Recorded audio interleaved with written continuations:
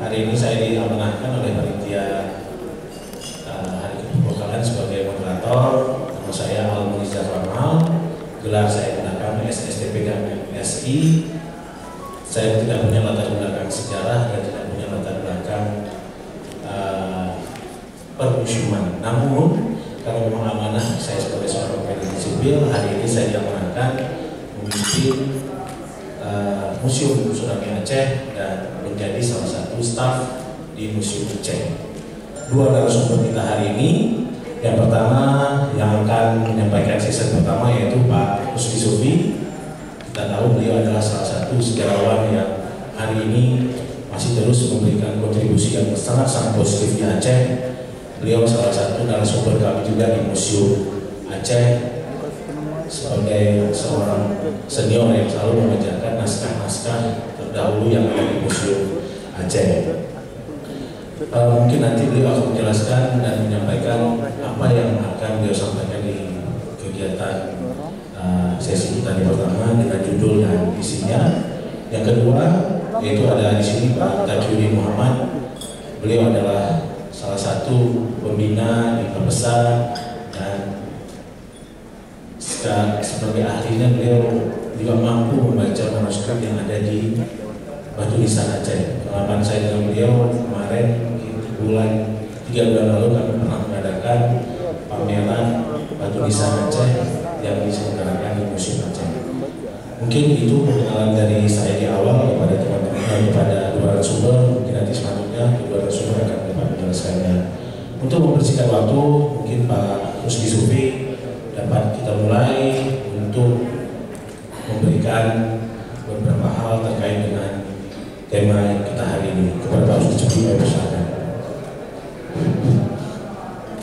Terima kasih. Assalamualaikum warahmatullahi wabarakatuh. Bapak-bapak, adik-adik, dan saudara sekalian yang saya hormati, saya tidak berpanjang lama. Saya langsung saja menyampaikan beberapa hal yang menyangkut dengan Keraton Aceh ini. Saya akan menyiapkan sebuah makalah mendadak karena saya baru pulang dari luar kemarin. Tadi malam mungkin tidak apa-apa. Saya beri nama 10 menit catatan tentang dalam. Orang Aceh untuk keraton bilang dalam, kerajaan Aceh dalam keraton Aceh. Jadi kalau kita berbicara masalah sejarah,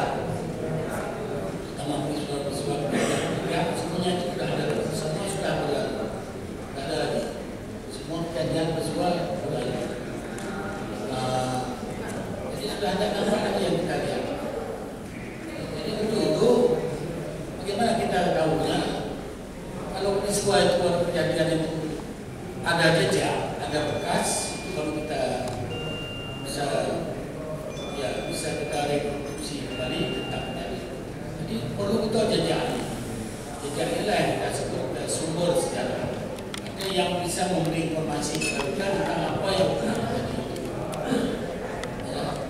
Jadi tanpa jejak tidak ada sumber lah. Jejak yang memberi informasi apa saja.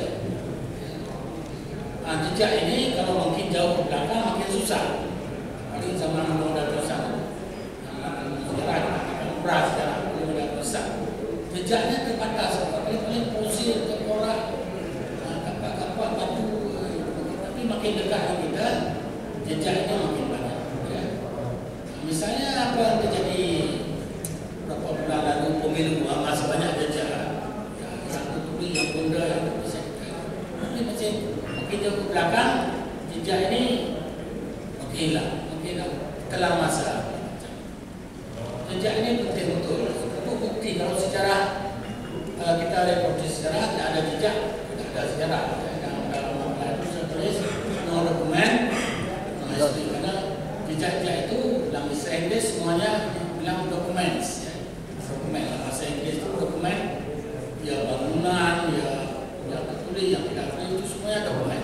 Kalau tidak ada itu tidak ada sejarah. Tidak ada menurut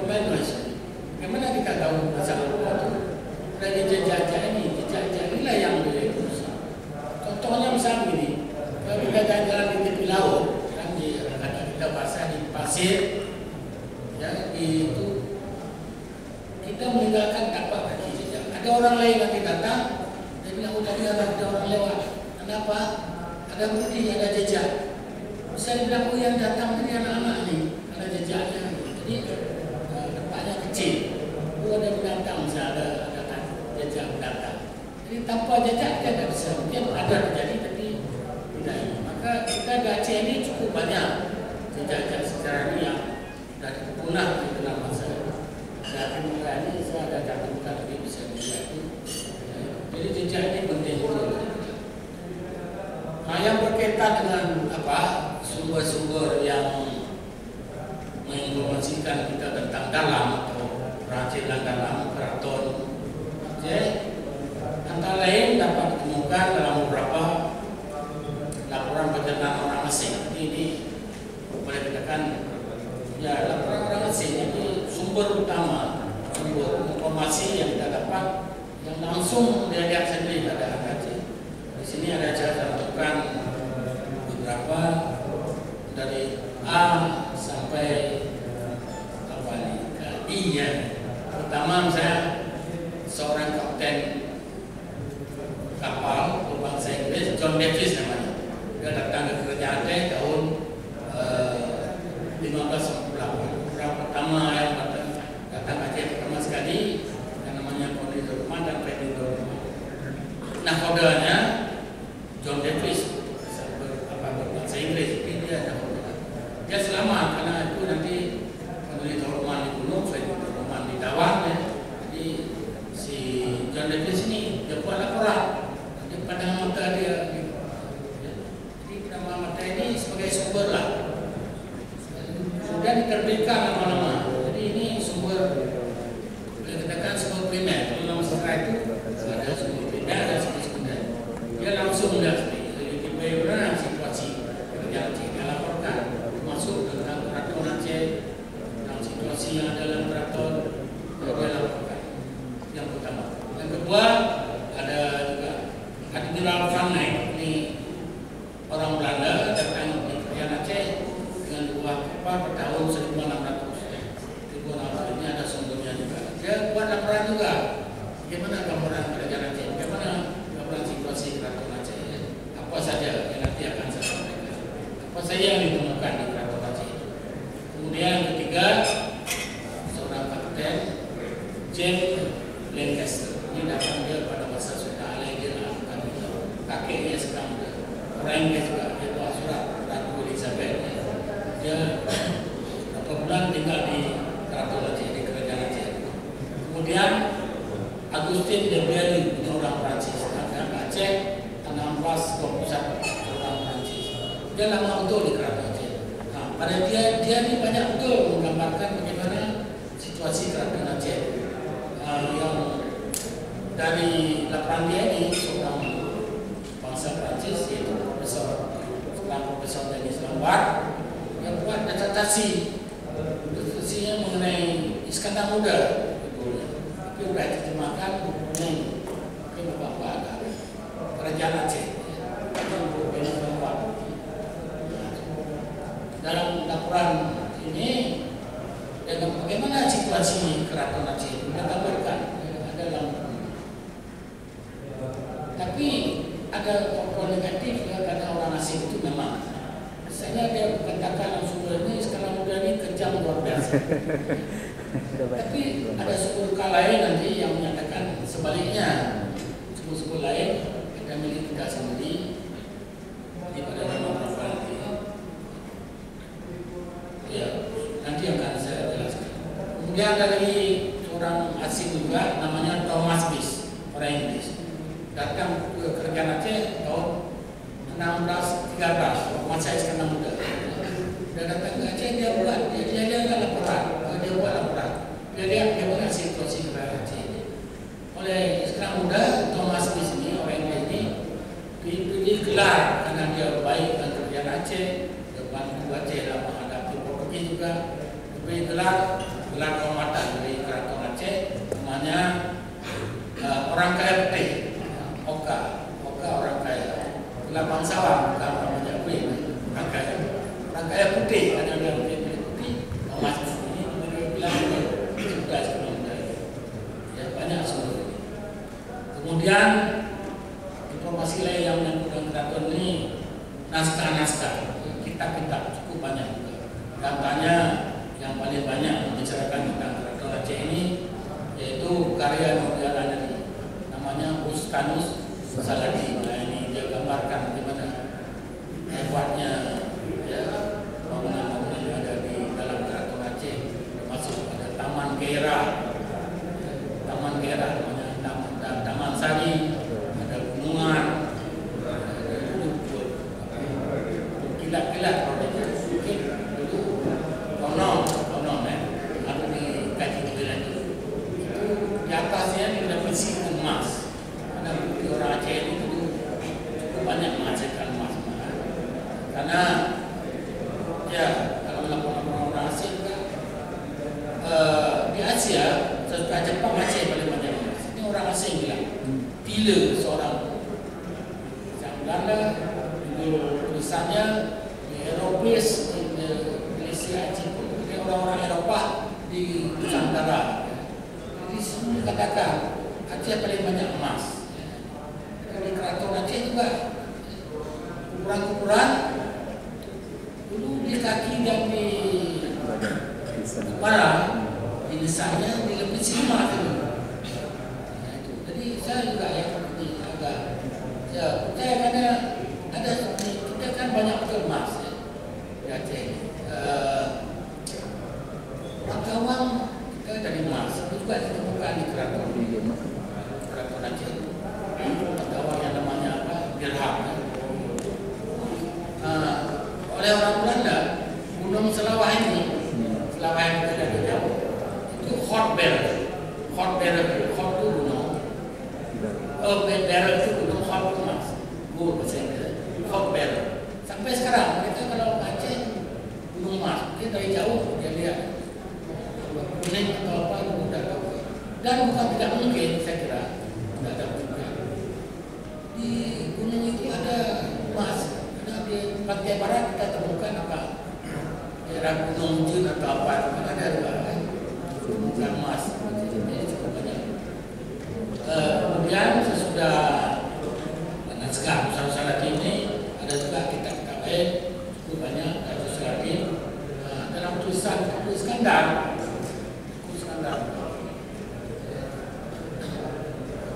Ini waktu hari jadi kota Banda Aceh ya.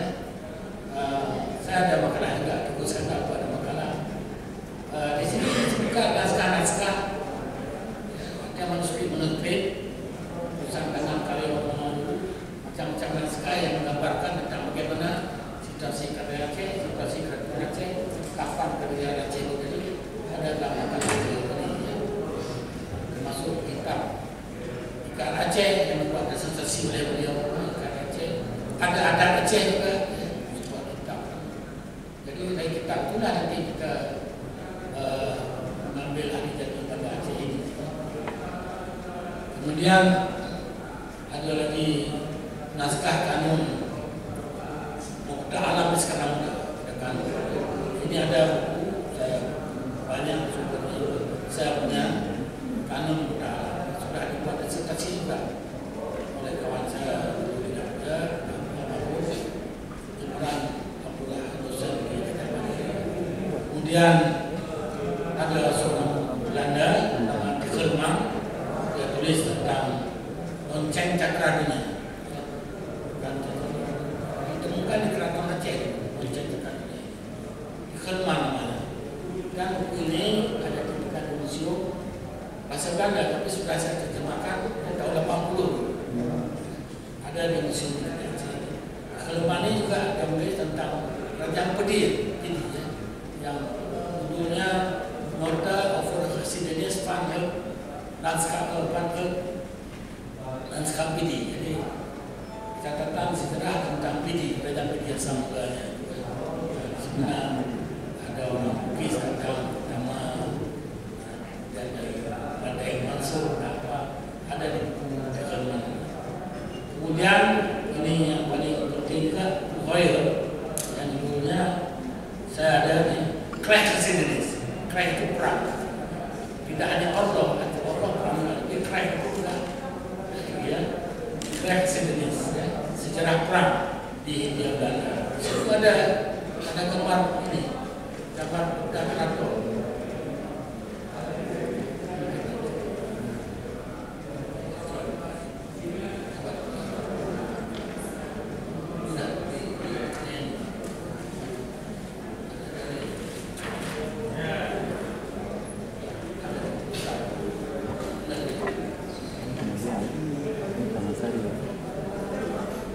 Oh ini.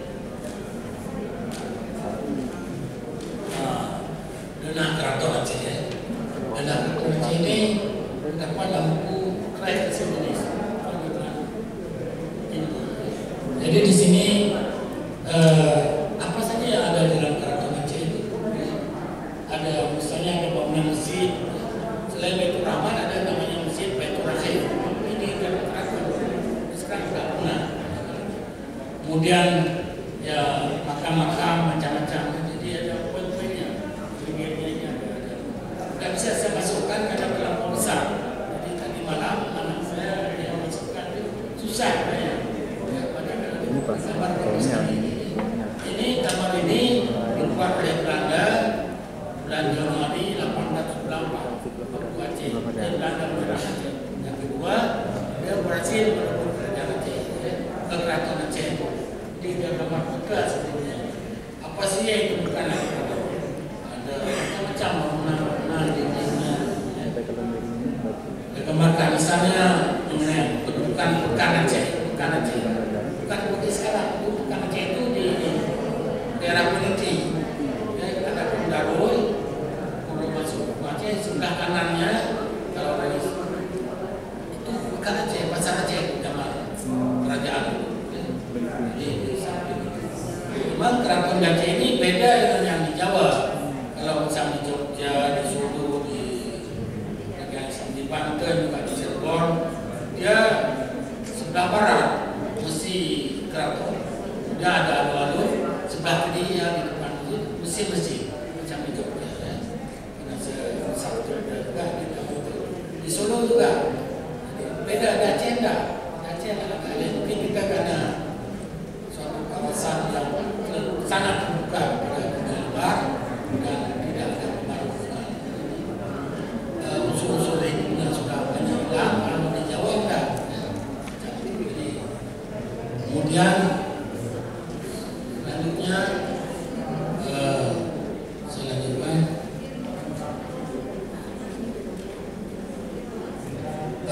ada satu buku juga yang menggambarkan ini. Judulnya memang Beschrijving van de Keraton Aceh, gambaran tentang Keraton Aceh. Ini juga oleh Belanda 1898. Tidak tahu beda dengan ini. Ini ada buku khusus sendiri. Saya tidak ada cari, ada sebelah saya ini tidak ketemu. Saya bawa juga pakai sumber. Tidak belum, tapi ada somewhere di perpustakaan saya karena banyak. Jadi kemudian dari semua yang tersebut ini yang saya sebutkan dari A sampai I ini angka lain. Sebenarnya banyak lagi, ada bermudi macam-macam. Kita dapat melihat tentang Keraton Aceh ini ada bangunan-bangunan ya, di dalamnya.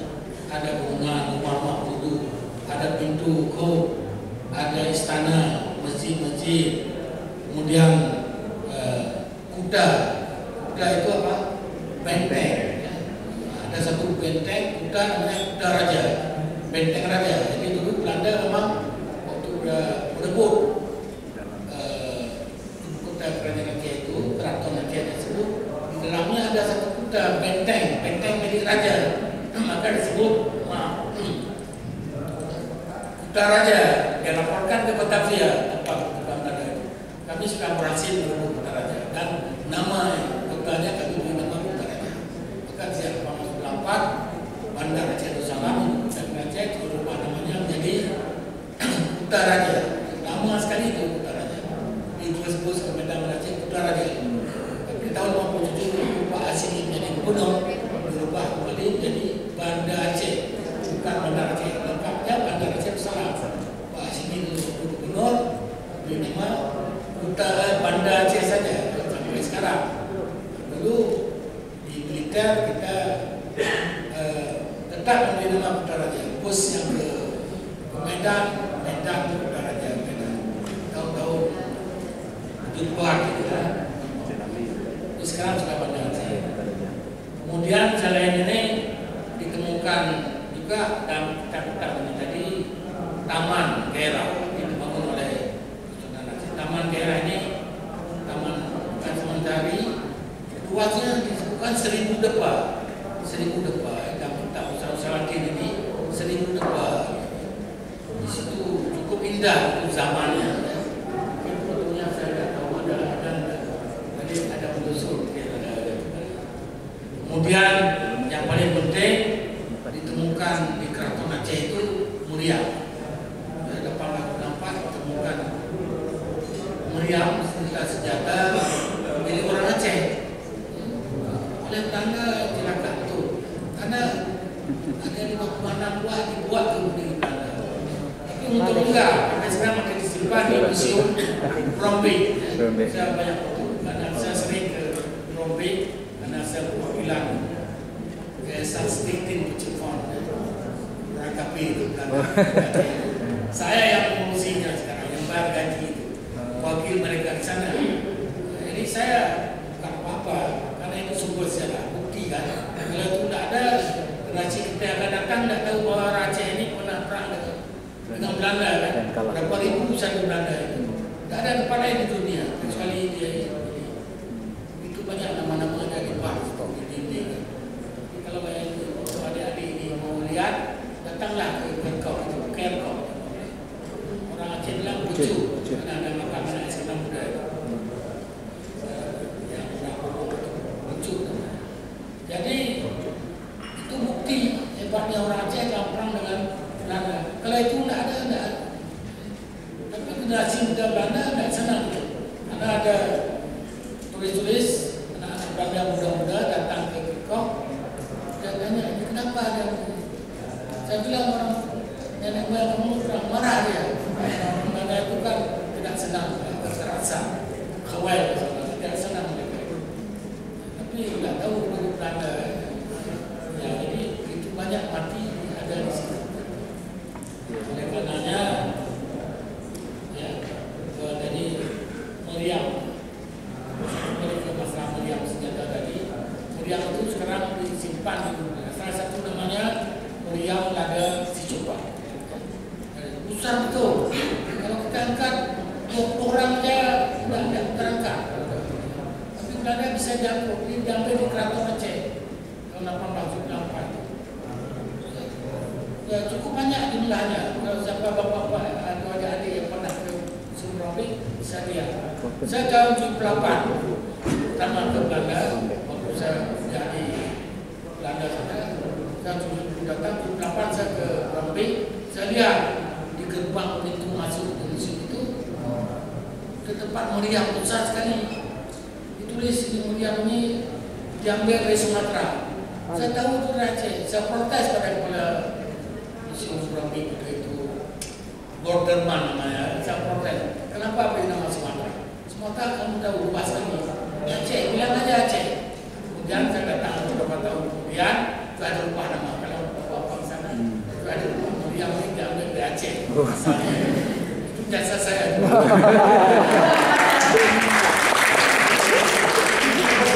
Sumatera kan luas sekali. Jadi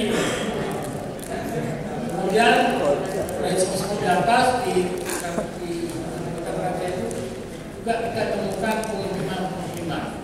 Misalnya pemukiman perkampungan ya, ada kampung Pegu itu Burma, Myanmar. Pegu Keleng di sini dekat kampung Keleng dulu lokasinya Taman Budaya juga sekitar Taman Budaya sekarang. Kecil-kecil saja masih ada orang Keleng. Kemudian ada kampung Benggala, Brawi, Bengali, sampai tahun-tahun 60-an masih ada. Kampung Arab, ada Arab.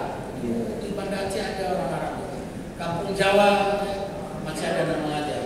Kampung Kedah, kampung Cina, Penayung. Jadi pemukiman adat Aceh ini terbuka betul. Kemudian ada kampung orang Turki ya, itu namanya Peru. Peru seperti di Jawa ada empu. Empu itu artinya pujangga, tukang, betul kalau bahasa Aceh ya. Ahli buat keren, misalnya ahli buat pujangga. Di Aceh ada Peru. Saya pikir dia kata empu, bahasa Aceh kan U jadi E ya, bagi yang bahasa Melayu. Batu batik, kayu kayu, madu empu, empe, jerung. Jadi ada kampung Peru. Orang Turki di kampungannya. Di Aceh itu orang Turki di Aceh membantu kerajaan Aceh, tinggal di kerajaan Aceh juga. Bantu membuat senjata dalam rangka memerangi Portugis di Malaka. Jadi sebenarnya cukup hebat ya, selain itu juga ada kapal-kapal di perairan kerajaan Aceh. Kapal-kapalnya cukup besar. Ukuran itu di dalam saya sebutkan ada 60 sampai 20 ton, cukup besar. Salah satu kapal konon diberi nama Cakradonya. Ada di Keluang itu lonceng Cakradonya yang itu pernah digantung di itu. Selain tuannya dalam keraton memanggil kedua waktu sholat datang, dibunyi lonceng itu. Kalau sekarang kan ya, dulu ya tiap pernah tamu dulu lonceng kalau mau sholat ini ada dalam keraton yang Cakradonya teruskan. Kemudian kapal-kapal di perairan Aceh ini di muara Aceh besar-besar sekali. Orang Eropa heran karena ada kapal Aceh yang besarnya melebihi dari kapal mereka. Besar sekali. Kita sekarang punah, tidak ada lagi. Jadi karena Aceh itu model kerajaan semi maritim. Karena pada dasarnya kerajaan yang ada di Indonesia ini bisa dikelolakan ada tiga. Kerajaan maritim, terutama di laut macam di Andaya, Aceh semi maritim. Semi artinya apa? Semi maritim ini letaknya di sungai besar. Macam Sriwijaya, Majapahit, kerajaan Darussalam, itu sungai besar. Dan kerajaan yang semi maritim ini macam-macam karena apa? Dia punya dua basis, basis pertanian dan basis perdagangan dengan luar. Dan kita tahu juga budaya-budaya yang hebat di dunia ini muncul di tepi-tepi sungai kan, di Babilonia, Mesopotamia, di Irak ada sungai apa? Tigris, Efrat. Cina maju betul karena ada sungai yang kesekian, sungai Wangun, sungai Kuning ya. Maju betul budaya. India juga main Daru dalam sejarah lama ada sungai Hindu, sungai Gangga di Mesir juga ada sungai ini. Budaya cukup maju. Di Aceh Darussalam dulu bukan satu sungai kita Aceh. Dan peta-peta lama kapal-kapal yang besar-besar itu bisa masuk ke muara. Selain muara masuk ke karena kemudian mendangkal dan sama sekali. Jadi ini ya semua apa yang didapatkan di Kerajaan Aceh mata uang, kemudian ada yang paling penting makam kandang 12 Terbengkalai dulu tahun-tahun 70-an. Sekarang sudah ada makam kandang 12 ini merupakan makam Sultan Aceh, Sultan pendiri Kerajaan Aceh Darussalam. Kalau menurut Hussein Ingrat, Ali Muhayyad, makamnya ada di kandang warna. Kemudian makam Sultan Al-Kahar, Sultan yang paling hebat, Ali di Aceh Al-Kahar, besar makamnya. Seminar tahun 83 kalau saya tidak salah, PKA beberapa. Datang Pak Mutiari ke Aceh. Mutiari pernah jadi Menteri Agama. Dan dosen saya dulu di Gajah Mada mengajar Islam. Jadi waktu dia datang ke hari ini oleh Pak Rektor Ali Baca Amin waktu itu.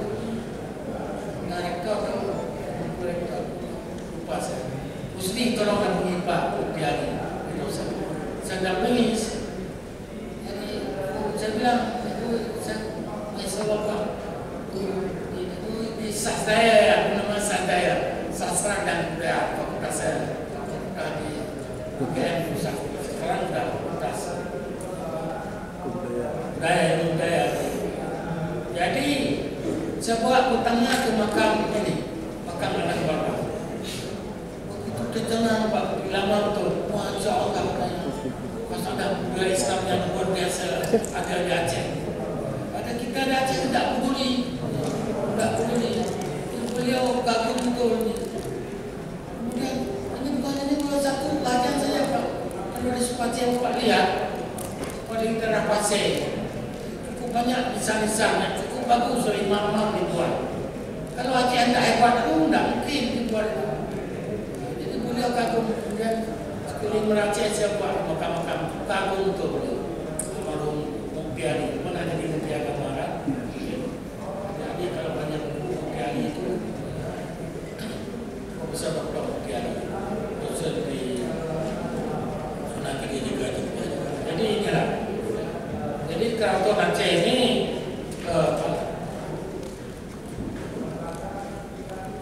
ya kamar-kamarnya ada terakhir juga. Yang paling penting juga dibentuk ada saya katakan bahwa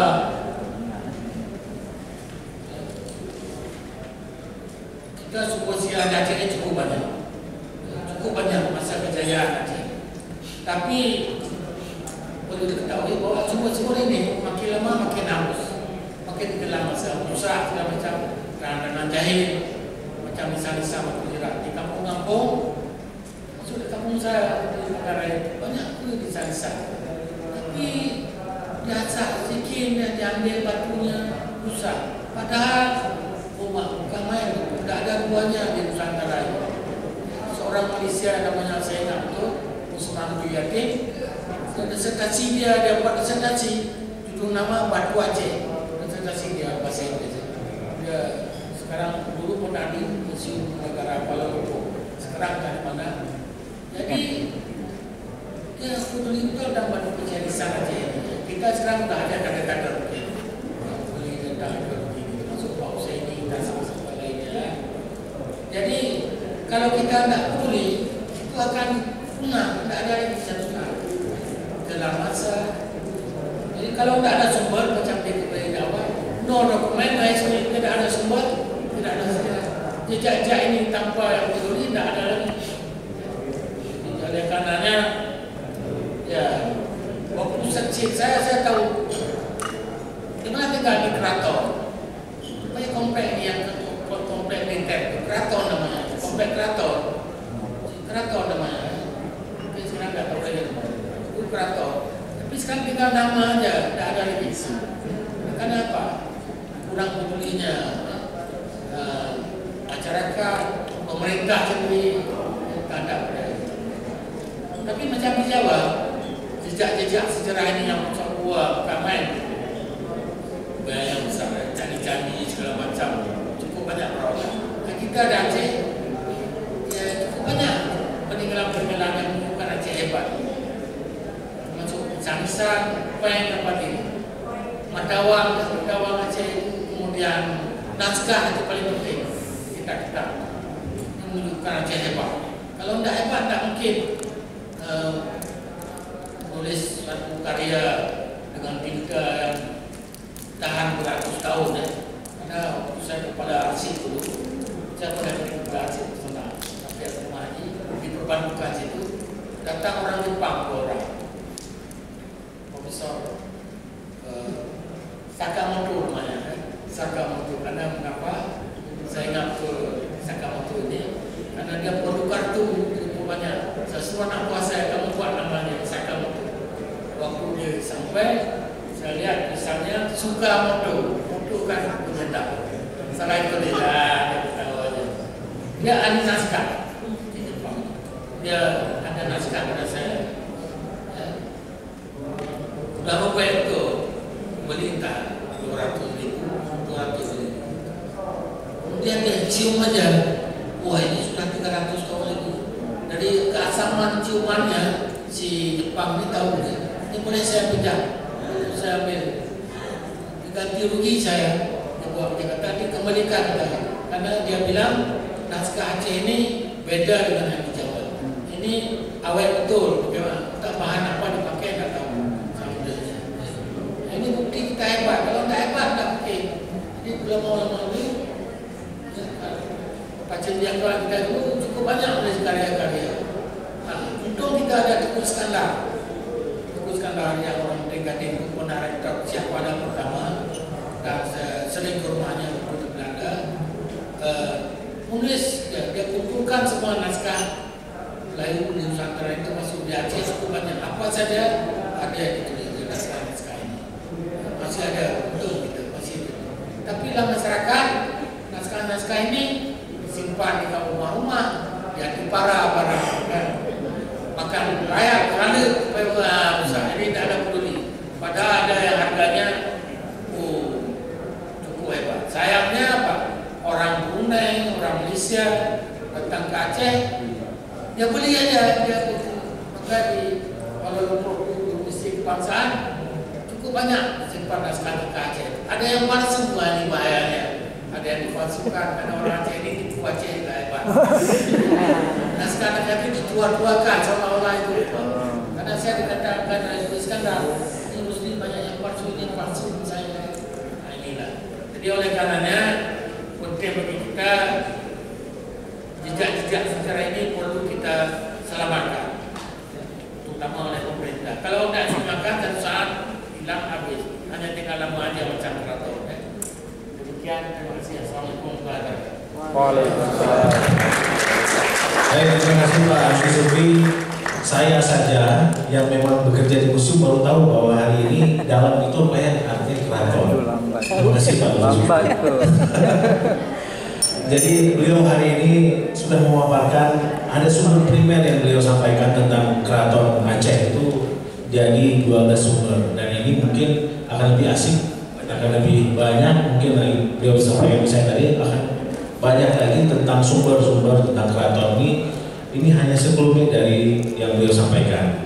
Mungkin nanti akan lebih jelas waktu saat kita di session diskusi dan tanya jawab setelah disampaikan atau paparan oleh Pak Ustadz Tengku Taqiyuddin. Mungkin untuk selanjutnya pada Tengku Taqiyuddin kami persilakan, kami beri dengan hormat waktu sekitar 30 menit. Pada Tengku Taqiyuddin kami silakan. Assalamualaikum warahmatullahi wabarakatuh. Alhamdulillah wassalatu wassalamu ala Rasulillah sayyidina Muhammad wa ala alihi wasallam. Sahabat Bapak, Ibu, hadirin sekalian, kemudian yang sangat saya muliakan adalah kita bersama sejarawan pakar dalam sejarah dan sudah sangat lama bergelut dengan sejarah Bapak Rusdi Sufi, di mana lewat tulisan beliau lah kita telah belajar banyak tentang sejarah, tentang bagaimana pentingnya dokumen dalam penulisan sejarah, dokumen studi. Jadi kan bahan penulisan, bahan baca untuk tulisan, ya sangat banyak sebenarnya saran-saran yang telah disampaikan Bapak Rusdi itu sejak tahun 80-an tentang bagaimana melestarikan sejarah. Bahkan apa yang beliau tuliskan itu sebenarnya masih harus dilakukan sekarang, dan bahkan mungkin belum dilakukan pun. Nah, apa yang beliau sarankan dari tahun 80-an. Jadi saya sarankan apakah pihak-pihak museum ataupun dinas kebudayaan dan pariwisata perlu mendalami mungkin apa yang pernah ditulis oleh Pak Rusdi Sufi, di antara tokoh-tokoh sejarawan yang lain. Pak Rusdi Sufi yang banyak menuliskan tentang pelestarian, menekankan tentang pelestarian, menemukan dokumen dan seterusnya. Antara bacaan-bacaan kita mungkin kalau kita bandingkan, kita sebagai saya mungkin sebagai generasi yang jauh sekali dengan beliau, generasi muda sudah ini berarti generasi ayah, generasi kakeknya mungkin Pak Hashmi dan seterusnya generasi. ini generasi saya. Di antara sejarawan yang saya amati, saya lihat yang sangat menekankan persoalan dokumen itu dan berulang-ulang kali, dan di mana setiap kesempatan beliau mengatakan tentang dokumen, tentang pentingnya dokumen. Tanpa dokumen tidak ada sejarah. Berarti sejarah bukan prosedur sejarah, bukan sejarah bayang-bayangan, khayal-khayalan sedang gini, bukan sejarah imajinatif yang bebas begitu. Tapi sejarah harus selalu terkait dengan usul dalam masalah, sumber mereka. Baik, persoalan kita hari ini Keraton Darul Dunia, tentang Darul Dunia. Nah ini tadi juga sebenarnya setelah Pak Rusdi Sufi yang memaparkan semuanya, saya tinggal ikut saja. Ahli bersikap. Tapi tadi ada beberapa penekanan yang mungkin perlu, yaitu tentang jejak. Pak Rusdi Sufi mengawalinya dengan jejak dan mengakhirinya juga dengan jejak. Persoalan jejak sejarah. Jadi di sini masalahnya adalah saya lihat juga pada menemukan jejak. Dan perlu menemukan jejak yang sudah ada, yang mungkin kita temukan dan kita abaikan. Misalnya kalau batu nisan itu di pinggir jalan, belakang rumah, dalam gerbong mana, dalam gerbong dan sebagainya, di mana-mana itu masyarakat itu semua jejak. Setiap jengkal tanah Aceh Darussalam yang kita dapat ini itu berisi sejarah. Itu bisa orang yang dikemumikan. Kalau darah yang bertumpahan di ini, misalnya di Masjid Raya saya dalam masuk waktu Belanda masuk menaklukkan ini Darul Dunia ini keraton, masuk lewat Masjid Raya, kemudian dari per hari dalam ekspedisi kedua Belanda itu, di situ semua mendapatkan perlawanan sampai mungkin ke Pagarai di sana garis pertahanan, garis ini konfrontasinya. Jadi itu semuanya adalah bekas di mana darah tumpah. Nah, kita juga tumpah darah, tanah tumpah darah dua. Jadi tanah tumpah darah. Jadi setiap jengkal itu di bumi Aceh ini memiliki nilai sejarah. Ada nilai sejarah. Oleh karena itu perlu penghormatan terhadap itu. Artinya jalan yang kita lewati hari ini, tempat yang kita lewati hari ini, sungai yang kita lewati hari ini, itu bukan kita yang bikin, dan itu sudah ada orang yang lewat dulunya dan sudah ada orang yang mengontrol dulunya sebelum kita. Jadi seperti disinggung tadi oleh Pak Rusdi Sufi, Sungai Aceh itu putih, Sungai Aceh itu putih, itu landmark daripada Aceh. Namanya itu Aceh River. Jadi mana-mana itu ada peta itu Aceh. Dalam persoalan yang belakangan ini kita dengar penumpukan sampah di Muara, bukan masalah jiran ulama saja, agar tapi penumpukan sampah di Muara Kurung Aceh itu tidak strategis. Itu sangat buruk itu. Sungai Aceh itu mungkin bisa di ekofak atau fitur sudah masuk ke dalam benda sejarah juga itu. Gitu kan. Artinya sungai Aceh itu penting dan punya makna strategis dari zaman lampau, menghubungkan antara pedalaman Aceh dengan Kuala Aceh dengan pesisir Aceh. Jadi membuat dia terpolusikan, sampah bau. Dia sekarang di Syah Kuala kita sudah orang zikir itu sambil menghirup bau itu, rumput asing. Jadi bau itu juga agak enak ya. Apalagi waktu anginnya. Jadi ini perlu pemikiran ulang. Kita perlu ada tekad untuk merubah kondisi yang tidak pada tempatnya. Kemudian ingat, jadi menemukan jejak itu lagi. Keraton Darul Dunia jadi hari ini depan Pak Al-Munizar bertahtawanya nyanyi situs. Nah, mana ada bongkar gedung namanya itu. Jadi itu adalah dalam Keraton Darul Dunia menurut peta yang telah disampaikan diperlihatkan oleh Pak Rusdi. Jadi ini kita perlu menemukan. Saya mengawali mungkin pembicaraan ini dengan kesimpulan. Yang kesimpulan. Ya saya kok bagi kesimpulannya kesimpulan ini ada dua. Kesimpulan, kita perlu menemukan sejarah, kemudian mengabadikan sejarah itu supaya kemudian dapat disaksikan oleh generasi berikut, dan kemudian juga dipelajari dari pengembangan ilmu pengetahuan. Keraton Darul Dunia perlu ditemukan kembali. Keraton Darul Dunia perlu ditemukan kembali. Sekian literatur tadi sudah disebut oleh Bapak Rusdi yang memastikan adanya Keraton Darul Dunia, adanya istana Sultan Aceh. Dari mulai laporan asing, kemudian naskah-naskah, hikayat, usul-usul dan seterusnya, yang manuskrip juga. Kemudian ada beberapa benda-benda yang juga ditemukan di kawasan itu. Itu telah disampaikan oleh Bapak Rusdi membuktikan bahwa informasi bahwa Aceh punya Darul Dunia, punya istana untuk para sultan. Oleh karena itu, saya kira perlu kita menemukan jejak itu kembali, jejak yang sudah hilang, yang sudah kabur, dan tidak ada orang yang tahu bahwa itu memang Darul Dunia ataupun itu di kawasan itu memang bekas istana sultan, ada masjidnya. Mungkin yang kita jejak sekarang itu ada bekas masjid, ada fondasi dan sebagainya. Perlu menemukan sejarah dan mengabadikannya untuk generasi ke depan. Kemudian karena itu juga perlu disaksikan untuk kita memperoleh supaya generasi ke depan juga dapat memperoleh identitas dirinya, supaya tahu identitas dirinya. Kemudian itu akan terus dikaji. Darul Dunia. Nah, ini kita masuk dalam kajian sebagai pengembangan ilmu pengetahuan, mengapa penting Darul Dunia itu ditemukan kembali. Kata ulama fikih dan kalau kita kembali ke alam dulu sebelum ada Pancasila, sebelum ada negara Republik Indonesia, dan sebelum ada apa-apa, dulu para sultan menggantungkan sikap kebijakan dan sebagainya itu dari seorang mufti, dari seorang yang memberi fatwa, dari Abdul Rauf Al-Mansuri. Aja lu membuatnya gimana deh? Artinya apa saja yang mereka lakukan itu dikendalikan oleh seorang faqih ataupun ini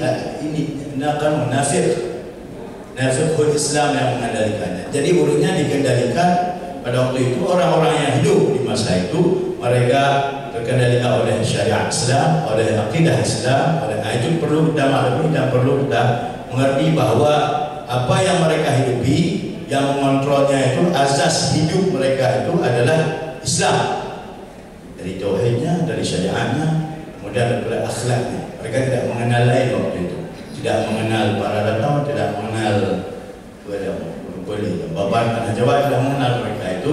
Bahkan apalagi kalau hikayat Sri Rama memang diharapkan oleh Nurudi Arani di dalam surat Al-Mustaqim. Jadi kita perlu melihat apa yang mengendalikan pikiran mereka, bagaimana thaqafah, bagaimana kebudayaan yang mereka miliki pada waktu itu. Maka oleh karenanya ini sekarang kita akan melihat bagaimana pendapat dan pandangan Islam atau pandangan fiqh Islam tentang kota Islam, tentang Al-Madinah Al-Islamiyah. Faqih, orang-orang fuqaha dulu, contohnya dalam satu kitab fiqh Maliki Al-Akhirah dikutip dinyatakan bahwa al-binyan al-bunyan sya'arul amsar. Jadi bangunan-bangunan adalah lambang daripada kota-kota. Jadi satu kota itu akan dikenali oleh bangunan-bangunannya, bagaimana bentuk dan corak pola bangunannya, gaya bangunan dari satu kota itu mana. Itu bangunan-bangunan itu akan menjadi lambang, akan menjadi simbol daripada kota. Seseorang mengenal kota Bandar Aceh Darussalam, dia begini dengan bangunannya, rumahnya begini. Hari ini kita tidak menyaksikan satu bangunan pun yang selain gunungan, kemudian di Doho, banyak yang istilahnya yang kita warisi dari masa lalu. Jadi ini bangunan-bangunan warisan memang banyak telah hilang. Kemudian yang tersisa mungkin yang bangunan-bangunan kayu, masjid-masjid dan sebagainya. Akan tapi yang bangunan lebih permanen, pembangunan yang bertembok seperti Bitoho, kemudian gunungan, itu jarang sekali ditemukan. Sementara Sekarang kita perlu menemukan yang lain, sebab yang tadi al-binyan syiarul Islam. Jadi kalau Bandar Aceh Darussalam perlu mendapatkan lagi lambang-lambangnya itu, kota bandar itu perlu mendapatkan lambang. Saya kira kalau kita tidak menemukan yang lain, kita perlu menemukan di mana sultan memerintah. Nah, dari sini nyoba. Maka saya akan menunjukkan di samping tadi beberapa literatur perpustakaan dan laporan yang sumber-sumber primer yang sudah disampaikan oleh Pak Rusdi Sufi. Saya ingin menambahkan sumber yang lain untuk menguatkan bahwa Darul Dunia itu ada. Nah, ini adalah tulisan dari makam Sultan Ali Ra'aya Shah yang berlokasi di kandang 12. Jadi di bagian inskripsi yang terdapat pada nisan ini disebutlah hijau yang birunya. Nah, Hajar al-Qasra, ini yang tulisan ini itu nggak begitu jelas. Bahwa di situ disebutkan bahwa Sultan Ali Ra'aya, almarhum Sultan Ali Ra'aya Shah, Hajar al-Qasra wa ikhtara hadzal qabr. Beliau meninggalkan istananya dan memilih kubur ini. Satu kalimat kiasan dalam masyarakat yang disebut dengan kinayah. Kinayah itu ya jasnya itu apa kinayah itu satu kalimat kiasan yang dimaksud kekuatan balaghahnya itu pada ityan makna mashuban bid-dalil. Dan dapat makna bersama dalilnya. Ayatnya biasanya dalam bahasa Arab. Jadi di sana disebutkan Hajar al-Qasra wa ikhtara hadzal qabr. Dia meninggalkan istana dan memilih kubur. Ingin disampaikan oleh si penulis deskripsi itu bahwa beliau tidak ingin hidup enak. Beliau ingin istishhad. Seolah-olah kubur ini memang pilihan dia, hanya itu memegang. Karena memang dia meneruskan perjuangan dalam melawan Portugis. Itu perlawan memerangi Portugis itu jadi amanah sejarah dalam generasi itu. Dari mulai Ali Mughayah Shah, Alauddin Ra'aya Shah sampai Ali Ra'aya Shah membebaskan Malaka adalah satu dan mengusir Portugis dari seluruh tanah Islam di Asia Tenggara. Itu adalah satu risalah besar, satu misi besar mereka yang terus ditanggung oleh generasi ke generasi. Ini Sultan Ali Ra'aya Shah dan katanya dulu itu dilapisi dengan perak. Nah, itu kita tidak ada bekas-bekas, memang ada lempengan yang dilapisi di batu nisan makam Sultan Ali Ra'aya Shah. Dari teks ini saya ingin mengatakan bahwa ada al-qasr, ada istana. Al-qasr, istana dalam pemahaman orang-orang dulu, dalam literatur Arab yang dulu, al-qasr itu bukan saja satu bangunan. Akan tetapi al-qasr itu ada istana yang diduduki oleh raja dan keturunannya, dan di situ ada taman, ada kamar mandi al-hamamat, kemudian ada al-masjid, ada masjid di dalam istana. Jadi rangkaian bangunan, kemudian juga ada spasial yang untuk ruang-ruang untuk yang kosong, ruang untuk kosong. Jadi tata ruangnya dan seterusnya itu disebut al-qasr. Macam-macam perkembangan kalau kita melihat dalam perkembangan arsitektur Islam dari masa Rasulullah SAW, kemudian sampai ke masa Umayyah, kemudian ke masa Abbasiyah. Ini ada kita terlihatlah bagaimana perkembangan arsitektur atau perkembangan daripada al-amarah al-islamiyah, al-amarah arsitektur Islam, juga menyambut dengan tata ruang kota-kota Islam.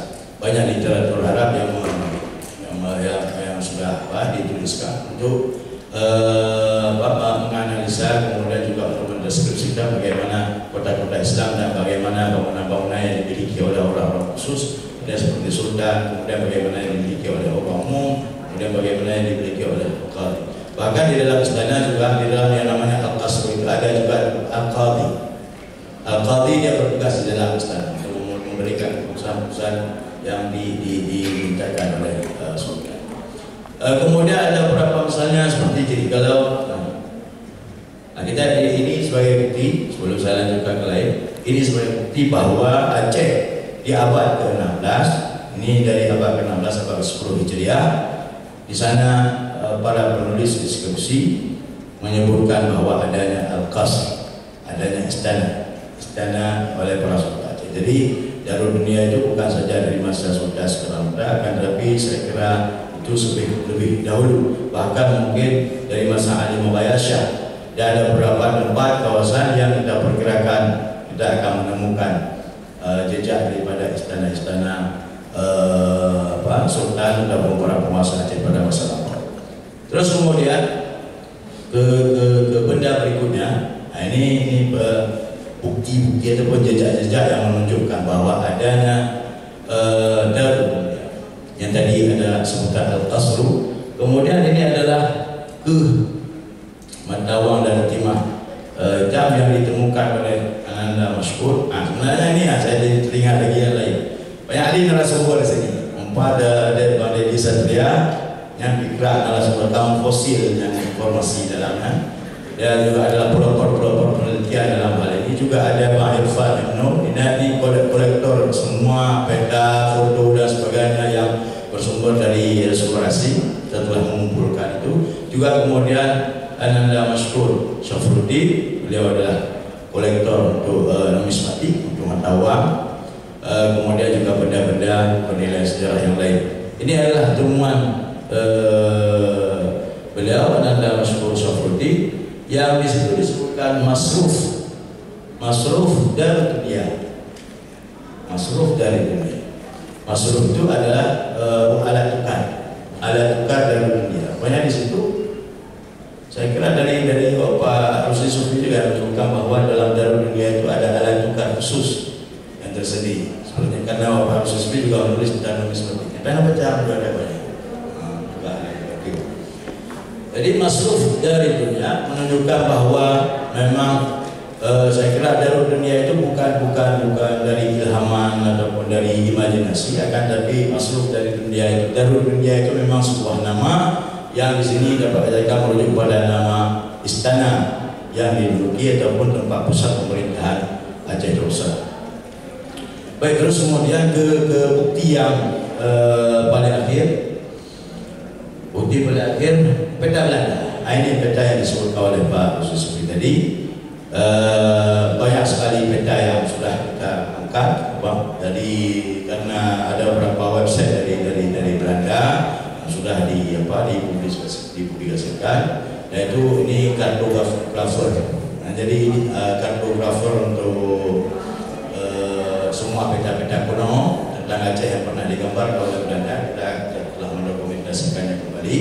Dan ini adalah salah satu, banyak sekali foto dokumen yang sudah disimpan sekarang oleh Pak Irfan Nur, Bapak Ustaz. Jadi di antaranya ini. Nah di sini kemarin kalau kita lihat dulu peniti ini rendaman air. Peniti ini sebenarnya lagi peniti rendaman payah, guru Aceh payah di samping. Dalam ini saya katakan satu teori dalam Umayyah. Orang-orang Umayyah dari dinasti Umayyah, mereka memilih kota ataupun tempat istana mereka itu di sudut kota, bukan di tengah kota. Ini kita melihat dengan topografi pada waktu itu, yang bahwa di sebelah timur. Jadi sebelah timur keraton itu adalah Peniti, kemudian ini adalah Baya itu rawa-rawa. Ini juga menandakan bahwa keraton ini dalam asumsi sementara, bukan sudah pasti, dalam asumsi sementara bahwa keraton ini berada di sudut kota, bukan di tengah kota. Berada perlunya di sudut kota karena memang sultan atau raja itu perlu lebih tenang, jadi tidak di tengah kota. Dinasti Umayyah juga membuat istana-istana mereka, istana pemerintahan mereka itu di pinggir kota.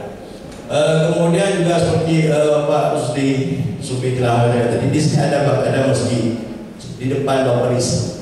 Di depan Baperis kalau kita sudah lihat, ini sudah ada beberapa hal yang sudah dianalisis oleh Pak Irfan Nur. Jadi di sini ada masjid dan di dalam ini pagarnya ataupun benteng sementara di luar itu juga ada taman dan seterusnya.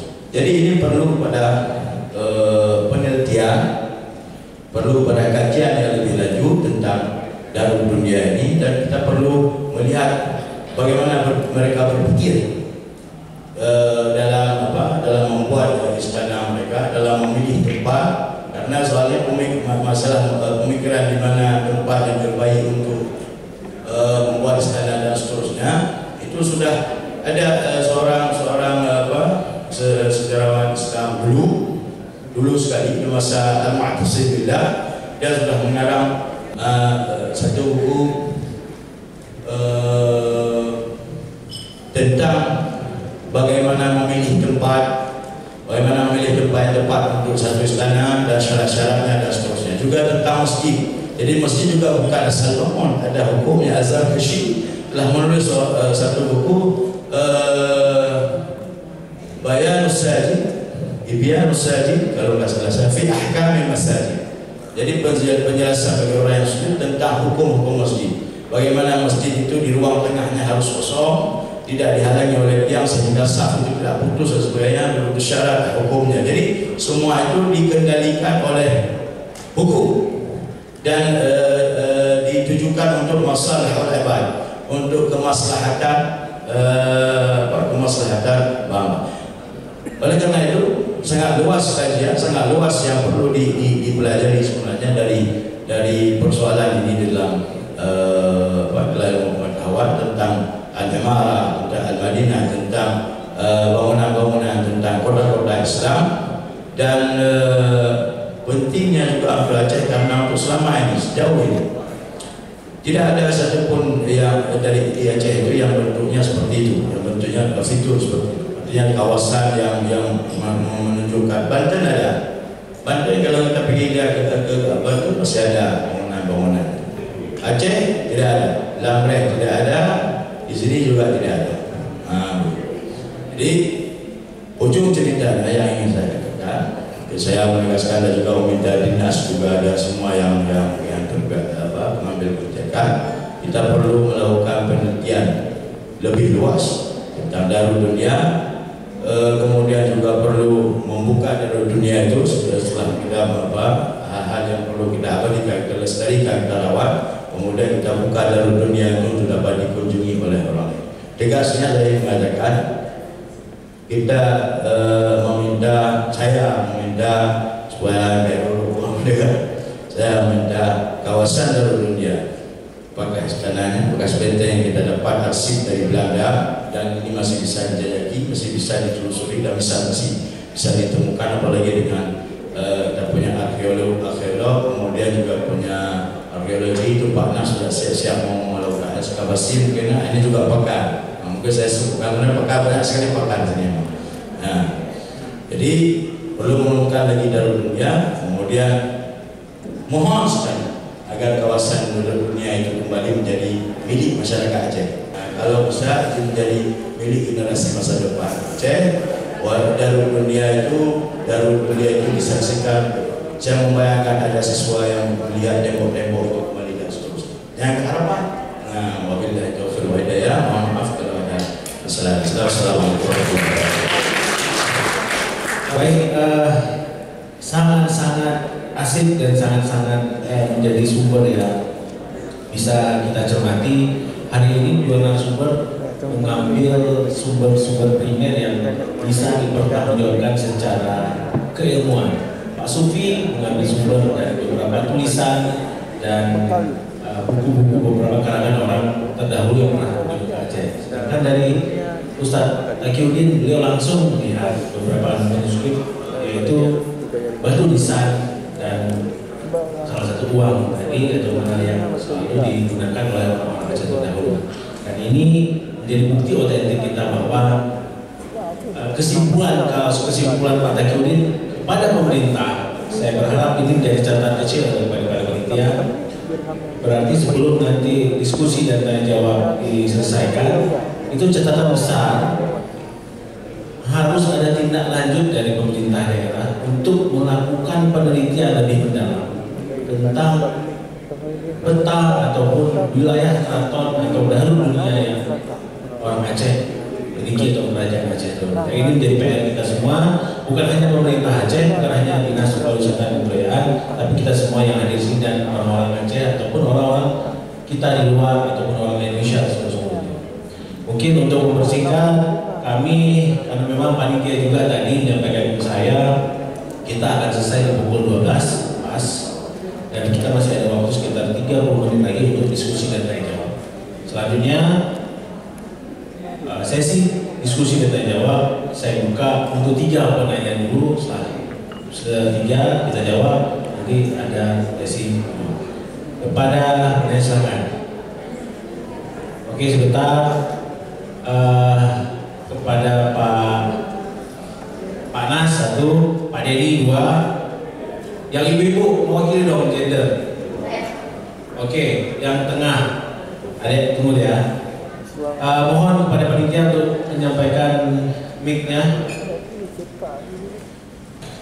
Baik, Assalamualaikum warahmatullahi wabarakatuh. Moderator yang telah mempercayakan saya untuk bertanya duluan ya. Pertama, saya sangat setuju ya apa yang dikatakan oleh Bu Teddy bahwa penelitian ini terus kita lanjutkan. Artinya bukan hari ini saja, kita akan mencari dalam dunia. Persoalan yang terjadi adalah kalau bukan penelitian itu, kita harus bongkar dulu yang namanya pendopo, yang namanya Anjung Monmata, itu harus dibongkar, itu sudah pasti. Karena lokasinya di situ memang, kalau kita pikir, ya. Lokasinya memang di situ, jadi kita harus bongkar itu dulu. Nah, itu persoalan yang terjadi begitu, Pak Abu Teki. Ya. Tapi kalau untuk untuk kemaslahatan yang lebih panjang, yang lebih lama, saya pikir nggak ada persoalan kalau ingin kita lakukan penelitian.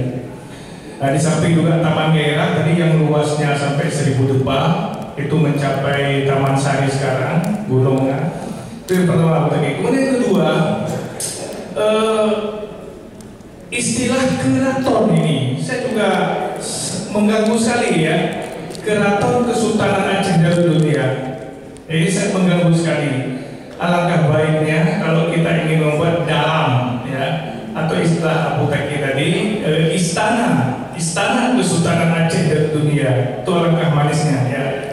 Kemudian yang ketiga untuk Pak Rusdi Sufi, ini sangat menarik, ada 11 sumber tadi yang sudah dikemukakan. Memang semuanya tidak berbicara masalah kesultanan dalam dunia, tapi ada beberapa yang lain ya.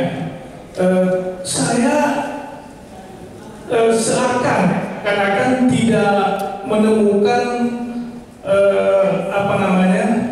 lengkap ya. Artinya di mana kamar rajanya, di mana kamar misalnya istrinya dan lain sebagainya, juga yang di dalam, maksudnya dalam dimaksudkan itu ada ruang tamu dan lain sebagainya, itu nggak diatur sepertinya yang dalam yang sebelah situ ya. Namun demikian kita akan bertanya dulu ke Pak Rusdi, apakah yang disebutkan John Davis misalnya ya, kemudian oleh Tichel dan sebagainya, apakah ada tersebut nggak, bagaimana keraton, berapa luasnya, bagaimana kurnya ya, dan lain sebagainya. Ya, mungkin ini yang ingin saya sampaikan. Terima kasih. Assalamualaikum warahmatullahi wabarakatuh. Assalamualaikum warahmatullahi wabarakatuh. Terima kasih. Saya telah diberikan kesempatan ingin mengutarakan keinginan. Di sini Pak ya, saya pernah mengikuti beberapa seminar. Adanya keinginan dari katakanlah lembaga-lembaga sejarah ini, orang-orang yang mencintai sejarah, ya kan, untuk mengambil alih dari wilayah, kita katakanlah dari dunia ini. Yang hari ini ingin saya tahu, supaya generasi ke depan juga tahu, apakah ada realisasi dari keinginan tersebut dari pemerintah daerah kita. Itu yang satu. Kemudian saya juga pernah mendengar pada masa masa Habib gubernur kita dulu, itu aset istana. Jadi kalau boleh keraton ya, diberikan ada keraton tadi ya. Diganti dengan istana boleh tadi. Jadi aset contohnya katanya kursi-kursi kita yang dulu punya itu diangkut ke Jawa ke Jakarta dengan keinginan mengganti yang baru. Katanya pernah punya keinginan dulu pemerintah daerah untuk mengembalikan lagi aset itu ke Aceh. Apakah itu sudah terrealisasi? Saya juga tidak mengerti lagi. Mungkin nanti kalau ada generasi yang belum tahu supaya tahu yang saya inginkan. Dan kalaupun saya tidak tahu itu tidak apa-apa, mungkin saya di usia saya. Tapi generasi depan itu harus tahu bahwa aset kita sudah dibawa. Lampu-lampu kita yang dulu yang punya nilai sejarah cukup tinggi, itu pun diangkut, diganti dengan yang baru. Itu yang saya dengar. Ya. Kemudian saya juga pernah mendengar itu daerah kekuasaan kita, itu daerah wilayah dari dunia itu cukup besar. Kampung Keramat, Kampung Mulia, Kota Alam sampai ke pinggiran laut, pinggiran di belakang SMA 1, Blower, Peliti yang utama paling dekat itu juga Pemda punya istilahnya kalau hari ini. Nah, itu kapan direalisasi jadi milik Pemda? Lapangan Padang yang utama lagi. Jadi kami nanti anak-anak generasi ke depan tahu itu miliknya pemerintah daerah istilahnya, bukan milik pribadi yang kadang-kadang jadi tempat proyek investasi diri. Berarti rumah dibuat di Piniti, saya minta maaf kalau ada yang keluarga di Piniti, saya mohon maaf sekali. Rumah kalau dibuat untuk diri mungkin boleh, tapi disewakan dan lain-lain itu bagaimana? Mudah-mudahan nanti generasi depan bisa menjelaskan pada generasi yang selanjutnya. Hanya sekian, wassalamualaikum warahmatullahi wabarakatuh. Ya, assalamualaikum warahmatullahi wabarakatuh. Perkenalkan diri, saya Pak Denny dari Balai Pelestarian Cagar Budaya Aceh. Saya sendiri sebelum ke BPJP itu di Balai Arkeologi Medan. Saya arkeolog, jadi S2 saya museolog. Saya mau meluruskan waktu itu tidak ada kesempatan saya masalah perdebatan tentang peradaban Islam awal. Ya, apakah dibarus dengan Aceh? Jadi waktu itu karena ada kesempatan saya ada ke Jakarta, jadi nggak sempat ngomong. Jadi ini pengalaman saya tarik dulu ke belakangnya, bahwa memang barus itu sejak tahun 95 itu kami ekskavasi kerjasama dengan FPO Prancis dan Pusat Penelitian Arkeologi Nasional. Ribuan kami temukan itu beberapa keping keramik, kaca, dan sebagainya. Itu pengaruhnya ada dari Timur Tengah, dari Cina, dan sebagainya. Kami menghasilkan sebuah buku, dua bukunya bahasa Indonesia dan bahasa Perancis. Itu sama sekali tidak menemukan, menyatakan bahwa barus adalah peradaban Islam awal. Karena dari temuan arkeologis itu abad ke-9 temuan-temuan itu. Tapi dalam buku itu hasil penelitian kami sampai detik ini tidak mengatakan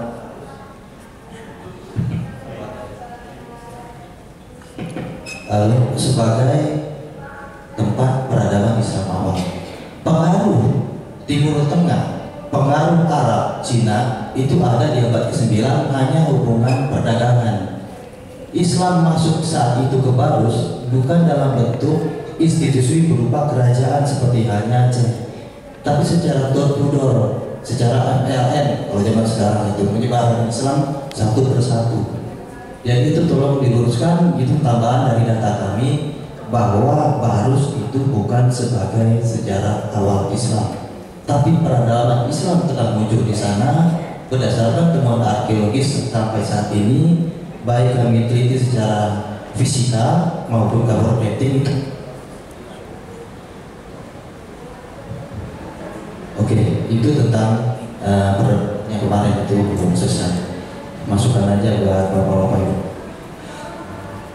Kemudian untuk masalah Darul Dunia, kita lihat bahwa kalau kita bandingkan dengan di Jawa, itu akarnya kuat. Kenapa disebut bahwa kota-kota keraton itu masih tumbuh berkembang? Karena pengaruh Hindunya masih ada.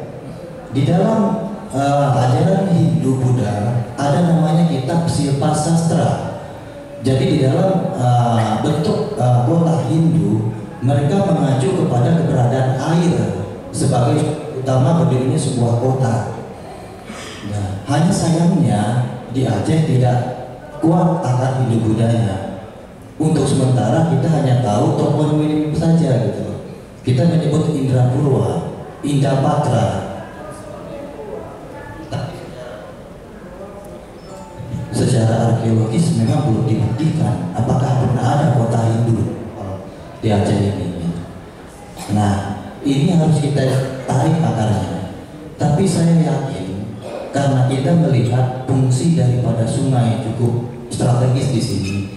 Kenapa benteng-benteng yang menyebutkan aksen Hindu itu berada di laut? Barangkali itu hanya fungsi pertahanan di masa lalu, gitu. Tapi karena berpikir sejak Islam di zaman kerajaan Aceh masa Johansa itu mengingat bahwa barangkali kondisi untuk fisikal kota di pesisir Lambu di sana tidak cocok karena yang terjal, pengaruh cuaca dan sebagainya. Kemudian diperkirakan dengan adanya Gunung Daro ini tadi Sudi Zupin bercerita itu telah ada kapal besar itu dalam orang Cina disebut kapajung. Itu besar sekali, itu nasinya sampai sekitar 1000 ton itu bisa mengangkut angkutan seperti itu. Jadi kalau kita mau melacak di mana Darul Dunia, yang jelas kalau kita menurut dari ditarik masa lalu, masa Hindu Buddha, itu tidak jauh dari sungai biasanya. Hanya masalahnya tadi Bapak katakan telah berdiri bangunan baru. Jadi untuk menentukan itu tidak lupa bahwa apa sih kekayaan yang kita dapat sekarang ini, kalaupun secara arkeologis mereka sudah tidak ada. Bisa kita lacak awalnya kita kan kaya dengan manuskrip yang memang menceritakan masa lalu Aceh itu sendiri. Ya, apalagi tadi Pak Tadwidin ada bercerita soal peta. Nah itu artinya disinkronkan gitu. Jadi penelitian arkeologis itu bisa kita lacak lewat pemetaan wilayah secara geografis gitu. Lewat pemetaan udara atau peta lama perjalanan orang-orang asing dan sebagainya. Aceh dikatakan unik memang karena memang ketika Belanda masuk memang totalitas Aceh itu berubah gitu. Pertama munculnya Belanda ini kan karena ada komoditas yang meyakinkan di Aceh, termasuk lada, cengkeh, sampai saat ini juga cengkeh masih tumbuh di beberapa pesisir Aceh. Ya, kemudian Belanda membuat sebuah tata kota yang memang sudah merubah sebagian bahkan seluruhnya tata kota yang mungkin dulu pernah muncul sebagai bekas Darul Dunia tadi, gitu. Ya, jadi saya pernah menulis tentang lini konsentrasi. Lini konsentrasi artinya Belanda pernah membangun sebuah jaringan rel sampai ke Ulele. Saya pikir itu jaringan rel untuk penumpang, ternyata tidak. Belanda pertama kali misi untuk membangun rel adalah untuk fungsi pertahanan. Karena sering diganggu orang penjajah Aceh. Nah, ini kemungkinan jalur-jalur rel ini adalah yang mengindikasikan juga ada sesuatu hal yang penting di dalamnya dilindungi masa punya Belanda itu. Nah kita tidak tahu apa itu, barangkali juga bekas-bekas dari dunia ini. Nah ini artinya komprehensif penelitiannya. Jadi tidak hanya berpikir untuk kejayaan Islam, tapi juga kita ada kontekstualnya dengan masa kejayaan Belanda itu sendiri. Begitu. Jadi saya berharap para ini pakar-pakar manuskrip, pakar-pakar kita bisa penelitian secara interdisipliner di sini. Ya, kita BPJB siap membantu untuk memulai pemetaan tentang lokalisasi lokasi yang memiliki potensi arkeologis untuk diungkap kembali. Gitu. Hanya saja ini juga perlu sokongan dari Pemda karena kita berbenturan dengan berbagai kepentingan di atasnya. Bangunan ini, milik ini dan itu kendalanya. Saya rasa itu. Terima kasih. Wabillahi taufiq. Wassalamualaikum warahmatullahi wabarakatuh. Oke, satu lagi karena mungkin Pak Denny tadi pernyataan ya Pak ya, bukan ke pertanyaan, pernyataan. Oke, silakan. Assalamualaikum warahmatullahi wabarakatuh. Perkenalkan, nama saya Tuan Walidin, Pangulai Komandan Al-Asyi, yang mana artinya singkatan daripada Komando Anak Muda Alam Peduli. Yang saya hormati Bapak Kepala Dinas Pariwisata Provinsi atau Mawuli. Yang saya hormati Bapak Rusdi Sufi sebagai pembicara. Saya hormati juga Tengku Taqiyuddin sebagai salah satu pakar yang kita banggakan juga hari ini. Kemudian yang kami banggakan rekan-rekan para penggiat dan pencinta sejarah Aceh, terutama rekan-rekan dari Mapesa. Ada beberapa hal yang ingin saya sampaikan dalam forum ini. Pertama, menarik kita melihat seminar keperbekalan ini, karena sebelumnya saya belum pernah mendengar tahun-tahun lalu masalah seminar seperti ini. Mengingat momen hari ini adalah momen yang sangat tepat, saya pikir. Kenapa? Di saat kita sedang ribut-ributnya masalah IPAL di Kampung Pandi, Kampung Jawa, kita melakukan seminar ini. Perlu para hadirin semua ketahui bahwa bulan lalu kita akan melakukan sebuah bedah buku Ragam Citra Kota Banda Aceh karya Dr. Kamal Abdullah Arif, yang kami ambil pembedahnya salah satunya Dr. Hussein Ibrahim dan Cik Nidi. Dalam bedah buku tersebut ada hal menarik yang kita temukan, yaitu dari Istana ke Lumpur Tinja. Itu adalah salah satu judul besar di dalam buku, subbab di dalam buku tersebut. Kenapa kami katakan menarik? Karena ratusan tahun silam nenek-nenek kita, orang-orang tua kita terdahulu telah mendirikan Kesultanan Aceh yang merupakan titik nolnya itu di Kampung Pandi, Kampung Jawa. Artinya apa? Penghargaan kita hari ini kita balas dengan sampah dan tinja. Itu satu. Alhamdulillah kemarin kami juga termasuk Pak Denny juga dari BPJB dan beberapa pihak termasuk warga Kampung Pandi sudah duduk dengan pihak DPRK dan wakil wali kota di DPRK kemarin, bahwa kita putuskan masalah ini akan dicarikan solusi dan usaha ini akan dihentikan pembangunan IPAL di Kampung Pandi tersebut. Jadi yang ingin kami sampaikan lainnya bahwa itu merupakan salah satu kabar gembira.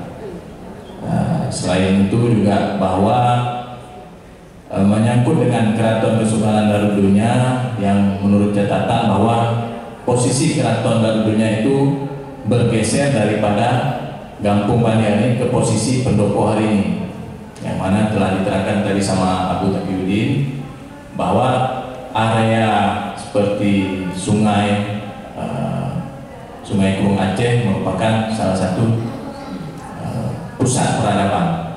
Jadi Banda Aceh adalah waterfront city, kota air, kota yang menghadap air. Kita tidak membelakangi air. Jadi orang Aceh dari sejak dahulu air adalah sebagai sumber kehidupan. Sebenarnya Pak Denny sampaikan tadi, mungkin dalam kitab-kitab dan sejarah Hindu Buddha bahwa air sebagai sumber kehidupan, dan dalam Islam juga demikian. Nah, jadi kita bisa melihat mungkin Tengku Taqi juga lulusan dari Mesir. Nah, jadi pusat peradaban Mesir kuno itu adalah di pinggir sungai Nil dan di Efrat, Tigris dan lain sebagainya, peradaban Islam. Semuanya dimulai dari sungai. Nah, jadi kita melihat kota-kota besar dunia seperti Istanbul juga menghadap ke Selat Gibraltar, kemudian seperti juga kota Banda Aceh di Kampung Pandi menghadap Selat Malaka, di pinggirnya ada Sungai Kurung Aceh. Jadi itu merupakan kota-kota indah dunia. Jadi Aceh termasuk dalam kota-kota indah dunia. Jadi bukan kota sembarangan, beradab, kota beradaban. Jadi berbagai literatur tentang ini banyak kita temukan di negeri-negeri yang hari peradabannya lebih tinggi dari kita. Mengenai Aceh. Jadi dapat saya sampaikan bahwa situs-situs yang ada di Jawa dan segala macam itu hanya dikenal mungkin di catatannya di wilayah kita sendiri, tapi Aceh catatannya sampai ke seluruh dunia. Itu yang perlu kita ketahui. Jadi keraton Kesultanan Aceh Darudunya ini merupakan keraton kesultanan besar.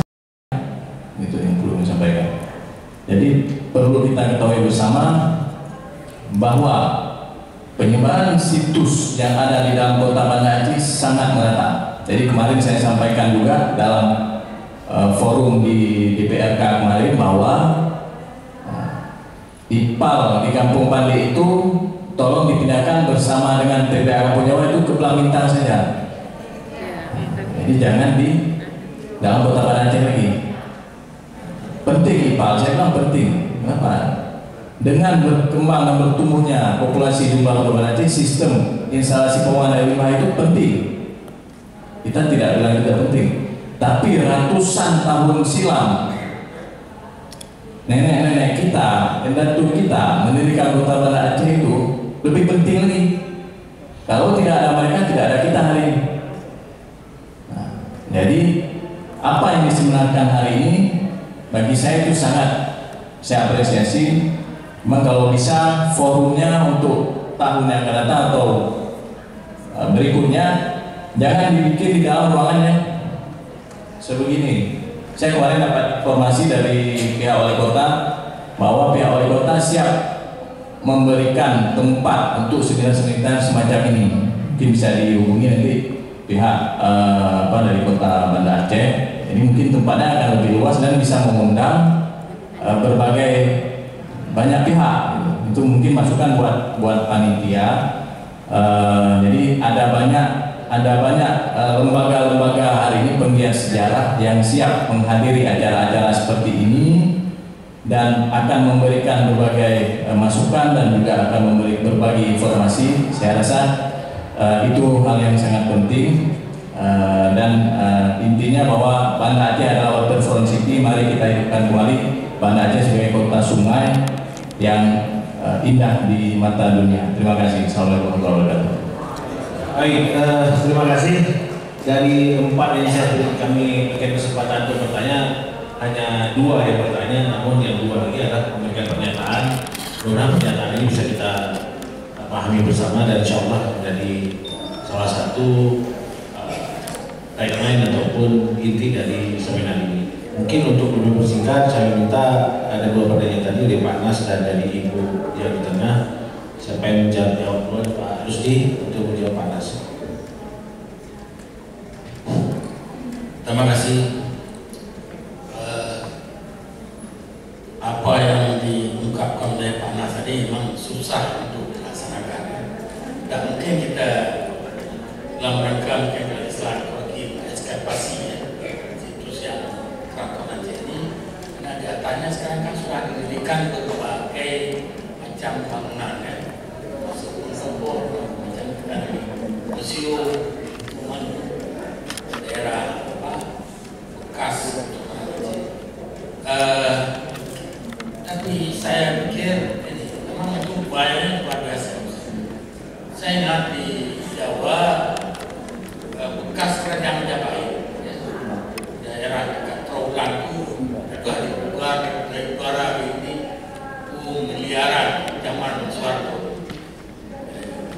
Kalau kita mungkin satu saat kaya betul, saya ingin bagaimana Bunda Aceh bisa saja, bukan tak mungkin kan, masa depan lah yang akan yang kita lihat. Jadi ini memang suatu persoalan yang apa? Kalau kita melibatkan ada beberapa yang harus dikorbankan. Tapi apakah ini pemerintah? Itulah mau. Kita kan sekarang prioritasnya. Di Indonesia masuk di Aceh ada perlu dulu ya, perlu ekonomi ya.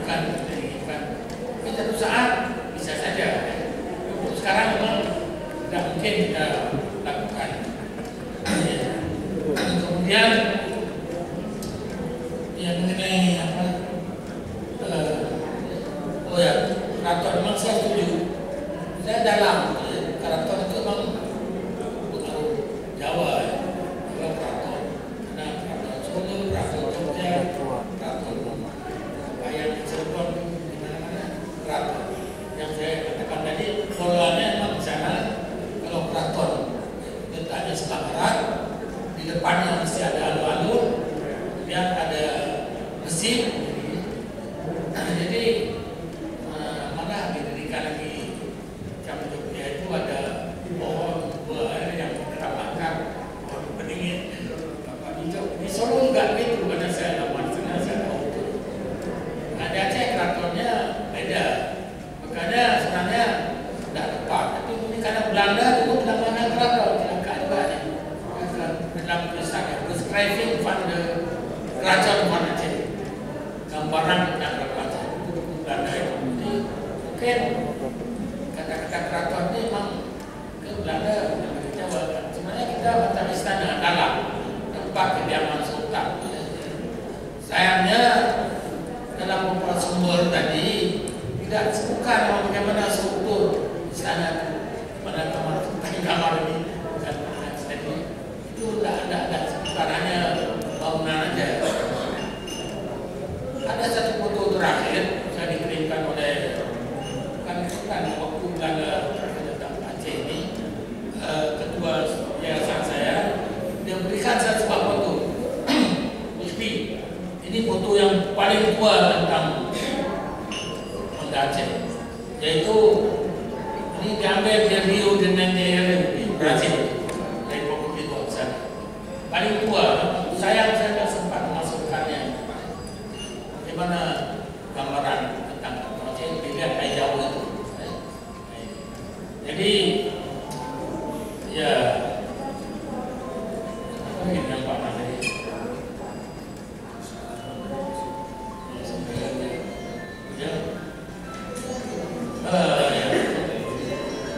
kemudian apa ini kita Aceh ini, oh ya tadi ini kita banyak memang. Dulu saya ingat betul museum Aceh yang sekarang ini lokasinya di Belang Padang, bukan yang sekarang, di Belang Padang. Karena sudah dipindah di Semarang, sudah selesai pagarahan di Semarang, ada lingkungan Aceh di sana. Tahun 15 waktu sesuatu dikembalikan ke Aceh, ikan di Belang Padang sana. Banyak betul koleksi-koleksi rencong-rencong. Cuma celakanya para pembesar Aceh dulu orang dulu kadang ini tidak mengerti nilai konsep budaya Aceh yang ada di situ. Kalau ada datang ke tempat di Jakarta, ambil satu, bisa rencong ke apa kan? Ini karena minta ABS, masa bapak senang. Jadi banyak betul koleksi kita. Konon, saya kadang tidak bisa memang santer sekali. Waktu ada seorang gubernur dengan istrinya tinggal di Ponorogo, beberapa koleksi yang dia ada di Ponorogo itu yang lama-lama itu turut di bawah. Jadi kalau ini benar, wah itulah kita menghargai. Memang setelah itu memang kadang-kadang dibutuhkan oleh penguasa, oleh pejabat. Siapa yang berkuasa dialah. Saya tak hanya berkuasa, tidak sadar. Karena sejarah itu memang pejabat di penguasa. Macam belum lama ini Aceh mengusulkan salah satu petuang pahlawan Aceh itu untuk jadi pahlawan nasional, yaitu Kemala Hayat. Ada seminar di tempat saya itu, tapi saya bilang memang ini sangat tergantung kepada penguasa. Diangkat si pahlawan ini sangat tergantung kepada penguasa. Jadi apakah like and dislike, suka atau suka kepada penguasa. Kita Aceh kan baru kebagian 7 pahlawan nasional. Yang ada SK-nya, ada SK pun berapanya. Ini yang perlu SK saja, surat besar. Melayani, saya tidak tahu kalau ada ini. Kalau tidak bisa dengar terakhir, telepon dari Jakarta oleh kawan saya, memang dia panitia ada, yaitu Anhar Bonggong, yang bagus, pendek dia, kawan saya dia bilang, Rusli, ini apa nih? Ada yang dongeng dimasukkan. Waktu sebenarnya itu enggak, rupanya ada orang lain yang belum memasukkan materi yang bukan sebenarnya sejarah itu harus sebenarnya ada bukti, ada tidak dongeng, ada yang macam-macam mikro-mikro dimasukkan, bahaya. Jadi ini tidak diperkembangkan. Saya ragu juga pendekatan yang dilakukan oleh waktu Aceh ini tidak ada apa pendapat.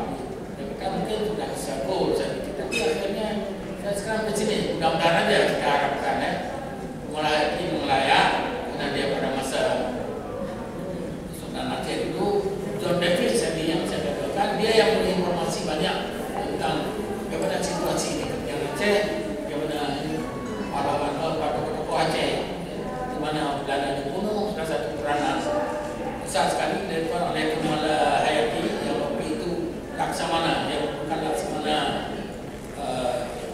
boleh katakan di Nusantara, hanya dia waktu berikan nama kepada sebuah kapal KRI Malahayati oleh KRI Malahayati. Nah, dijawab di apa? Selain itu ada juga satu nama lain kapal KRI ini, Nara, pahlawan itu asalnya baik. Yaitu mitos sebenarnya. Karena satu sumber ada negara agama lain nggak ada. Kalau Aceh Malahayati banyak sumber masuk dari John Davis, dari lain kan namanya itu. Jadi apa asing dan tradisi lisan yang kemudian kita menemukan ini lah. Jadi sejarah ini kembali kepada saat tergantung kepada penguasa. Macam tadi misalnya kita bekas nih, yang namanya keraton yang akan dihuni oleh siapa bisa membuka kembali membedakan dulu mungkin dari keraton sampai ke Masjid Baitur Rahman itu lapangan tapi sekarang kan sudah bangunan rumah. Itu bukan tidak mungkin kalau misalnya satu saat siapa menyebabkan Kaya bisa saja digusur kembali itu kan, dibuat satu taman kembali ke taman itu. Ini sejarah yang jadi kita ini lampau sekarang dah lampau ini ya, kalau tak ada lampau tak ada sekarang juga yang akan datang. Bagaimana sejarah ke depan waktulah yang akan itu yang bisa saya sampaikan. Satu lagi tadi mengenai ya karena teman kamunya itu bangunan dengan itu tidak digambarkan dalam disebutkan aja dalam jenis lombar itu ya memang ada bangunan di mana itu didampingi oleh kediaman sultan, tapi di mana sudah kamarnya segala macam tidak digambarkan. Kalau keraton Jogja memang ada tempat sultan, ada tempat budaya apa namanya itu selir-selir atau macam-macam. Di Aceh tidak tempat. Ya. Demikian. Terima kasih. Assalamualaikum. Karena memang saya memberikan satu sesi lagi, tapi cuma 2 pertanyaan saja. Langsung pertanyaan, tidak pernyataan. Kalau memang ada, kami persilakan. Kalau memang tidak ada, kita tutup. Pertanyaan dan langsung ditujukan ke siapa? Ke Pak Rusdi atau ke Pak Ustadz Tertulis? Iya, sebenarnya pertanyaan ini lebih tepat kepada pemerintah daerah, tapi tidak ada di sini, tapi perwakilan. Karena saya tidak melihat. Ya, oke, tidak apa. Saya sampaikan sedikit aja sebagai pernyataan dan mungkin bisa dilihat juga bahwa Aceh pernah menjadi sebuah kerajaan besar di dunia saat itu, 5 kerajaan besar dunia, Isfahan, ya, Agra, Turki Utsmaniyah. Bahkan sebelum Turki Utsmaniyah sudah ada Daulah Islamiyah di Pasai. Ya. Jadi kalau saya memandang dari segi aspek pariwisata, kali ini sedang didengungkan juga oleh pemerintah Aceh dan Indonesia. Daya tarik pariwisata Indonesia itu 65% budaya, 30% alam, dan 5% itu buatan. Dan situs kerajaan Aceh itu merupakan daripada budaya, dan kita tahu bahwa setiap langkah jejak di Aceh ini merupakan budaya. Jadi kita berharap bahwa keberadaan seminar hari ini memberikan satu solusi penguatan kepada pemerintah Aceh yang sedang membangun ekonomi sektor pariwisata. Ini merupakan sumber primer daripada pariwisata itu sendiri. Jadi pariwisata itu menjual, sedangkan sumber itu ada pada budaya, dan mari kita kuatkan budaya itu sendiri, yaitu dengan hasil seminar hari ini. Dan yang mesti kita pahami aja, beberapa kali saya ikut seminar di luar internasional berbicara tentang tamadun Islam Asia Tenggara khususnya, pasti bukti primer itu ada pada Aceh. Jadi alangkah sedih kalau bukti-bukti ini ditiadakan atau tidak dikuatkan. Dan bagaimana tanggapan daripada pemerintah kita hari ini bahwa pentingnya penguatan ini? Apakah seminar ini selesai di hari ini? Atau ada solusi lain? Atau kita perlu berikan kepada Pak Irwandi? Kalau tadi katakan bahwa bagaimana kita membongkar pendopo, saya pikir tidak masalah. Karena mengapa? Pak Irwandi tidak berada di pendopo, tetapi berada di rumahnya di Lampri. Jadi mudah. Assalamualaikum warahmatullahi wabarakatuh. Terima kasih atas kesempatan untuk saya ingin bertanya. Saya perwakilan dari Pendidikan Sejarah Usia. Nama saya Teguh Muhammad Iksan. Saya ingin bertanya. Jadi saya pernah membaca satu sumber. Jadi dari buku Singa Aceh Haji Muhammad Zainuddin. Di dalam sumber itu pernah dikatakan bahwasanya ketika Teguh Panglima Polim Sri Muda Perkasa ingin menjumpai Sultan di istana, beliau ketika singgah di daerah Pagarair, dipukulnya dabu, bahwasanya disuruh buka pintu di istana. Jadi dibuka pintu istana, bahwasanya begitulah kebesaran Panglima Polim ketika mengunjungi keraton Aceh.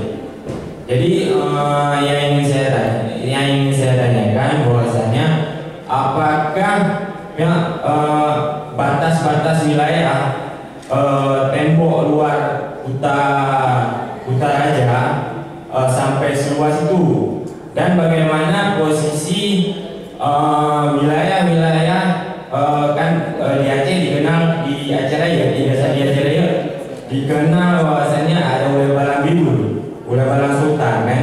Jadi Ulai Balang Sultan itu wilayahnya masuk nggak ke keraton Aceh. Itu aja, terima kasih. Assalamualaikum warahmatullahi wabarakatuh. Saya mungkin ingin sedikit berkomentar untuk yang sebelumnya juga, sekaligus berjalan berarti. Persoalan dengan jalur ya, bagaimana mendahulukan kenapa demikian. Jadi ini sebenarnya pembicaraan awal, bukan saya belum bisa mengadakan juga seminar. Ini baru pembicaraan awal kita tentang jalur dunia.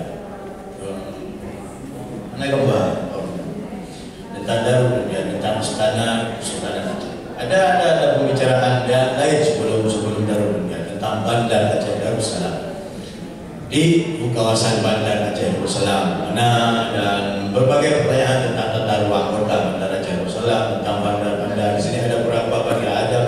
Ada Syah Bandarnya ada berapa? Syah Bandar Maktabarkat, Syah Bandar Majelis, itu yang ada data kita. Jadi persoalan sangat luas, dan ini adalah diskusi awal kita tentang Darul Dunia, kemudian juga tentang Bandar Aceh Darussalam secara umum, dan Istana Sultan juga bukan satu. Kita sudah menyeleksi beberapa, karena ada sultan yang meninggal di tempat itu. Kita juga menyeleksi bahwa rumah sultan, tempat pusat sultan juga di situ. Artinya Kanda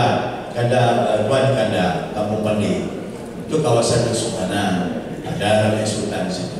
Bahkan di situ kalau dari epigrafinya, dari inskripsinya, untuk penanggalan paling tertua di Bandar Aceh Darussalam ini, di kawasan Lembah ini, itu kita temukan justru di Tuan di Kanda, belum ditemukan di tempat lain sejauh ini. Itu yang paling tua di situ, yang misalnya di sana dalam. Kemudian ada yang di Kampung Ili, di Lamteh, kawasan Bangor, Lamteh, Ili, itu juga kawasan kesultanan, karena memang ada sultan di situ. Bahkan ada Malik Ibrahim yang kemudian nama itu jadi nama Putra Malik. itu juga kawasan pusat Kesultanan yang penting. Kemudian berpindah ke kandang 12. Nah, masalah keraton itu kita ikut Belanda. Belanda bilang keraton, kita bilang keraton juga. Termasuk juga kandang 12. Karena dalam peta Belanda itu nomornya 12. Saya rasa bukan karena 12 orang sultan, karena memang 12 itu mungkin makanya disebut kandang 12. Sementara dalam budaya Ustaz itu disebut dengan Baitul Rijal. Bahkan ada penelitian dari Perancis, Masih Ekol sudah mengkaji tentang skripsi itu, mereka lebih cenderung untuk menyebutkan Baitul Rijal, rumahnya orang lelaki. Artinya para kesatria, para pahlawan-pahlawan Islam yang telah pemerintahan masih panjang sekali itu. Jadi ini adalah PR. Kita harus kajiannya harus pada diskusi-diskusi kita selanjutnya ini nggak umum sekali kita bicarakan diskusi-diskusi tentang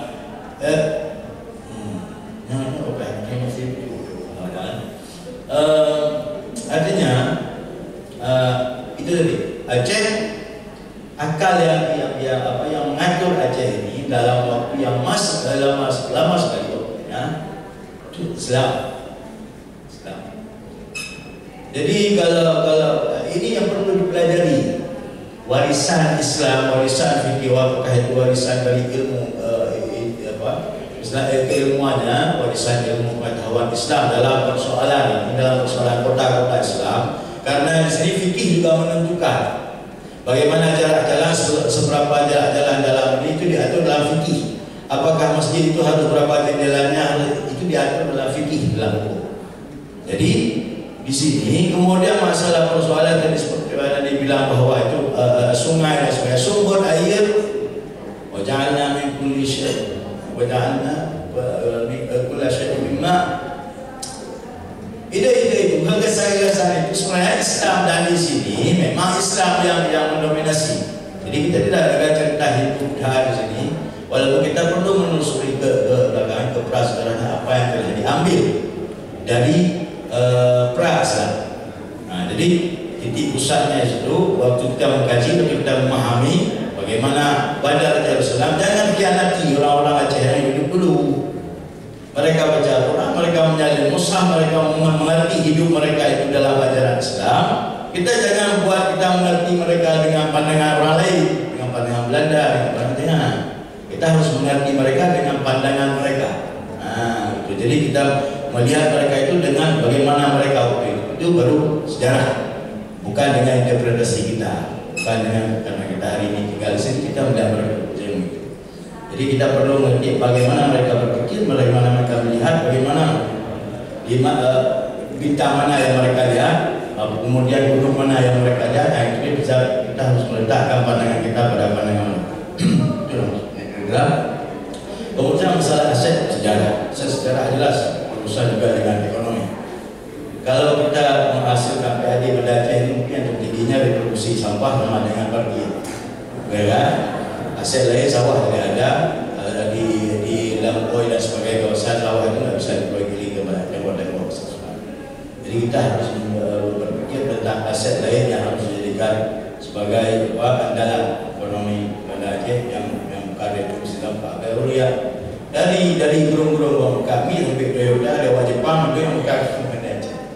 Jadi saya kira dengan revitalisasi Bandar Darussalam ini juga akan mendatangkan kesejahteraan dari sisi ekonomi. Kita harus berpikir dengan cara lain. Yang akan PAD Bandar Aceh akan mengembangkan PAD Bandar Aceh lewat wisata sejarah dan seterusnya. Jadi revitalisasi Bandar Darussalam saya kira bagi generasi muda sekarang ini adalah suatu hal yang penting. Kita ingin melihat waktu seorang masuk ke Bandar Aceh ini, dia ingin melihat bahwa ini kota warisan. Kota baru itu baru ini kota warisan. Artinya Bandar Aceh Darussalam bisa kita lihat dalam 60% sana. 60% Bandar Aceh Darussalam, kemudian ada 20% kolonial, masa kolonial, kemudian kita bisa bagi. Kemudian masa kemerdekaan dan seterusnya. Ada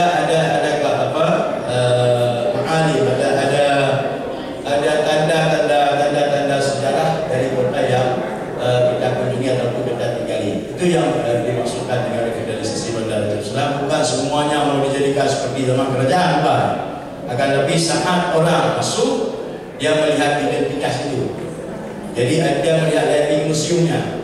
Jadi bukan museum Pak Munzar aja, akan tapi di mana dia pergi itu dia bisa melihat dari museum yang hidup itu mesti dihadirkan. Oleh karena itu ini adalah kadang-kadang habis besar, akan tapi saya kira kita meletakkan apa yang kita inginkan dari kesejahteraan, kemudian juga komunitas, dan terlebih lagi adalah ilmu pengetahuan. Kita mengenal betul jadinya kota ini, kota Bandar Aceh Darussalam yang didirikan sangat lama sekali.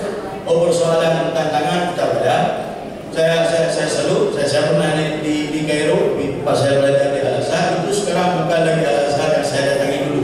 Sekarang Al-Azhar Kairo itu sudah difatimiyahkan kembali. Jadi difatimihkan. Jadi masa kedua Hijriah ataupun ketiga Hijriah itu sudah dirubah semua rumah sakit besar, rumah sakit Husain dibongkar rumah sakit. Rupanya di bawah rumah sakit itu ada bangunan yang baru kemudian ditemukan. Itu dengan proyek di Fatimiyahkan Kairo, kota Kairo itu direvitalisasi sebagaimana waktu Jauhar As-Sakini pertama sekali membangunnya. Jadi proyek-proyek ambisius. Sekarang siapapun yang datang ke Kairo, kalau lihat dari udaranya sangat cantik sudah terpoleskan semua, dan tidak ada lewat lagi bos-bos yang dulu kami lewat bus, sekarang ada lagi, sekarang sudah jalan kaki semua di sini. Jadi kembali kepada sebagaimana kota Fatimiyah dulu. Banyak proyek-proyek dalam saya ikuti di internet itu tentang tentang ancient city, tentang kota-kota kuno yang direvitalisasikan. Cina juga bergerak, situ UNESCO juga ditemukan, kemudian itulah dua isi kaum muda. Jadi yang benar dari buah. Assalamualaikum warahmatullahi wabarakatuh. Mungkin selanjutnya Pak Rusdi untuk penegasan Bapak. Ya, saya pikir ini penting untuk objek-objek sejarah. Ya. Ada jejak-jejak masa lampau yang ada di sekitar Aceh ini, mungkin bisa dikemas secara baik untuk dijadikan objek pariwisata. Ya, sebagai tata budaya. Ya, saya kira ini. Saya ingat di Malaysia, di Pulau Langkawi ada satu dongeng namanya Mahsuri, apa namanya? Ya, Mahsuri ya. Sudah dikemas secara baik dongeng. Kayak seolah-olah sejarah banyak tulis data. Kita ada Aceh yang banyak objek-objek ini tidak dikemas. Karenanya ini pemerintah daerah yang berkecimpung di bidang budaya ini, di bidang pariwisata ini perlu memperhatikan saya kira. Kita jangan sih banding aja, tapi tidak banding tidak ada. Itu bahaya. Saya kira cukup banyak kita objek-objek yang bisa dijadikan. Orang dongeng bisa jadi objek sejarah. Kita yang betul-betul ada sejarah kurang kita peduli. Kemudian ada tadi mengenai wilayah Sultan. Sultan Aceh sebenarnya tidak ada wilayah besar, tidak ada besar. Dia hanya sekitar keraton, sekitarnya aja. Ada beberapa mungkin yang berdiri dua sultan. Di luar ini bukan sultan. Itu daerah penguasa oleh Nangro besar itu milik ada bentukannya. Cuma mereka di bawah Sultan Aceh. Tapi Sultan Aceh ini tidak ada wilayah. Tidak ada wilayah. Itu mungkin berpada, mungkin merasa, mungkin bergerak dalam sayur, itu aja. Mungkin sebelah kiri, sebelah kanan Aceh, itu aja. Kemudian ada kampung di Sultan, kampung Buati, kampung Jawa, Langgar, sekitar ini sekitar Aceh aja. Sultan tidak ada wilayah. Ini yang Belanda keliru dulu. Ketika Sultan meninggal, waktu ada penyakit kolera dianggap Prancis selesai karena Sultan meninggal. Tidak ada lagi. Kalau di tempat-tempat lain, kalau Sultan tidak ada lagi yang terkakak, perang selesai. Ada Aceh dianggap selesai. Bangga betul Belanda. Keraton dah lapor ke Batavia. Wah, kami sudah berhasil menaklukkan kerajaan Aceh. Salah besar dia. Ada yang berkuasa di Aceh, bukan Sultan saja ya. Maka perang Belanda ini di Aceh perang yang terlama yang pernah dilakukan Belanda di Nusantara.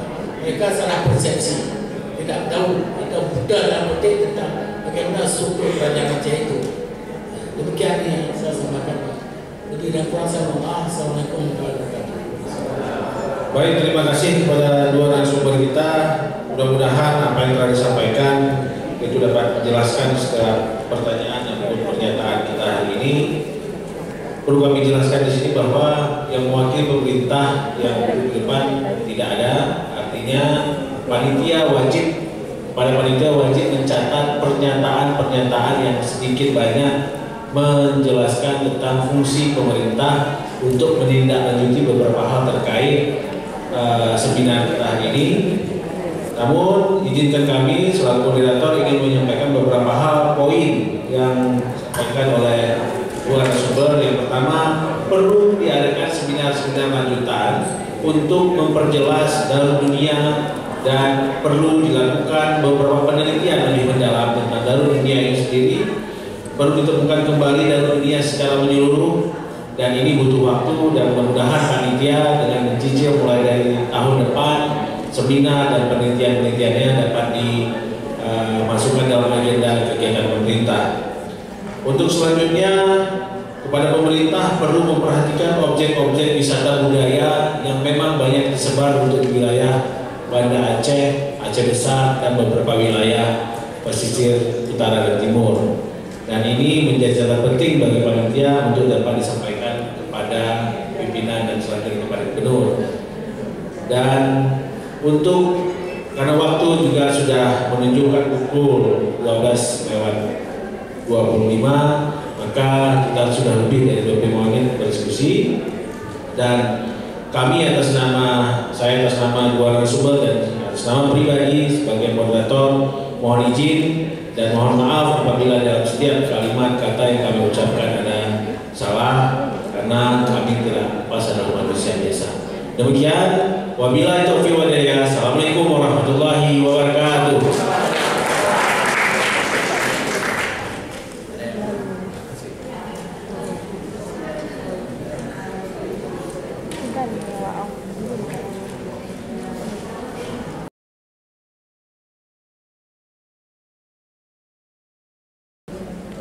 Jadi mungkin para audiens untuk dapat mengetahui sebenarnya acara seminar ini adalah merupakan salah satu arah langkah untuk mengetahui secara lebih dalam tentang keberadaan Darul Dunia.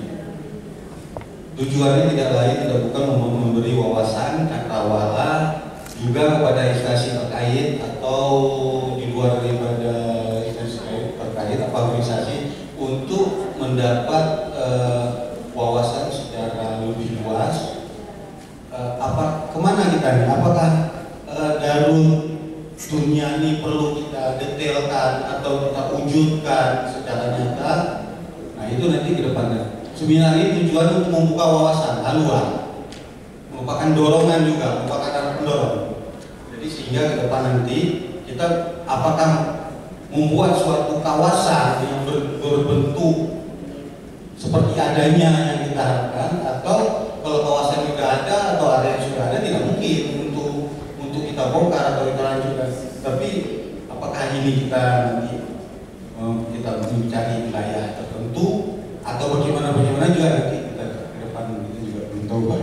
Jadi ini seminar ini fungsinya tujuannya tidak lain bukan untuk pencerahan. Terima kasih.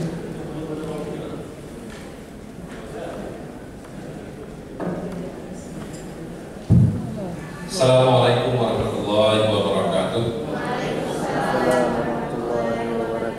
Hamdan wa syukran lillah, sholatan wa salam ala rasulillah, asyhadu la ilaha illallah wa asyhadu anna sayyidina Muhammadan abduhu wa rasuluh. Terima kasih kepada Bapak Moderator Pak Syukri, kemudian Pak Yudi yang berada di tengah sebagai pemakalah, Bapak Ibu yang nggak dapat saya sebutkan satu persatu, tapi sebagiannya ada teman saya di sini, ada anak-anak saya, pokoknya mahasiswa saya maksud saya. Alhamdulillah pada siang ini kita bertemu untuk saling curah pendapat. Percayalah bahwa apa yang saya sampaikan itu hasil pencarian saya yang tidak sempurna. Namun demikian, walaupun tidak sempurna, itu patut kita nikmati bersama. Saya sudah berusaha, ya, tapi tidak maksimal. Ya, forum inilah yang akan menyempurnakannya. Bapak Ibu, saya kemarin dengan Ibu Epi tanya, apa ada breakdown dari tema besar ini? Enggak, ya udah, akhirnya dari dunia aja semua. Cuma istilah penulisan saya lebih ke dari dunia. Gitu. Nah, karena tidak ada pengkhususan, maka ada kemungkinan pembahasan tumpang tindih. Apa yang disampaikan Pak Rusdi tadi, saya sebenarnya sudah siap-siap untuk menyampaikan juga dari Pak Dakyudin tadi, dan mungkin juga ini Pak Yudi juga akan sampaikan hal yang sama. Tapi dari pengalaman dua pembicara tadi, saya coba sisihkan apa yang sudah sampaikan itu, saya coba sisihkan, nggak saya akan ulangi lagi. Saya mulai dari istilah dari dunia itu sendiri. Dari dunia itu kalau kita konfrontir itu adalah dengan darul akhirah. Darul dunia, darul akhirah. Jadi kalau darul akhirah itu surga. Bagi seorang muslimah yang taat, yang diidealkan adalah darul akhirah, bukan darul nar, bukan. Nah, selama hidup di dunia, maka darul dunia, rumah di dunia atau tempat dunia yang terbaik itu, ya itulah namanya istana. Kira-kira seperti itu, sekedar untuk memahami istilah. Saya memulai dari kesaksian seorang pendatang, seorang pelancong dari Prancis, namanya Augustin de Ville. Ia seorang laksamana berbahasa Prancis. Dalam kunjungannya ke Aceh Darussalam, ia berkesempatan masuk ke Darul Dunia atau dalamnya Aceh atau istananya Aceh. Dia menyaksikan langsung apa, bagaimana, siapa-siapa di Darul Dunia ini. Tapi terusan sebelum saya bacakan ini, katanya itu sampai 3.000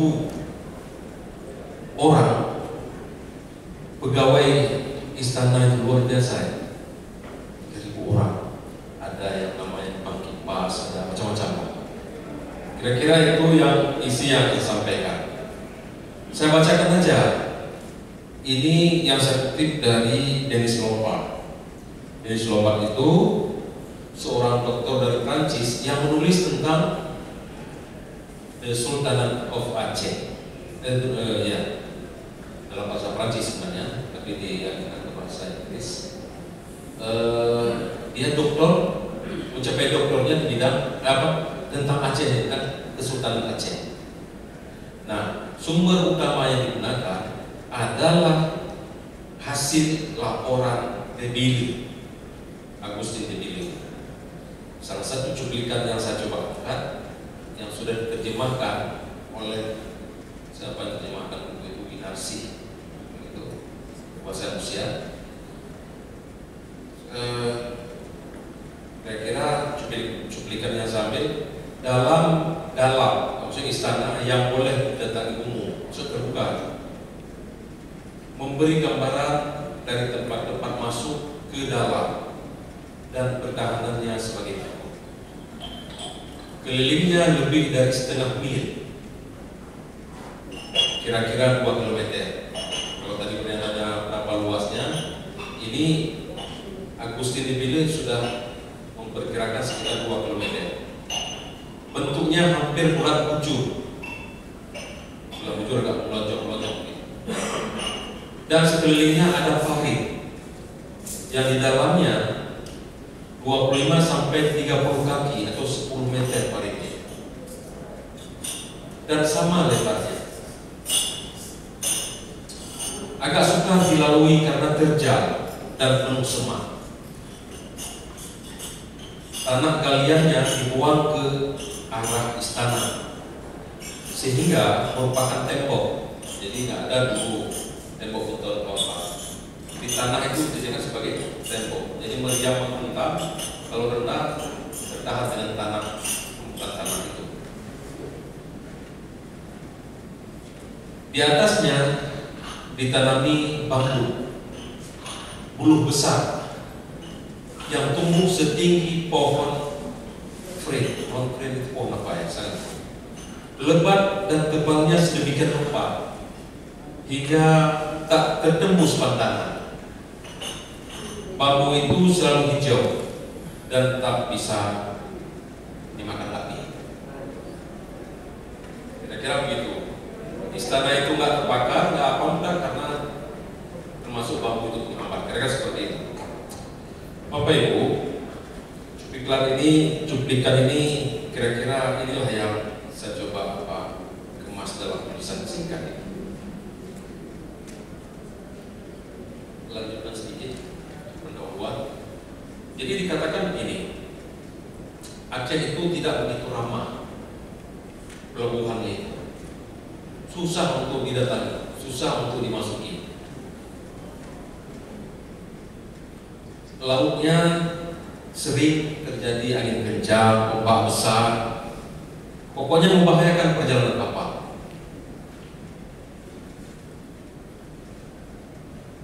Kemudian kapal memang tidak mudah untuk masuk, namun tidak mengurangi niat pendatang itu. Pedagang berniaga ke sana. Apa sebab? Faktornya karena ada komoditi andalan di sana yang dicari oleh orang, cari dunia. Apa? Lada. Jadi lada itu terkenal di Aceh. Dan bandarnya itu namanya Bandar Aceh. Baru kemudian nanti berlaku pelabuhan lain yang juga mengekspor lada, seperti Lebok lada di di Aceh Timur, di Idi, ya, dan seterusnya di Teluk Semawe. Kalau ke barat itu sepanjang itu lada diekspor semua, sampai ke Turmon. Turmon itu ada pelabuhan di sana, ada kerajaan juga mengekspor lada. Tapi itu kemudian pada awalnya hanya pelabuhannya berada di Banda Aceh. Nah, itu faktornya, malah emas. Nah, ini yang dikatakan Pak Rusdi tadi, betul adanya.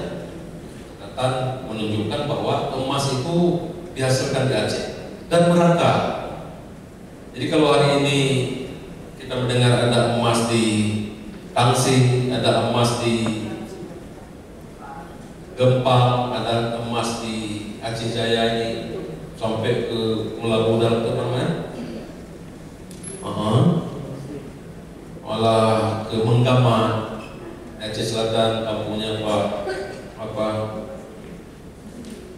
Jadi itu memang adanya. Emas itu hampir merata seluruh Aceh ada. Cuma dalam eksplorasinya aja yang belum sukses dijajaki. Dikatakan juga untuk mencapai pusat kota Banda Aceh, hambatan-hambatan alam yang sering juga muncul. James Lancaster pada 1601 yang datang ke sana, Laksamana de Bille 1621, John Anderson 1820. Mereka itu sepakat mengatakan bahwa Krung Aceh yang merupakan jalur utama untuk memasuki kota, muaranya dangkal katanya, berawa-rawa. Saya pikir ya sampai hari ini pun kan. Sedangkan ibu kota terletak pada suatu dataran rendah dengan tanah subur sekelilingnya. dan dilingkari oleh perut kita. Meskipun demikian, jika airnya sedang pasang, kata mereka, kapal-kapal dengan ukuran 67 ton beratnya itu dapat juga masuk, dapat berlayar masuk dengan mudah ke muara sungai menuju ibu kota Banda Aceh. Banda Aceh. Luas kota Banda Aceh ini sekedar untuk kita melihat miniatur. Kata mereka itu diagram misalnya seperti yang dikutip kemudian oleh Denis Lomba, kota Banda Aceh itu dikelilingi kira-kira 2 mil. Akan tapi sampai abad ke-19 disebutkan daerah kekuasaan Sultan meliputi daerah-daerah yang berada di Kabupaten Aceh Besar sekarang. Luasnya mencapai 2.974 km. Aceh Besar itu meliputi daerah sepanjang Krung Aceh yang terbagi atas 3 wilayah yang disebut Sagi. Sagi merupakan gabungan dari beberapa mukim. Masing-masing Sagi diberi nama menurut jumlah mukim yang dimilikinya. Jadi ada mukim 22, ada mukim 25, ada mukim 26, dan seterusnya. Yang mereka itu dikepalai oleh seorang imam mukim. Daerah-daerah yang berada langsung di bawah kekuasaan Sultan adalah kawasan dalam, itu Istana Sultan. Itu yang langsung di bawah kekuasaan Sultan. Yang kedua bukan Aceh, Kampung Merduati, Kampung Jawa, Kampung Pandi, Penayung, Lampu, Luung Bata, Kampung Kedah, dan Raksa. Senok, menurut dia itu katakan begini, inilah kawasan-kawasan yang kemudian disebut dengan Daraja, dan kemudian berubah menjadi Banda Aceh. Banda Aceh itu sudah tahun 60-an kan. Istana Sultan disebut dengan Darul Dunia, merupakan fokus pendidikan tulisan ini. Nah, ini yang akan kita coba melihat. Darul Dunia dalam, saya istilahkan dalam sketsa historis.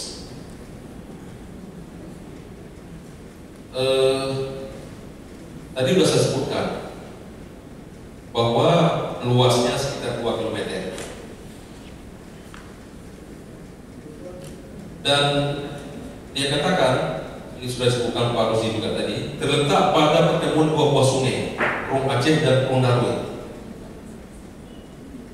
Jadi lokasinya tidak berapa jauh dari tebing timur Krung Aceh, tepatnya di sebuah belokan yang hampir siku di atas tanah aluvial yang membentang sepanjang sungai tersebut. Saya pikir kita sudah bisa tebak-tebak.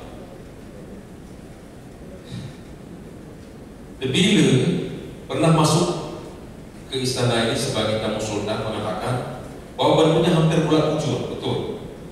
Didirikan dengan poros utara selatan. Sumber-sumber yang muncul kemudian mengatakan 4 segi. Tapi kalau Debili katakan enggak 4 segi. Dia katakan bulat bujur, agak lonjong ini. Arah timur barat termasuk sisi panjang, sedangkan utara selatan sisi pendek. Masing-masing memiliki panjang 600 dan 250 meter. Kalau dikatakan 2 km. Sebelah barat dan utara dikelilingi oleh tanah garapan dan pesawat peluru. Hampir semua sisi luar tertutup pepohonan atau dengan pagar bambu yang kita sebutkan tadi. Nah, kalau jadi 2 km itu nggak lebar. Kalau dikatakan sentralnya hari ini di mana? Saya tebak-tebak pendopo atau pendapa Gubernur Aceh itu sentral. Sebab kalau dikatakan sungai, pertemuan 2 sungai tadi kan ke arah kantor PM sekarang, itu kan? Nah, jadi sungai Krung Darul itu dialihkan dulu untuk mencapai pendopo hari ini. Jadi itu kira-kira. sehingga pertemuannya tetap ke arah Pantai Perak sana, pertemuan dua sungai tadi. Nah, tapi kalau kita lihat di mana posisi real istana saya pikir inilah dia. Nanti kita lihat soal kiblatnya kemana, posisi masjid di mana. Saya ingin sampaikan serba sedikit begini. Yang ingin saya munculkan adalah tentang tata kota. Tata kota Banda Aceh pada abad ke-16-17 itu punya ciri khas yang tidak sama mungkin dengan tata kota modern. Tetapi tata kota modern di dunia Islam itu ketemu. Jadi misalnya posisi masjid, nah ini yang saya katakan selalu kepada anak-anak kami mahasiswa. Masjid itu selalu ada dia sebagai representasi dari kota Muslim. Dan letaknya itu dia tidak menghambat kiblat. Jadi samalah umpamanya kalau kita bangun rumah, bikin musala enggak di belakang kamar mandi atau belakang sana kan? Biasa kita tempatkan di sebelah depan kiblat. Dan itu ada pertimbangan kelihatannya. Coba kita lihat posisi masjid antara pendopo dengan pasar. Kenapa itu? Ada apa sebenarnya? Karena masjid itu tempat umum. Sultan mudah menjangkau, masyarakat umum pun secara terbuka bisa memanfaatkan. Dan ketika sultan itu pergi berjamaah, di sana bertemu dengan masyarakat. Jadi bagus sedikit, sangat ilegal. Kemudian ada pengaman, kawasan tentara, kawasan apa namanya, militer.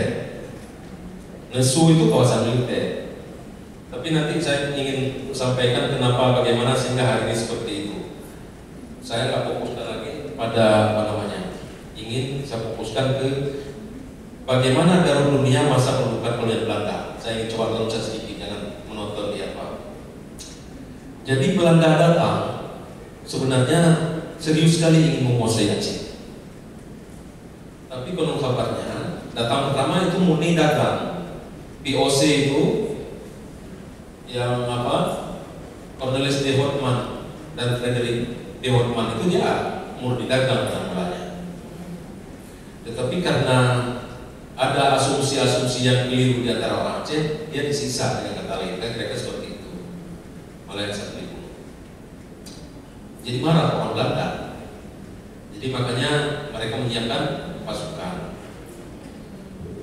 Dan akhirnya saya ingin katakan secara singkat, istana Aceh, pusat kerajaan Aceh itu diduduki. Tapi untuk menduduki dalam atau istana Aceh itu, Belanda asumsinya luar biasa sebenarnya. Ini bagaimana kekuatannya? Aceh hebat, begitu kan? Hebat sekali, pertahanannya hebat. Itu yang digambarkan. Sehingga ketika serbuan pertama kan nggak sukses. Serbuan kedua itu dengan tentaranya yang luar biasa, yang lebih besar. Apa yang menjadi sasarannya yang pertama? Masjid. Dipikir masjid itulah yang pusat pemerintahan, pusat kesultanan. Jadi masjid itu dihancur dulu. Nah, tapi kemudian terus dia masuk dalam, resek dalam, dia dapatkanlah bahwa dalam itu tidak apa-apa katanya.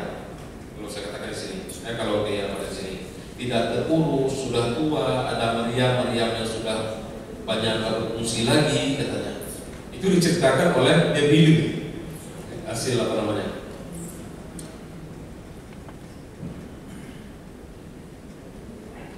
Apa akibat dari kehadiran Belanda? Adalah kehancuran. Kehancuran itu karena memang ada perlawanan. Masjid itu sebenarnya enggak dibakar kalau enggak ada perlawanan. Tapi karena ada perlawanan dari gigit, maka masjid itu dihancurkan, dibakar. Tapi saya ingin katakan bahwa bukti perlawanan orang Aceh ada dan serius, luar biasa. Jenderal Kohler sendiri mati terbunuh di sekitar masjid. Dan ini bukti sejarah yang dikatakan Pak Rusdi tadi. Kalau orang Belanda datang ke Aceh, ke Kerkop itu dia nggak percaya. Sebagian dia nggak percaya karena masyarakat awam biasa yang datang ini ya, dia nggak percaya, masa banyak kali orang baru meninggal. Atau marah dia. Betul itu kata Pak Rusdi. Karena kenapa? Karena di luar dari perkiraan sebelumnya. Dan yang kedua, karena perang Aceh itu berbeda dengan yang dipahami oleh orang Belanda. Orang Belanda itu kalau sudah menguasai pusat kerajaan, dianggap sudah selesai, sudah milik mereka, sudah mereka kuasai. Tapi nyatanya di Aceh nggak seperti itu. Nah, itu yang diungkapkan oleh Van Vier, yang beberapa jenis perang di Aceh. Yang terakhir itu yang disebut gerilya, kemudian yang disebut dengan Aceh Modern.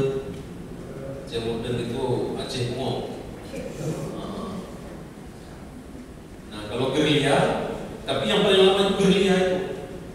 Jadi kalau kita lihat muncul tokoh-tokoh pejuang Aceh yang banyak di seluruh Aceh. Saya sebutkan dari sana dulu lah, dari selatan. Ada Cut Ali, ada Raja Angkasa, ada kemudian Tengku Pekang di Bambidi. Malah di Klun itu ada satu, kemarin baru tulis satu skripsi tapi nggak bagus, nggak standar. Kemarin itu siapa ya? Pas ya. Itu adalah seperjuangan dengan Cut Ali, Raja Angkasa, Tengku Pekang. Mereka itu mati-matian. Dan terakhir saya dapat informasi bahwa Cut Ali itu dalam membangkitkan semangat perang pada masyarakatnya, dia punya hikayat. Ini saya akan datang ke Ibu Junaidah ini. Ada 80 halaman itu. 80 halaman hikayat perang Sabi siapa Cut Ali. Dan itu yang didengung-dengungkan kepada masyarakatnya dengan bahasa Aceh Selatannya yang satu-satu campur dengan bahasa beko-beko. Itu ketemu di sana. Ya. Dan kalau ada di antara dari yang belum ada skripsi, bahas itu. 80 halaman bisa lah dibuat kajian filologis dan penuh. Dosen pembimbingnya nanti Pak Nudi. Nah, jadi dengan perang gerilya itulah, kembali kita ke pokok apa? Dengan perang gerilya itulah muncul tokoh-tokoh Aceh yang luar biasa, laki perempuan. Cut Mutia, ini bahasa sebutkan lagi ibu saya satu di depan. Kemalawati, Malahayati. Ya, jadi sederet nama-nama besar hari ini yang tidak ada tandingannya. Kalau kita bandingkan dengan perjuangan Kartini, sebenarnya nggak ada apa-apanya perjuangan Aceh. Betul, Kartini itu kan hanya bergerak di bidang pendidikan kan, koresponden, ya kan. Bayangkan dengan Malahayati menjadi laksamana pertama di dunia. Ya Allah, merinding saya. Sebab beberapa bulan yang lalu kami sama Pak Rusdi sebagai pemakala, kita sudah mengkajinya itu luar biasa. Dan kalau kita lihat apa sebenarnya kesuksesan Malahayati, karena dia sukses untuk membangkitkan semangat para janda, sehingga itulah yang latar belakang muncul pasukan Inau Balai. Kan orang pada meninggal suaminya semua, udah dong. kayak perang tapi kira-kira seperti itu. Jadi akhirnya dia membentuk satu pasukan perempuan, pasukan Imam Balik, dan dia pertama yang di depannya, dan dia ditetapkan oleh Sultan ketika itu sebagai pasangan. Bapak Ibu, kembali kita ke Darul Dunia ini. Kok nggak jauh-jauh kali. Jadi 1873 Belanda menyerbu Aceh. 1874 dikuasai. Nah itu. Dengan demikian dalam atau keraton yang disebutkan tadi ini itu sudah berada pada tangan Belanda. Diapakan oleh Belanda? Dibuat suka-suka hatinya. Inilah yang menyebabkan, karena suka-suka hati yang dibuat Belanda inilah yang menyebabkan kita hari ini kurang jejak, kurang sumber untuk mengungkap Darul Dunia. Diapakan?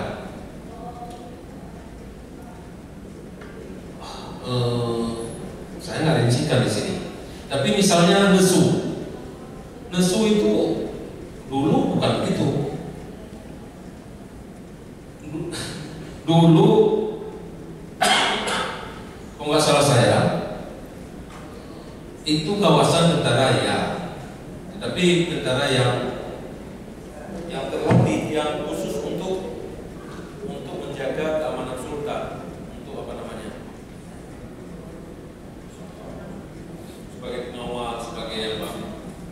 Tapi ketika Belanda itu dijadikan sebagai dibangun, dirombak semua bangunan itu di apa, itu menjadi tempat di samping tentara untuk pekerja-pekerja, termasuk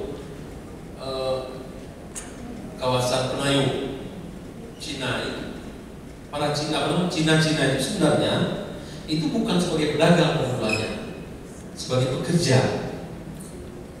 Jadi Belanda ingin programnya di Aceh itu sukses, harus ada pekerja. Orang Cina itu pekerja tangguh, pekerja yang rajin. Tidak kurang dari 4.000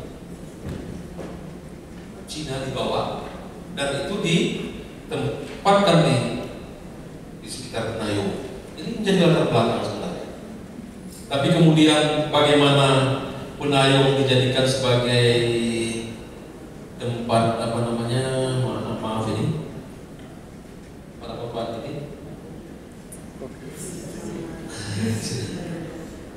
itu tempat-tempat PSK kalau sekarang. Itu sebenarnya ada kaitan dengan kebijakan daripada pemerintah kolonial Belanda. Jadi kapal-kapal yang masuk dari mana-mana itu kan gak bawa istri mereka itu, orang kapal itu. Nah di sanalah mereka singgah. Bagi kolonial yang penting uang masuk, pajak, termasuk pajak perempuan. Maaf dimakan apa? Tapi begitulah adanya. Jadi hancur Aceh dibuat oleh Belanda. Bukan soal perang saja sebenarnya, tetapi bagaimana ideologi, bagaimana tata nilai itu dihancurkan oleh Belanda sebenarnya. Ini yang kadang kita tidak sadari. Sampai hari ini kadang-kadang ada sisa-sisa peninggalan Belanda itu masih kita kembangkan. Aneh, saya kasih bukan satu-satu. Tapi ingat aja, yang bertentangan dengan syariat peninggalan Belanda.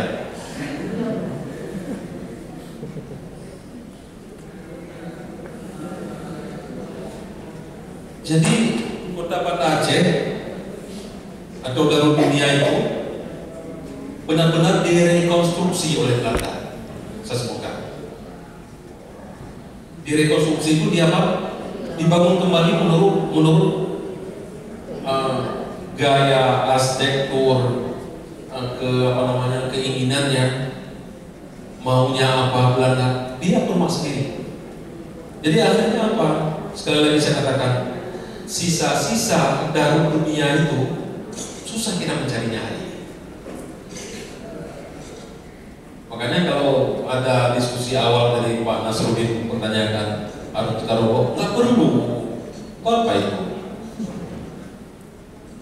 Yang penting kalau mau, ini pihak dinas, saya punya saran begini.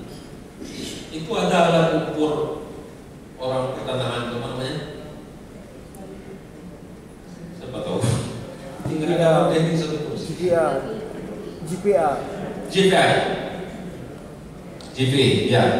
Itu alat itu dia bisa mendetek. Jadi kalau mau 2 km tadi agak lonjong begini, itu didetek aja, dipetakan. Orang pertanahan kan seperti itu. Jadi keliling aja dia, keliling, dia cari apa itu. Untuk mencari 2 km tadi dapat dengan alat itu sebenarnya. Soal kena gedung terserahlah. Pokoknya kita tahu bahwa miniatur dari Darul Dunia itu kira-kira sekitar itu. Jadi alat ukur itu yang perlu dicari, dimanfaatkan jasanya. Nah, jadi kalau kita ingin lebih telusuri, yang bekas Darul Dunia itu memang sudah tak berfungsi lagi. Yang hari ini itu lebih kepada warisan Belanda dan sebagian besar adalah bangunan-bangunan Belanda. Nesu itu sebagian besar masih bangunan Belanda. Ini orang dinas budaya pasti tahu ya, orang apa di BND, orang Purbakala ini tahu ya. Saya nggak detail, bisa sampaikan secara detail yang mana bangunan Belanda yang tersisa. Tapi banyak itu bangunan yang ada, bangunan-bangunan kayu itu kayu-kayu mahal yang diletakkan bukan yang dari Aceh, tapi dari luar Aceh, pasokan.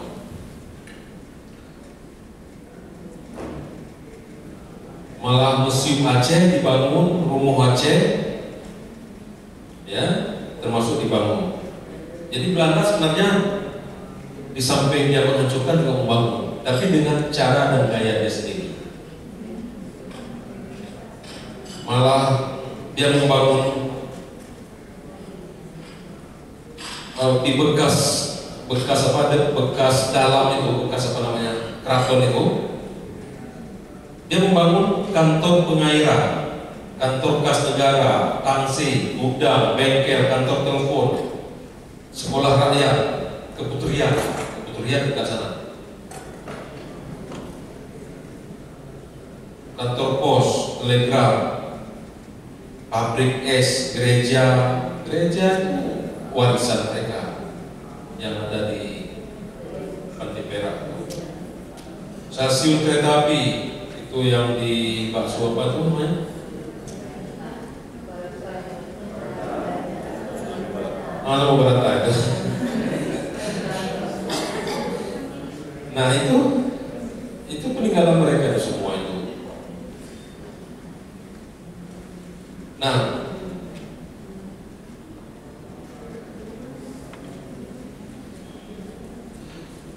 Bapak Ibu, banyak hal yang bisa disebutkan, tapi tak usah banyak kali, nggak ada jatah Pak Yudi.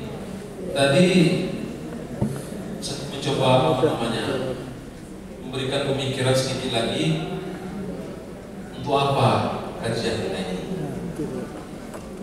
Ini yang termasuk Pak Jupri mempersoalkan tadi di awal, dan pada sesi awal juga mempertanyakan. Saya ingin garis bawahi sejarah dengan segala peninggalannya itu bukan untuk kita terus pertahankan apa namanya itu aja, enggak begitu. Masa lalu itu dia sudah berlalu, dia nggak mungkin kembali seperti hari ini. Jadi apa istilahnya itu, history invalid. Jadi dia hanya sekali terjadi, dan kita bercermin mengaca pada yang sekali itu. Jadi nggak harus misalnya yang sudah hilang kita paksakan harus hadir hari ini, itu bukan lagi sejarah namanya, duplikat sejarah atau apa namanya, kan nggak asli juga, nggak berbobot juga. Yang lebih baik apa adanya pertahankan. Saya pernah ke ini yang menarik saya, ke Turki. Saya lihat itu di sepanjang pantai Bosporus itu, sepanjang pantai Bosporus itu orang benteng-benteng tua. Apa namanya, dinding-dinding benteng yang sudah sangat lapuk, bata tapi tebal ya, tebal-tebal ini, bata-bata besar itu, tapi sudah sebagian sudah roboh, sudah jatuh satu-satu, dan dekat itu jalan besar, tapi itu dipertahankan. Nggak ada upaya kemudian dibuat benteng kembali, enggak. Itu dalam benteng untuk menghadapi perang dunia pertama dan kedua itu. Sepanjang pantai Bosporus itu, jalannya lebar, nicis gitu, tapi benteng yang jelek itu dipertahankan seperti itu adanya. Untuk apa sebenarnya? Kita mengajar dari itu. Itulah produk sejarah menghadapi perang dunia ke-1 dan ke-2. Kita hari ini juga dalam dunia sudah tenggelam. Yang ada sisa-sisa adalah masa Belanda. Lantas kita robohkan ini semua. Kita hidupkan dalam dunia untuk apa? Apa manfaatnya? Jadi tidak ada lagi. Yang penting kita ambil pelajaran. Apa pelajaran yang dapat kita ambil? Kalau saya begitu, pertama saya memunculkan bahagian penutup. Nah, coba.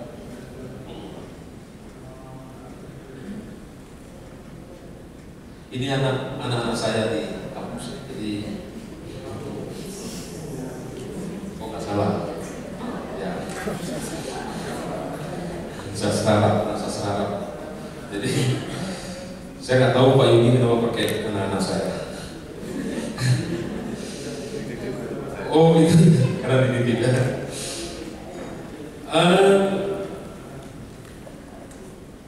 Jadi dari dunia itu adalah harus kita nyatakan sebagai suatu prestasi pada zamannya.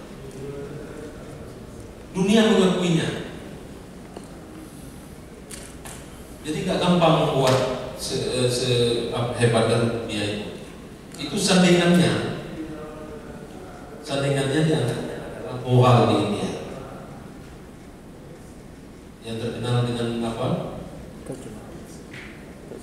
Taj Mahal misalnya peninggalannya, Turki itu benteng apa yang saya sebutkan tadi, dan lain-lain.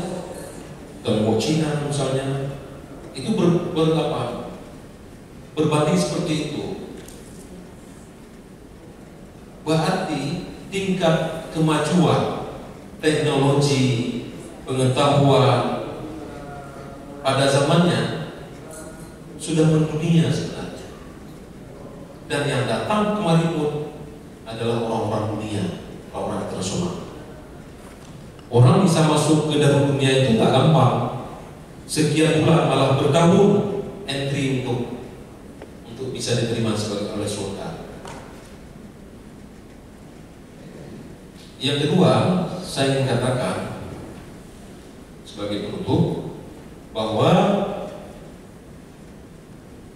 dalam dunia itu nggak mungkin dibangun jika Aceh Darussalam nggak kaya, nggak memiliki sumber daya insaninya dan sumber daya alaminya.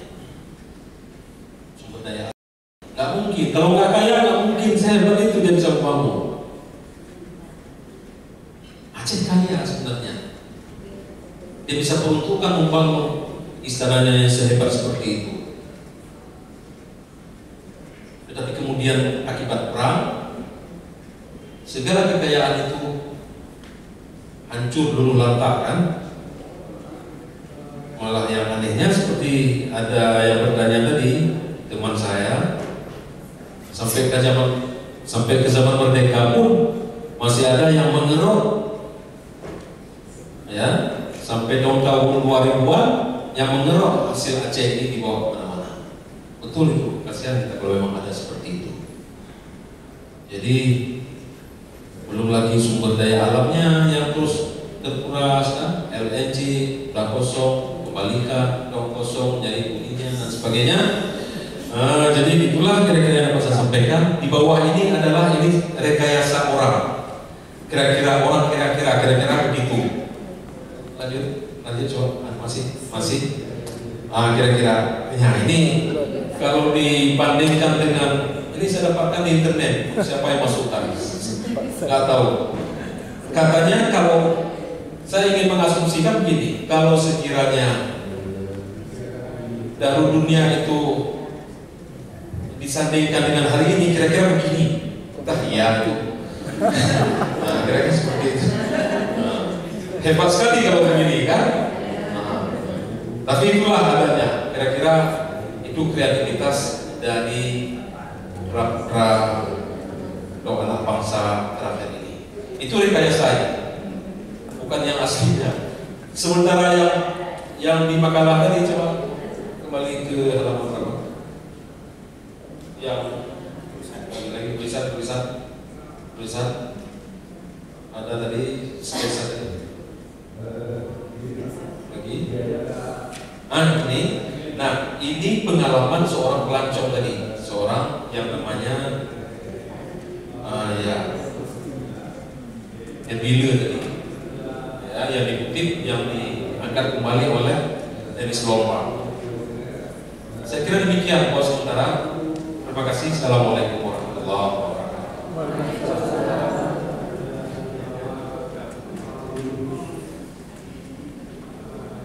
Terima kasih kepada Pak Bisri yang telah menyampaikan beberapa butiran-butiran yang dapat kita petik, di mana Pak Bisri menyampaikan bahwa sisi mantika daripada Dharma lebih mengenai pada Darul Dunia, dimana Darul Dunia lebih daripada Darul Akhirat, Darul Dunia juga lebih luas daripada rumah istana. Apapun yang disebut dalam Darul Dunia merupakan kumpulan daripada bermacam-macam manusia yang berbeda-beda. Dan selanjutnya Pak Bisri juga menyampaikan karena Darul Dunia merupakan produk sejarah masa lalu dan tidak ada tandingannya dengan yang lainnya, seperti misalnya di Taj Mahal, Ujiraya termasuk salah satu dan merupakan hampir sama dengan terdapat di Taj Mahal.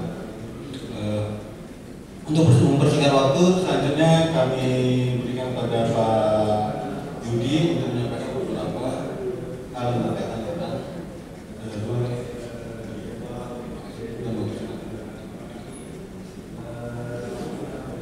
Terima kasih kesempatannya. Assalamualaikum warahmatullahi wabarakatuh. Semoga sampai saat ini masih sehat semua, masih bertahan dan masih mengikuti. Kalau pelatihan mungkin udah suruh diri untuk olahraga sedikit biar jangan kedinginan. Permisi, mungkin sama sebenarnya yang saya tampilkan dengan yang lainnya. Kenapa sama dan kenapa panitia nggak memberikan judul tertentu? Karena apa? Karena Darul Dunia ini sesuatu yang lama tapi baru kita bahas.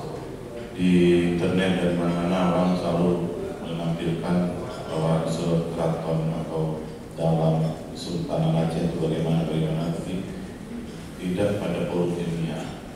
Jadi sulit kita untuk menentukan harus judul ini, terutama pada Pak Supi, Ustaz Kadudin dan Pak Misi. Tapi saya Keraton Darul Dunia tetap saya beri judul kecil Tinggalan Cagar Budaya. Kenapa?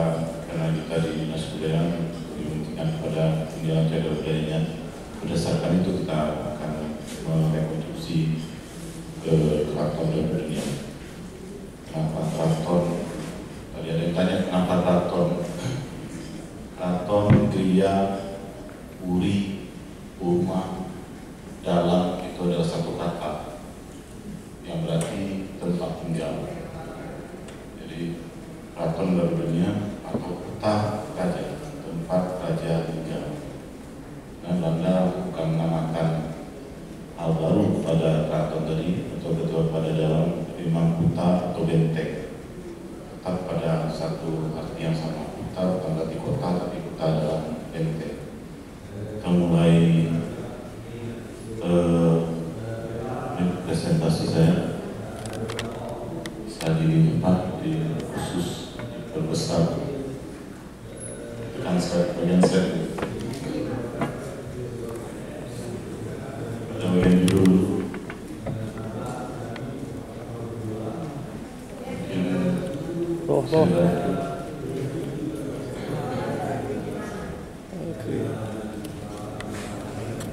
dengan ke atas letak dan posisi. Jadi letak dan posisi ini judulnya kenapa di atas, karena dia masih di awal-awal keraton ini. Tapi 2 pemateri, 3 pemateri udah menentukan posisinya di mana itu. Nah, kita masih bingung sebenarnya posisinya di mana. Terus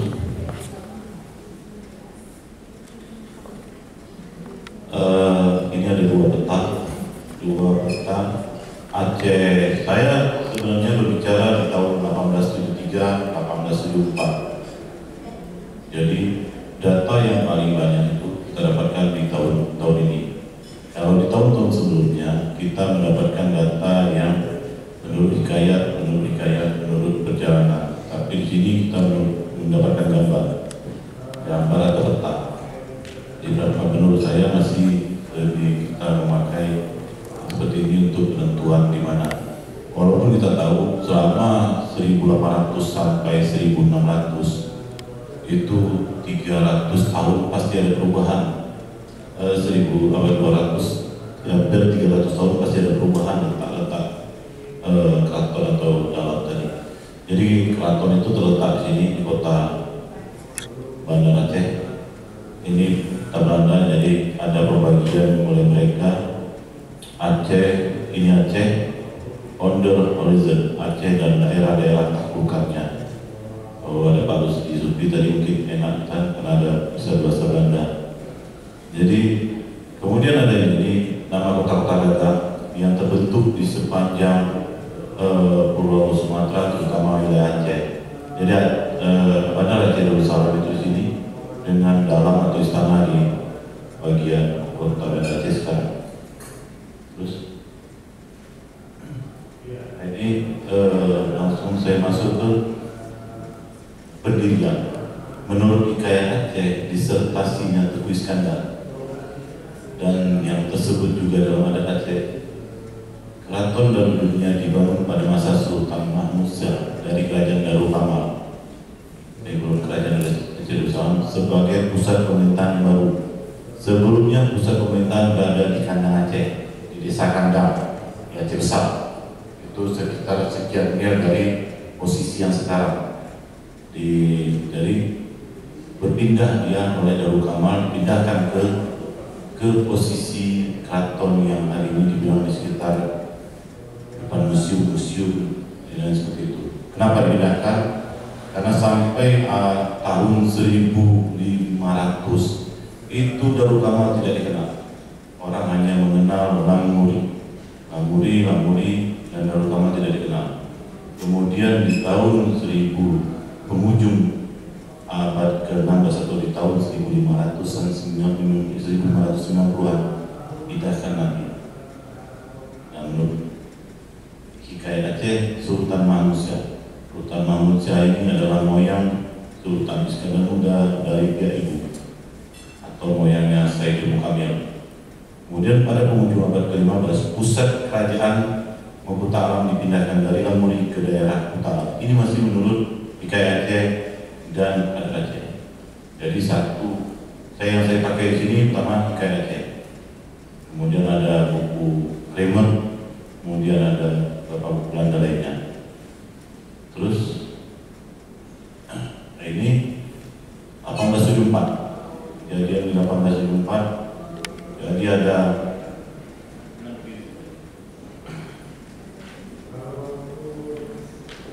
ada tiga mukim sini, kemudian ini Kutaraja nih, yang ada tanda panah, ada semua kota sini, Merduati dan lain-lainnya.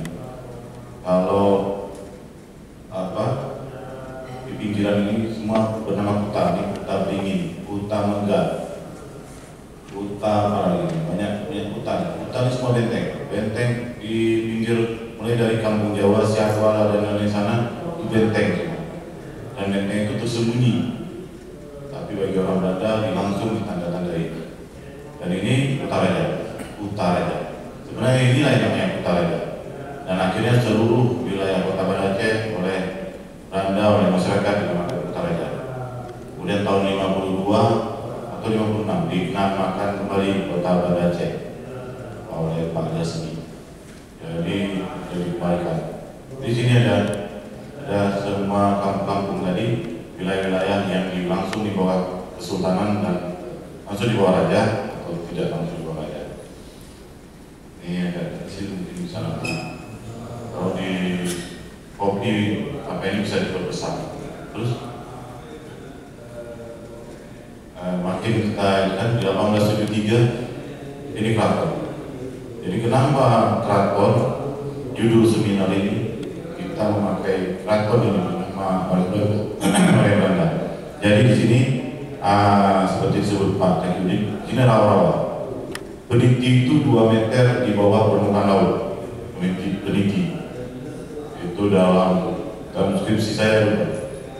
Di TI saya menulis bahwa peniti 2 meter di bawah permukaan laut. Jadi dia bersuhu panas. Biasanya kan kalau ke atas makin dingin, ke bawah makin panas. Jadi di sini ada pekan Aceh. Ini yang saya aneh Pak. Sini malah Belanda membuat pekan Aceh. Jadi di kantor PM sekarang itu dinamakan pekan Aceh, asal Aceh. Jadi ada pekan Aceh di sini. Kemudian ini kandang Po Jamalu. Itu Hendra Henry. Po Jamalu ini ukurannya agak besar sedikit. Ukurannya jadi bukan Raja Jamalu dalam Batu Munir sendiri, tapi banyak orang di situ. Kemudian ada Kuta Krukun Raja. Ini kemudian ada Kuta Gunungan di sini juga. Dan menurut Kramer, ketika pasukan datang, mereka mendapati masjid di seberang sungai Krungdaru. Tepatnya di posisi masjid tersebut dibangunlah kantor Batestar PU. Kantor PU sekarang, PU pada masa itu, PU Kaira. Jadi di kantor apa itu? Kantor PU atau Baperis itu dibangun dulunya adalah Masjid Baitul Rahim yang berlainan nama dengan Masjid Baitul Rahman di posisi ini. Jadi Masjid Baitul Rahim itu yang kalau sekarang itu makam Iskandar Muda itu adalah Masjid Baitul Rahim, bukan makam Iskandar Muda. Kalau Kramer menempatkan makam Iskandar Muda di antara gunungan atau di belakang pendopo gubernur. Kramer menempatkan itu. Karena di sini cuma ada 3 makam, yaitu 3 makam raja-raja sebelumnya yang beratap, lain berlainan dengan kandang 12. Jadi pas di samping museum ada 3 makam, 3 komplek makam sebenarnya saya rasa, karena ada di situ Sultan Ibrahim beserta 2 orang anaknya. Jadi ini yang agak lumayan besar, tapi saya punya pertanyaan besar ini. Ini skate, ini hanya skate. Ini Sungai Krungdaru, ini bukan menghadap.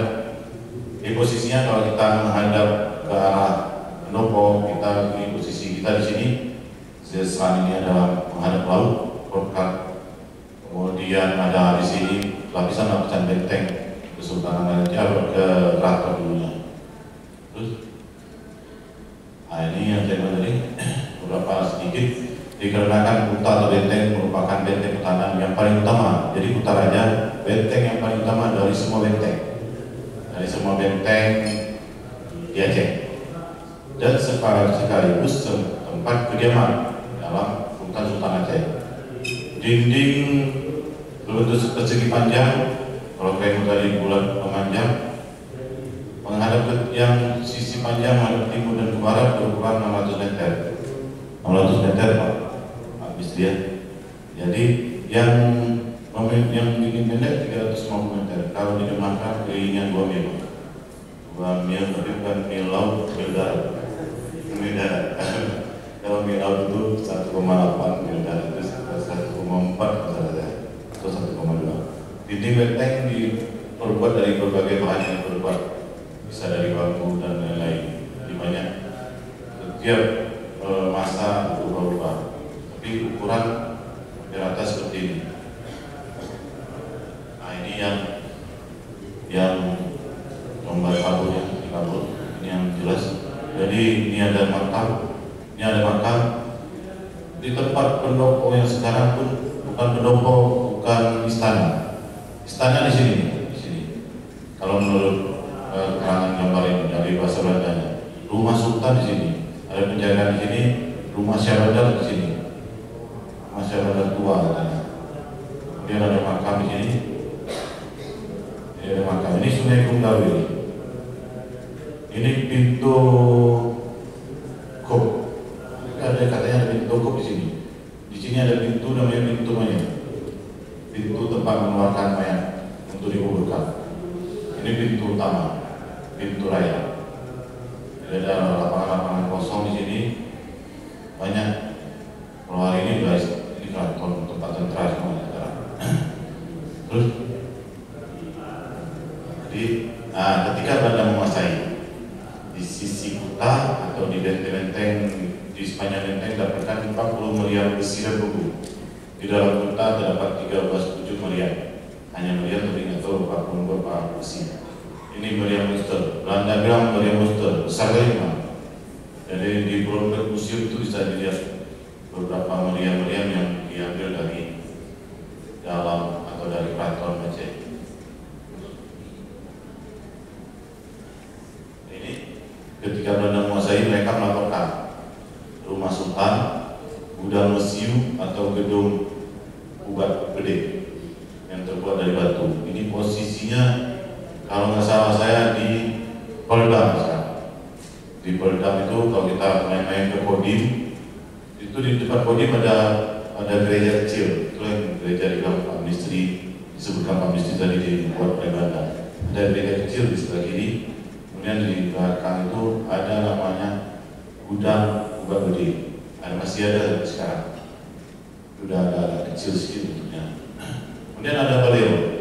Balero ini tempat sultan menerima tamu. Sekarang merupakan pendopo Gubernur Aceh.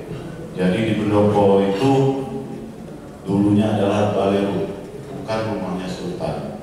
Ini menurut Kreml.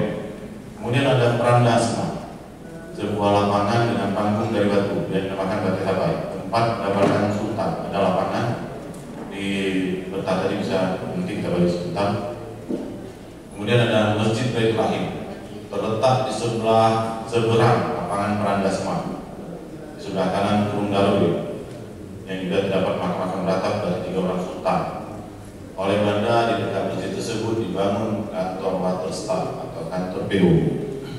Ya Pak bisa ya, kantor Waterstaat.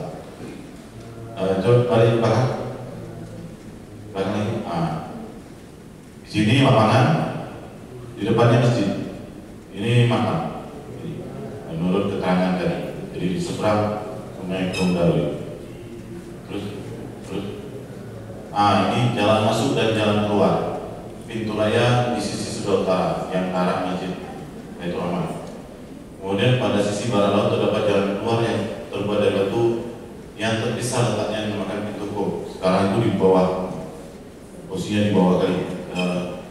Beda ketinggian dengan jalan atau simpang jam itu sekitar 2 meter atau 3 meter, 2 meter setengah atau 3 meter. Dulu waktu masa BR rencana kita angkat. Orang LSM mau ngangkat Pak. Saya bilang jangan diangkat, tapi dikatrol aja. Ikat katrolnya di langit. Orang kampung dulu bilang cat langit. Jadi nggak mungkin. Kita dongkrak nggak mungkin. Jadi rekonstruksi harus apa apa adanya seperti itu. Kemudian pada sisi timur terdapat jalan keluar yang dinamakan pintu menuju pemakaman. Ini pintu gerbang keraton, jalan masuk pintu raya. Ini saya potong gambarnya sebenarnya panjang, tapi banyak tentara Belanda yang naik kuda lagi kita ketawa banyak. Sakit-hati juga kita ya. Jadi kita tampilkan yang ini yang utamanya. Terus ini yang namanya Ubah Gede, pintu gedung Ubah Gede. Ini di kodim sekarang posisinya. Kalau ini saya nggak tahu, tapi ini tetap di dalam keraton, masih di dalam keraton. Jadi ada satu buku yang berjudul mengenai keraton, khusus mengenai keraton ini.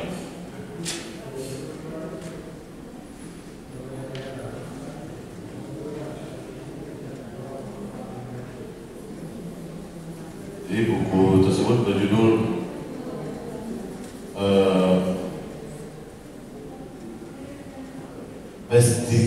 Vestiging Panden Keraton. Jadi mengenai keraton.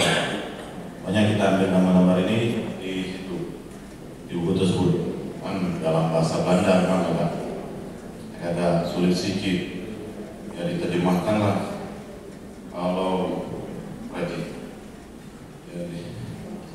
Jadi ada beberapa buku itu. Terima kasih. Saya panjang-panjang tapi data gambar. Jadi ada beberapa buku, ada beberapa sumber yang kita pakai sebagai acuan dalam penentuan keraton. Ini yang bisa Israel di kain Aceh. Kemudian ada buku Aceh, punya berjudul Aceh dengan Bremer. Kemudian ada berkaitan ini. Demikian yang dapat saya sampaikan. Terima kasih. Wabillahi taufiq wal hidayah. Assalamualaikum warahmatullahi wabarakatuh. Waalaikumsalam warahmatullahi wabarakatuh.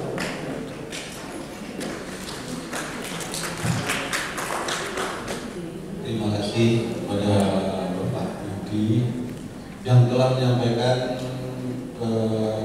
dapat disebut merupakan suatu sketsa tata letak atau ilustrasi dari Garut dunia, atau yang lebih detail yang disebut berdasarkan ini lebih pada si plan-nya atau idenya Garut dunia masa lalu, ya kan? Terima kasih. Begitulah yang telah disampaikan beberapa dari dua narasumber, Pak Bisri dan Pak Yudi. Untuk selanjutnya kepada audiens,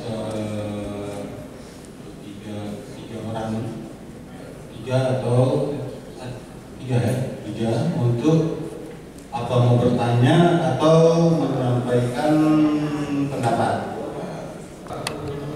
Terima kasih. Assalamualaikum warahmatullahi wabarakatuh. Nama saya Yuniati, saya dari Lembaga Aliansi Indonesia. Jadi Aliansi Indonesia adalah badan pengawas dan peneliti aset negara. Nah, menarik dari seminar ini yaitu seminar pembekalan Keraton Sultan Aceh. Cuman saya mungkin sedikit melihat bahwa keraton ini kita melihat ini adanya di Jawa. Kalau temanya misalnya katakan seminar Purbakala Meligong Kesultanan Aceh, ini mungkin usulan. Nah, yang menjadi pertanyaan saya pertama adalah sejarah Aceh ini sangat kaya sekali. Kita lihat cagar alamnya luar biasa, tetapi pemeliharaan ini harusnya ada menjadi salah satu kebijakan pemerintah. Kalau lihat bahwa perjuangan pahlawan Aceh itu banyak ada di Aceh Utara, ada di berbelahan Kabupaten Aceh. Tapi kita melihat bahwa hari ini kurang diperhatikan oleh pemerintah dan masyarakat. Saya ingin ini hasil dari seminar ini menjadi forum yang nantinya akan dipetakan menjadi seperti Yogyakarta itu menjadi keraton. Nah, Aceh ini bisa menjadi salah satu, Aceh juga salah satu provinsi istimewa Aceh. Kalau ini diwujudkan Bapak Ibu sekalian dan adik-adik, saya pikir ini salah satu objek wisata. Nah, ini menarik sekali kalau ini dari Dispar. Saya juga ada di Badan Promosi Pariwisata Aceh. Karena Aceh ini tidak ada anggaran pemeliharaan. Ini tolong salah satu dari pemerintah menjadikan salah satu kebijakan ke depan. Kalaupun ada, tidak ada perawatan. Sayang sekali ketika kita jalan melihat situs sejarah tidak pernah bersih. Nah, yang kedua, kalau misalnya nanti dibuat salah satu misalnya buku situs-situs sejarah di mana saja sejarah dikeluarkan oleh Disbupar. Ini juga menarik. Jadi dikeluarkan ke Dinas Pendidikan, kemudian anak-anak berkeliling melihat di mana ada situs sejarah, baik di Banda Aceh, di Melabo, di Aceh Utara, dan dimanapun yang nantinya menjadi situs sejarah. Mungkin yang terakhir bahwa kami berharap bahwa setelah seminar ini ada hasil ke depan. Misalnya apa yang mewujudkan bahwa apakah nanti menjadi salah satu usulan dari hasil seminar ini, siapa yang dipanggil? Sektor yang terikat, jadi nggak kami saja mahasiswa, akademisi, organisasi kami, ada anggota DPR, ada pemerintah yang mewujudkan hasil dari seminar ini. Terima kasih. Assalamualaikum warahmatullahi wabarakatuh.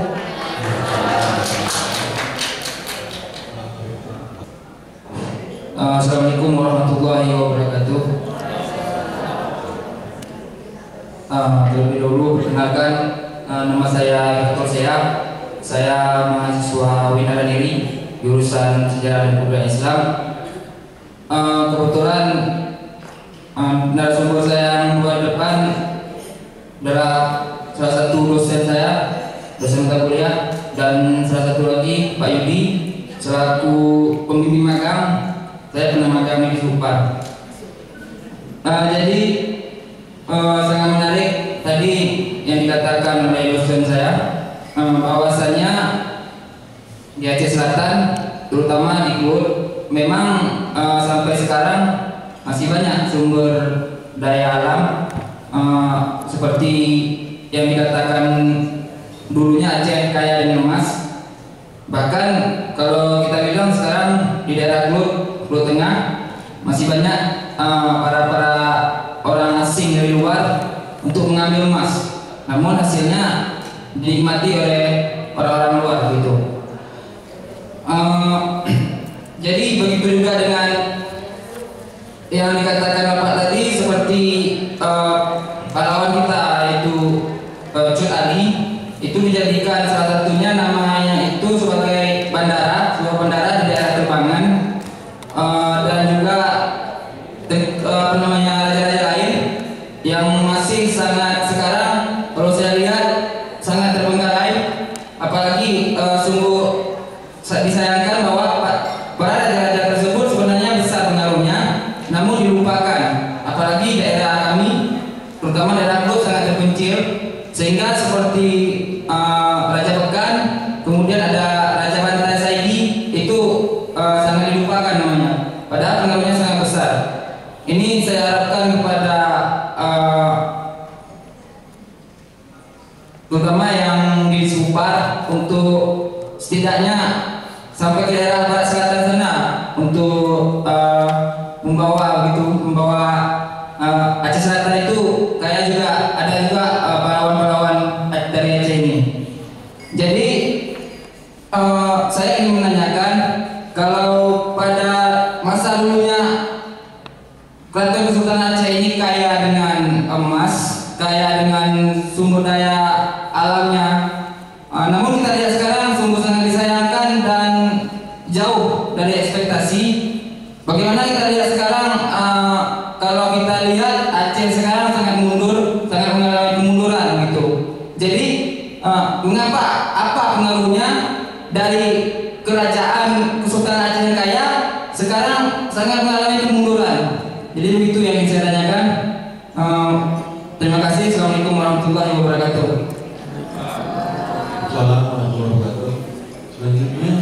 Assalamualaikum warahmatullahi wabarakatuh.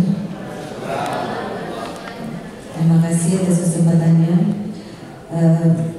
Saya menarik dengan status Pak Irwandi kemarin tanggal 13 di FB. Beliau menulis begini: orang Aceh harus banyak membaca agar bisa membedakan antara mitos dan fakta, agar bisa membedakan antara syariat dan budaya. Di bawahnya sebenarnya saya nggak fokus di sini. Beliau menulis begini, sedikit-sedikit mengkafirkan orang lain, yang sudah jelas menjadi kafir adalah orang yang mengkafirkan orang lain. Ikrar, begitu. Tulisan status Pak Irwandi. Jadi ketika di sini hadir mendengar 3-4 pembicara sampai terakhir Pak Yudi, ini menarik bagi saya antara mitos dan fakta. Nah, tadi kita lihat kalau dari dunia itu digambarkan dengan yang pertama itu kelihatan ada gajahnya, mungkin ada pohon-pohonnya. Dan begitu digambarkan oleh yang sekarang ini kelihatan seolah-olah itu Taj Mahal, Aceh itu luar biasa. Nah ini kan jadinya antara mitos dan fakta. Benar nggak ya Aceh zaman dulu seperti itu? Benar nggak Aceh zaman dulu itu kaya raya sehingga bisa dibicarakan di mana-mana? Kalau iya di mana? Jangan jauh-jauh ya. Kalau kita keluar dari Aceh, mungkin daerah yang sama terbelakangnya dengan kita itu Bengkulu misalnya, itu Fort Marlborough ya, itu kelihatan sekali bahwasanya mereka itu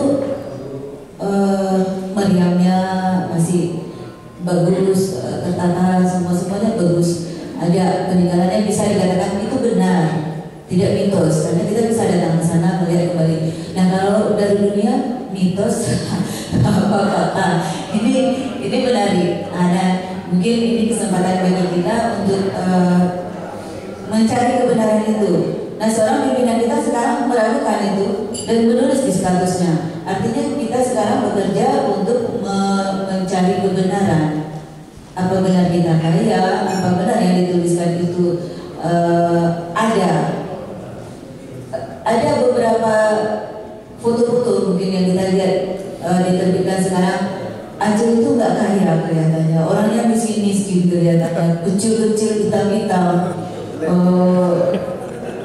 Kalau foto-foto kita lihat ya, saya jarang menemukan orang Aceh itu besar, putih, ganteng, pakai pakaian yang mewah.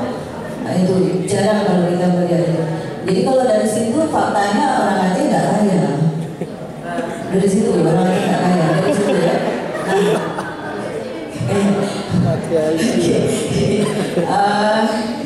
Nah, artinya ada ini Pak Misri yang saya jadi menarik karena saya ambil dari status saya kembali kepada yang Pak Misri sampaikan tadi, ada hikayat Perang Sambil. Nah, hikayat Perang Sambil itu kan ada yang kita dengar, satu dari Tengku Cipati dulu, dan satu lagi baru saya dengar dari Bapak tadi, ada dari Cut Ali. Nah, hikayat Perang Sambil itu juga sebenarnya mitos atau fakta ya, mitos atau fakta lagi itu kembalinya. Apa kita bangun daerah kita ini dengan fiksi atau non fiksi? Nah itu kembali ke sana. Fiksi bisa kita jadikan dia sumber atau tidak. Nah, di mana ini masalahnya? Pada hikayat ada beberapa tadi kalau kita lihat dari rujukan dari Pak Rusdi tadi kan mengambil dari hikayat. Nah, kembali lagi baca apa benar yang seperti itu? Apa hikayat tadi itu bisa menjadi sumber untuk kita jadikan ini benar-benar fakta, atau kembali lagi tadi kepada mitos. Jadi saya syukur hari ini bisa hadir di sini, walaupun tadi saya bertengkar sama Pak Yudi, saya mau kembali, mau pulang ke kantor. Saya ingin menegaskan aja kepada kita semuanya bahwasanya kita hidup mencari fakta sebenarnya, mencari fakta misalnya. Mudah-mudahan fakta dari dunia itu memang betul-betul ada, tidak seperti yang digambarkan sekarang, tapi memang betul-betul dulu zaman dulu itu kita seperti ini. Nah, terima kasih banyak sekali masukan hari ini. Mudah-mudahan tercerahkan bagi kita semua. Assalamualaikum warahmatullahi wabarakatuh. Pak Misri ada satu lagi. Assalamualaikum warahmatullahi wabarakatuh. Saya Bu Kristiana dari Aliansi Penjaga Aset-Aset Pemerintah Aceh.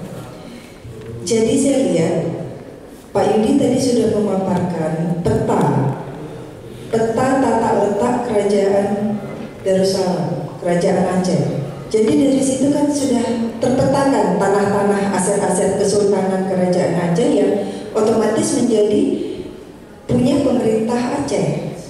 Tapi kenapa di dalam arsip-arsip kepemerintahan Aceh tidak ada surat-surat kepemilikan itu?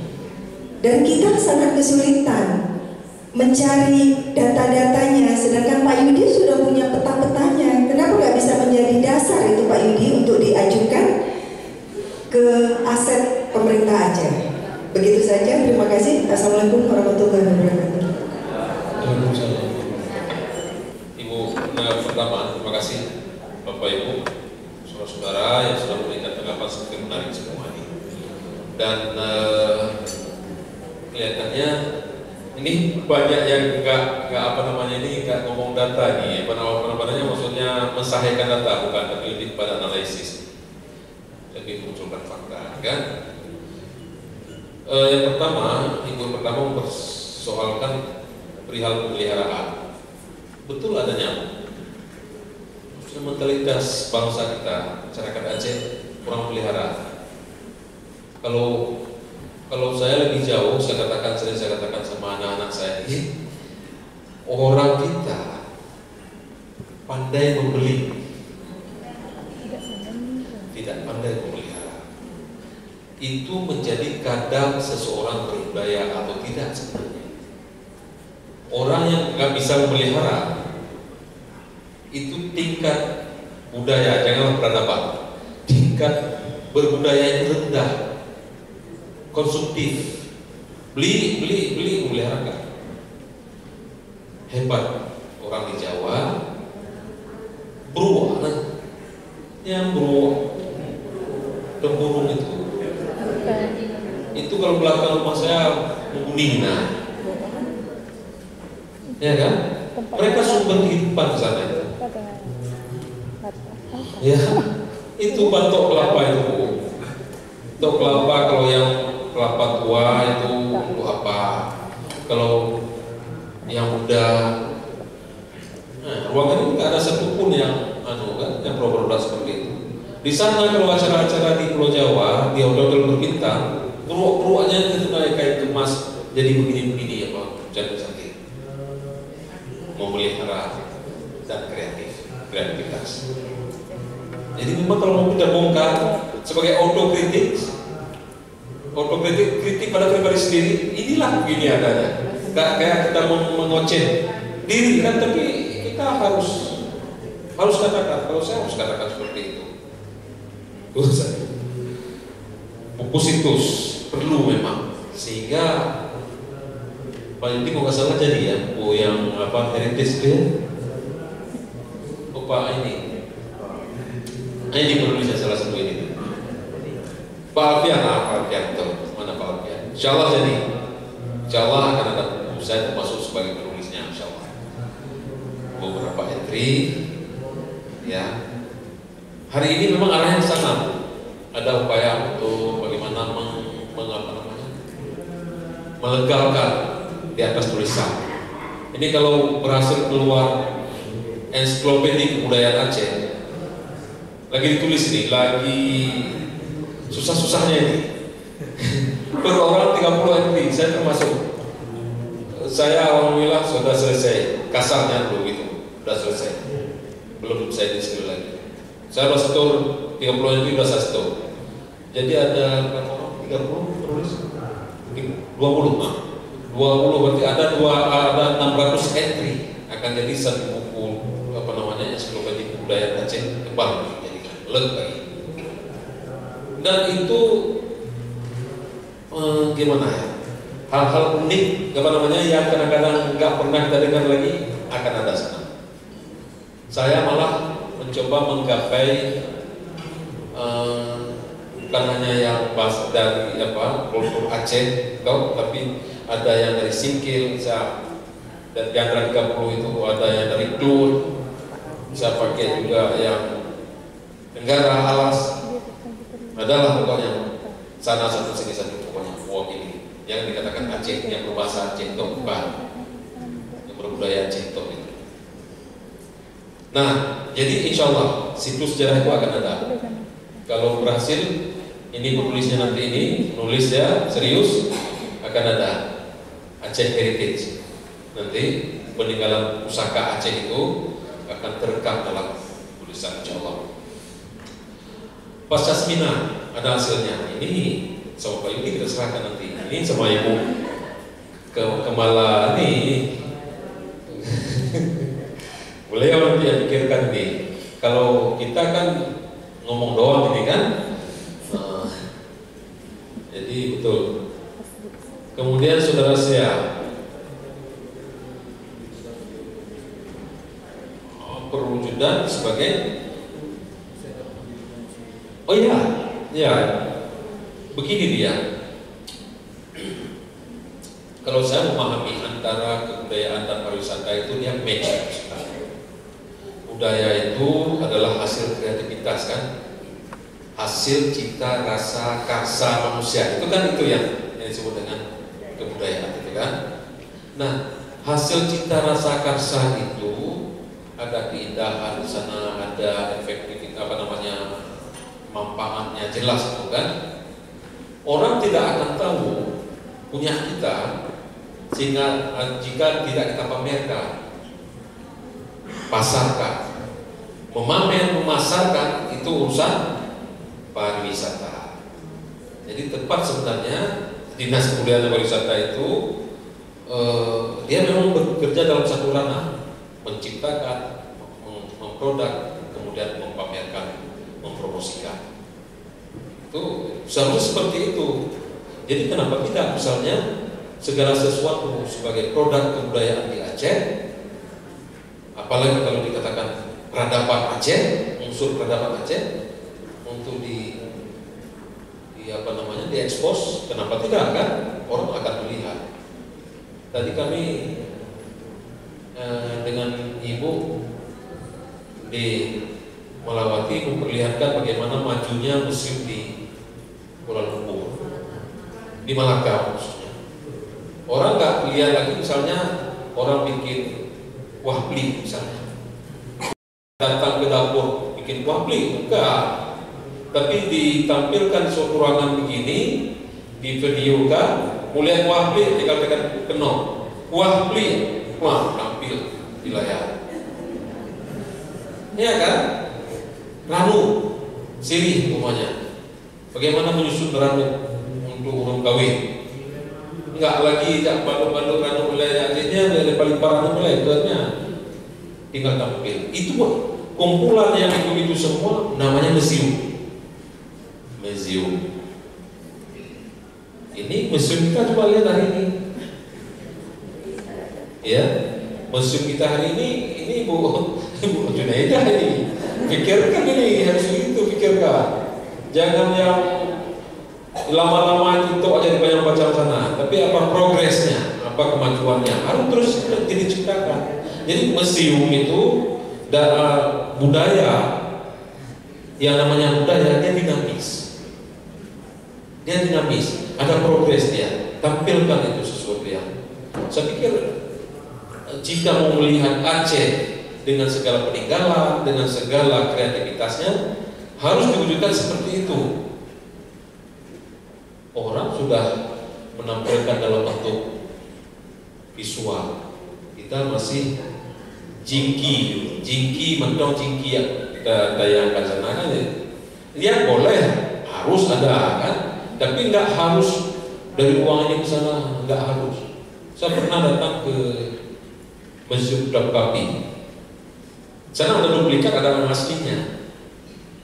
Jadi yang duplikat itu kita bisa menyentuh, bisa kita apa semua kan? Tapi kalau yang aslinya tunggu, bagaimana kita sentuh peninggalan Nabi, janggut Nabi ada sana, apa namanya teropah yang dari apa itu kurma itu udah diawetkan. Bagaimana kita sentuh? Satu ruangan punya Nabi semua, punya Abu Bakar ada satu ruangan, dibawa ke sana semua itu ada terukir itu. Nah, jadi tapi di mana apa namanya dinamisnya? Itu gara-gara ada visualisasinya itu. Orang bisa lihat dengan mudah, tapi kalau yang asli terus itu kita gerogoti sama-sama, habis hilang dia. Sekali sentuh, ini sentuh, habis sudah jadi PU jadinya. Oke, sumber daya alam. Betul adanya. Kita kaya apa sih? Cuman ilmu kita ini miskin. Coba saya pulang kampung mau lihat berapa batang lagi batang pala di gunung. Saya tantang itu. Sebab kebun pala saya sudah habis juga. Udah mati semua. Nggak ada obat. Nggak ada bagaimana menangkal penyakit batang pala itu yang kena penyakit patah langsung dan mudahannya satu-satu begitu, rontok habis semua, tinggal mati. Itu aja yang nggak selalu kita pikirkan. Masa satu kabupaten Aceh Selatan nggak selalu pikirkan? Apa nggak ada sarjana perkebunan, pertanian kita atau apa? Padahal profesor doktor katanya. Jadi sumber daya. Jadi rupanya begini, sumber daya alam itu nggak menjamin kita kaya, nggak. Dan inilah yang wujudnya Aceh hari ini. Sumber daya alam kita orang lain manfaatkan. Orang kaya dengan sumber daya alam kita. Kita miskin dengan sumber daya alam kita yang melimpah. Ibadah. Bagaimana bahasa kita sampaikan? Jadi bahasa lain, penjajahan berlangsung hari ini di Aceh. Penjajahan karena kita tidak ada sumber daya insaninya. Sumber daya alam dikuasai karena mereka punya ilmu, mereka punya teori-teori, punya alam, punya apa semua. Kita jadi nongkrong aja. Percaya atau tidak, buktikan itu. Ketika batu apa namanya itu? Batu Kiau, saya teliti tentang Kiau. Ke Singamata sana, ke lembah Singamata. Saya datang dengan Dr. Abdul Manan. Pas saya datang sana, itu satu kiau hampir setengah gedung ini. Ya seginilah kemarin. Udah baru diangkat dengan apa? Dengan PU dan mau dibelah dua untuk diangkut ke Pantai dan akan dibawa ke Cina. Berapa harganya? Enggak mahal. Cuma 40 juta. Segede itu 40 juta. Plus pajak ke pemerintah daerah. Itu kalau sebesar ini gionya, istana bisa dibikin. Istana apa bisa dilapis dengan itu semua. Kira-kira ya kan? Tapi kita cuma 40 juta. Apa mau 40 juta itu? Satu gunung, satu apa yang kita jual. Nah, jadi gitu. Sumber daya alam tidak menjamin kita ini makmur. Sekiranya tidak diberi dengan sumber daya manusianya, sumber daya insani istilahnya. Yang kedua, Cud Ali itu terbekal ya. Saya datang ke kuburan duplikat ya, apa namanya? Yang dekat Kantang, di Kantang sana itu dekat sungai Kantang itu. Memang dekat dan itu sudah kena sungai itu sebenarnya. Itu kepala tok sebenarnya, tidak tahu di mana badannya. Saya ada dua kemungkinan badannya. Yang pertama dia lagi sawah, atau satu lagi di gunung diterbangkan ini. Ini pun belum pasti. Jadi begitulah adanya. Ini sudah ngomong fakta nih, Bu. Mengapa Aceh mundur sekarang? Ilmu. Ini benar kan Allah itu.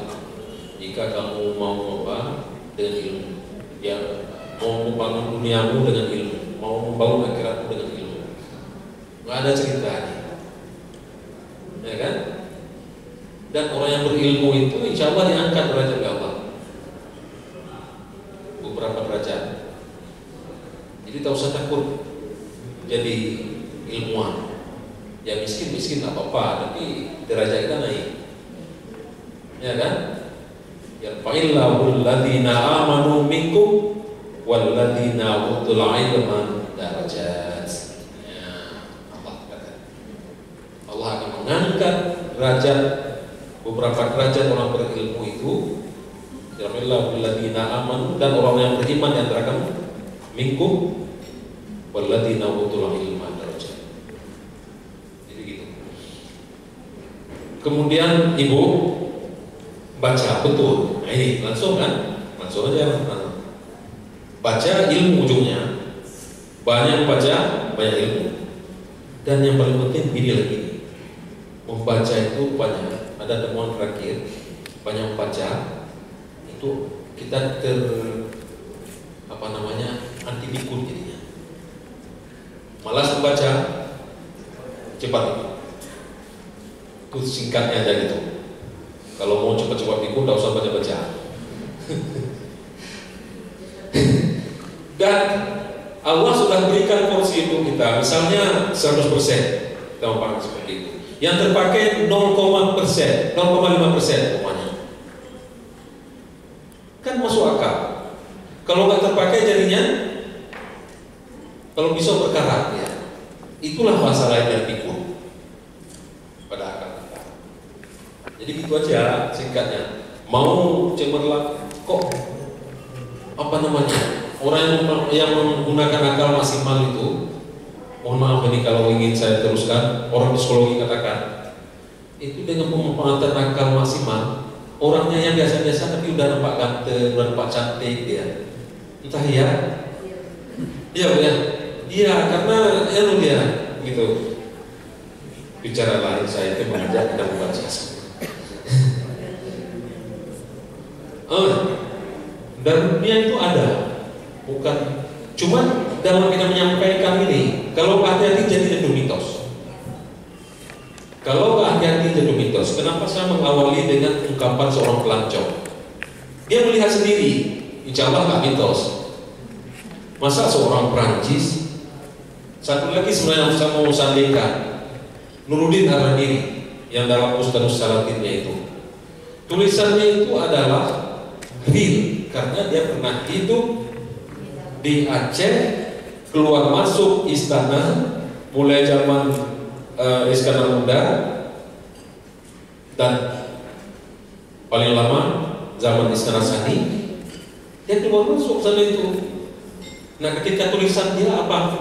Nggak bisa kita percaya, mitos itu? Enggak lah, real adanya. Saya sebenarnya kalau cukup waktu ingin saya sandingkan antara data dari informasi dari Debile dengan Nuruddin Ar-Raniri, tapi kan cukup waktu. Saya harus baca karya Nuruddin Ar-Raniri Musnadus Salatin itu tebal itu, dan bahasa Arab Jawi itu lama kita telusurinya itu, nggak bisa. Saya ingin bandingkan itu sebenarnya lebih mantap sekiranya bisa kita tampilkan itu, tapi mohon maaf. Lain kali lah kalau Pak Yudi mau buat lagi nanti udah saya. Ya, yang akan datang saya pikir ya harus ada yang ini. Jadi kalau Aceh Heritage itu menghasilkan nanti apa, saya pikir yang ini harus minimal satu buku kecil ini Pak Yudi nanti tulis ini, matangkan. Kalau saya punya ini yang tadi ini karena saya salah masih perlu pendalaman untuk sebuah artikel.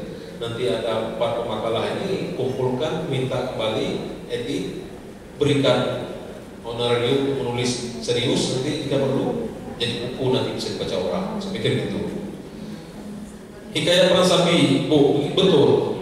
Yang mana yang betul? Pak, maaf saya tadi sebenarnya mau tanya, samakah antara yang kita ini dengan Jumat itu? Oh ya, ini betul. Hikayat Perang Sapi. Hikayat Perang Sapi itu banyak sebenarnya, bukan hanya penting ulu. Hikayat Perang Sapi itu banyak di kalangan masyarakat Aceh. Sesuai untuk kepentingan. Kenapa saya sebutkan tadi dalam bahasa anak jamenya? itu bisa saja hikayat perang sapi yang sebelumnya dari Banding Ulu ketika diturunkan ke Aceh Selatan diubah dalam bahasa yang mudah dipahami, jadilah 80 halaman. Jadi belum ada ini Pak, ya, belum ada kritik teks.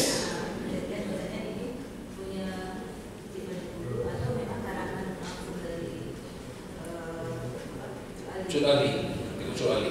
Yang kita harus katakan yang Cut Ali tetap Cut Ali. Cuma bahagian mana yang dipasok dari sana itu yang perlu, yang dalam kajian keilmuan itu disebut perlu kajian filologi. Pokoknya dari 80 halaman itu berapa persen yang dipasok dari sana, itu kajian filologi. Saya pikir perlu. Jadi kalau saya katakan hikayat pasal itu bukan mitos, itu real ada, dan itu hari ini kita baca itu meningkatkan semangat perang. Makanya sebenarnya naskah perang hari ini seolah secara tidak langsung, secara politis sudah dilarang bacanya bagi orang Aceh untuk menghindari perang, terus perang. jadi gitu, kok nggak kepingin perang lagi. Oke, saya pikir itu surat Asin ini yang jawab nanti, Pak Yudi yang jawab.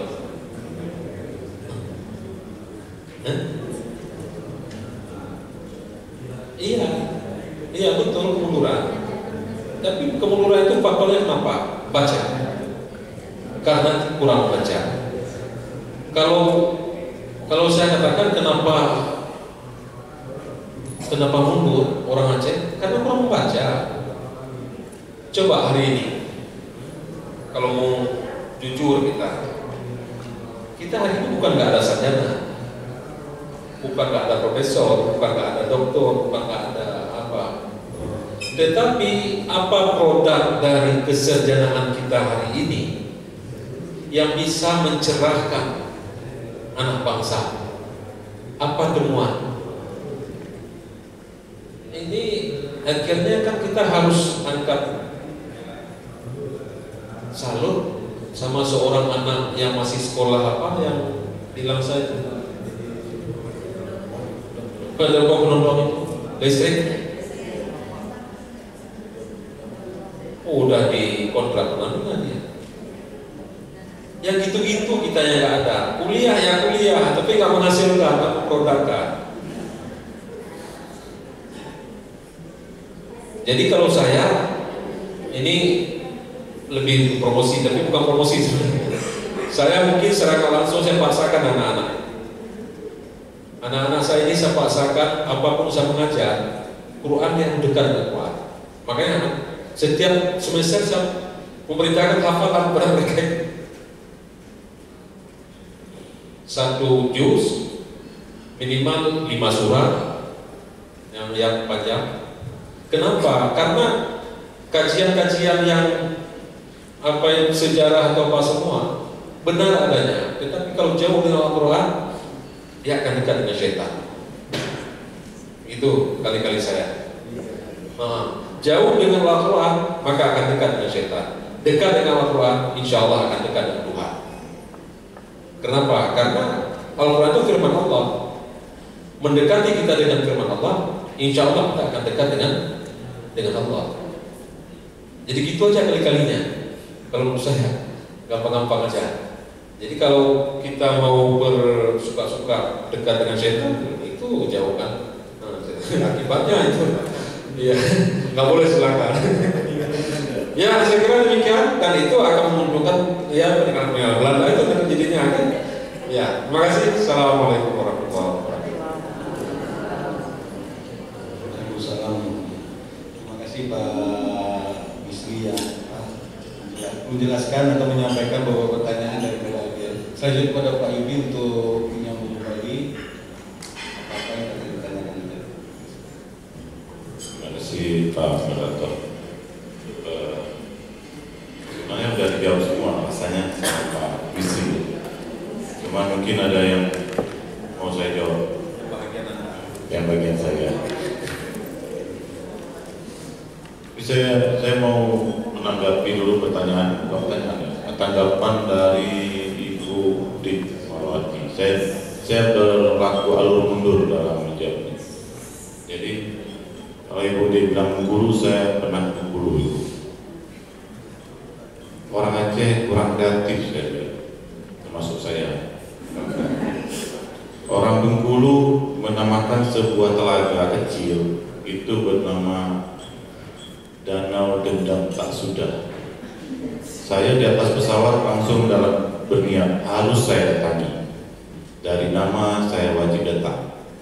Tapi di Aceh Pantai Lampu nama tidak menjual.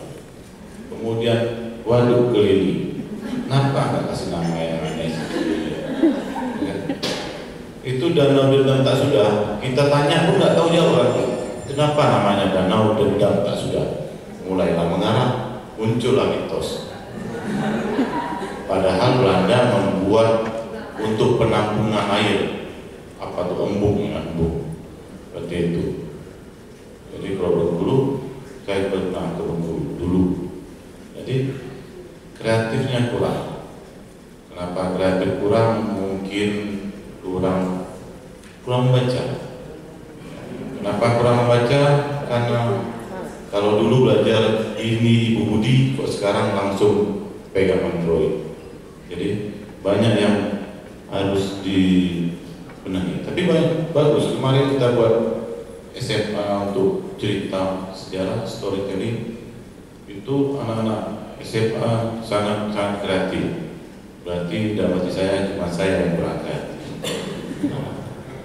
Kurang kreatif di orang Aceh dan sebenarnya terlalu menikmati hidup seperti ini. Kalau Bu di Jawa Bapak istri cerita dipakai sebagai ornamen, itu di tempat saya meneliti dulu. Saya peneliti Sumatera Timur dulunya. Jadi hampir segala hal mengenai Sumatera Timur. Di tempat saya teliti dulu ada sebuah pabrik yang bisa menerima sampai 20 ton batok kelapa setiap hari. Tujuannya membuat obat nyamuk dengan batok kelapa, arang, dan lain-lain. Saya bawa ke Aceh, saya kumpulkan yang di pasar Aceh, yang punya di Sabang, di pasar Ketapang semua, nggak dapat 1 ton satu hari. Kenapa? Dibuang semua. Nah, di pasar nggak dapat. Mereka mau terima sekitar Rp700 per kilo. Jadi sampai segitu Pak. Jadi saya pulang ke sini, saya kumpulkan nggak dapat. Mungkin sebulan baru dapat 20 ton sehari. Kalau saya bawa cuma 2 kilo apa 2 ton ke Medan, ke Sumatera Timur rugi.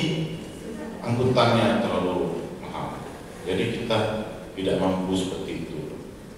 Jangankan tadi bilang kan kelapa sawit kenapa bawa keluar pabrik, kita terlalu banyak kali habis ongkos untuk buat pabrik. Ongkosnya ini ongkos kerja. Orang nggak akan nanamkan investasi kalau tenaga kerja terlalu mahal, bahan baku terlalu mahal, harga tanah lebih. Apalagi kalau di tanahnya udah dibuat amdal semua, tiba-tiba ditemukan batu nisan, kayak Mina pabrik. Jadi kalau dulu pembuatan jalan Pango tuh sama jalan apa itu yang Batok, itu bisa muncul batu nisan tiba-tiba di tengah jalan. Satu batu nisan untuk pemindahan rumah saya dulunya 2 juta rupiah. Dikasih uang ke pemilik, batu nisannya berkumpul semua di Masjid Pango, dicampakkan semua sama pemilik. Bukan dia pemilik, agen semua. Nah, pentingnya jadi uang, jadi proyek ya. Bukan kami nggak ada proyek, tapi sama kan, sama dulu lebih berat lagi. Jadi banyak hal kekurangan kita. Kalau sarjana kita di sini Pak nggak mau, sarjana pertanian kita di sini nggak berani buka menerima konsultasi pertanian, nggak berani sarjana pertanian kita di sini, sarjana perkebunan. Pergi ke beras kaki kita dapatkan di mana-mana. Menerima konsultasi pertanian, konsultasi bibit, konsultasi obat-obat pertanian. Jadi mirip bidan ya, mirip bidan atau dokter. Nggak perlu kerja di pegawai negeri semua, tapi buka lowongan kerja sendiri. Bukan berarti jangan ikut tes pegawai ya. Itu sedikit. Kemudian untuk ada pertanyaan mengenai pahlawan. Pahlawan kita banyak, dan saya rasa sampai tahun pertama kali dikeluarkan SK pahlawan itu di tahun saya lupa itu sebelum 65, sebelum terjadi pemberontakan PKI. Jumlah pahlawan Aceh yang di SK-kan terbanyak dari seluruh Indonesia. Kemudian mulai berkurang.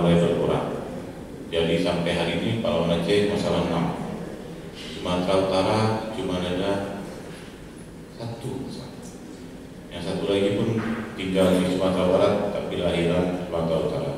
Ada Malik, Muhammad Atta dan lain-lainnya. Ada yang seperti itu. Jadi di Jambi bisa dihitung juga dengan setengah jari. Jadi untuk pahlawan banyak. Mungkin pemerintah Indonesia menganggap masih cukup banyak. Dan setiap kali ada keluar Sri Matawang tetap ada pahlawan Aceh, walaupun tidak pakai jilbab. Mungkin karena memang nggak pakai jilbab dulunya. Tapi mana kita tahu? Karena saya sendiri belum pernah lihat Jod Mutia masih hidup, belum pernah jumpa. Kemudian situs penanganan situs itu Dinas Kebudayaan Pariwisata menangani 877 situs seluruh Aceh. Itu belum yang baru ditemukan oleh Mabesa, oleh TISA dan banyak yang temuan-temuan baru. Itu yang terregistrasi sama kita sampai 2014. Kalau kita buat 10 per tahun, maka 80 tahun baru selesai. Itu saya mungkin tahun ini aja udah capek kali rasanya. Apalagi harus 80 tahun lagi untuk membuat regenerasi tetap. Jadi banyak untuk situs. Kemudian untuk yang apa hasil seminar hasilnya dari 2 pemateri tadi sudah muncul penelitian dan pengkajian. 2 pemateri hari ini kami, kalau saya tetapkan data dan tujuannya sudah pasti pembuktian data. Jadi kita mengungkapkan data, tinggal membuktikan data. Hipotesa boleh kita keluarkan, tapi kita buktikan. Dan rencana di bulan depan, ya Pak Dedi, di bulan depan kita mengundang Balar Medan untuk turun di Kampung Pande dan di Keraton Darunya, melakukan ekskavasi secara bertitik. Jadi mana yang dirasakan sebagai benteng, mana yang merupakan tinggalan, itu coba diekskavasi. Tujuannya apa? Ada ketetapan cagar budaya di kawasan tersebut. Karena ini kota pusaka di mana sebenarnya posisinya. Jadi ada beberapa hal yang memang tujuan dari seminar ini. Tujuan utama adalah mengundang para ahli untuk melakukan pengkajian arkeologis di tempat tersebut.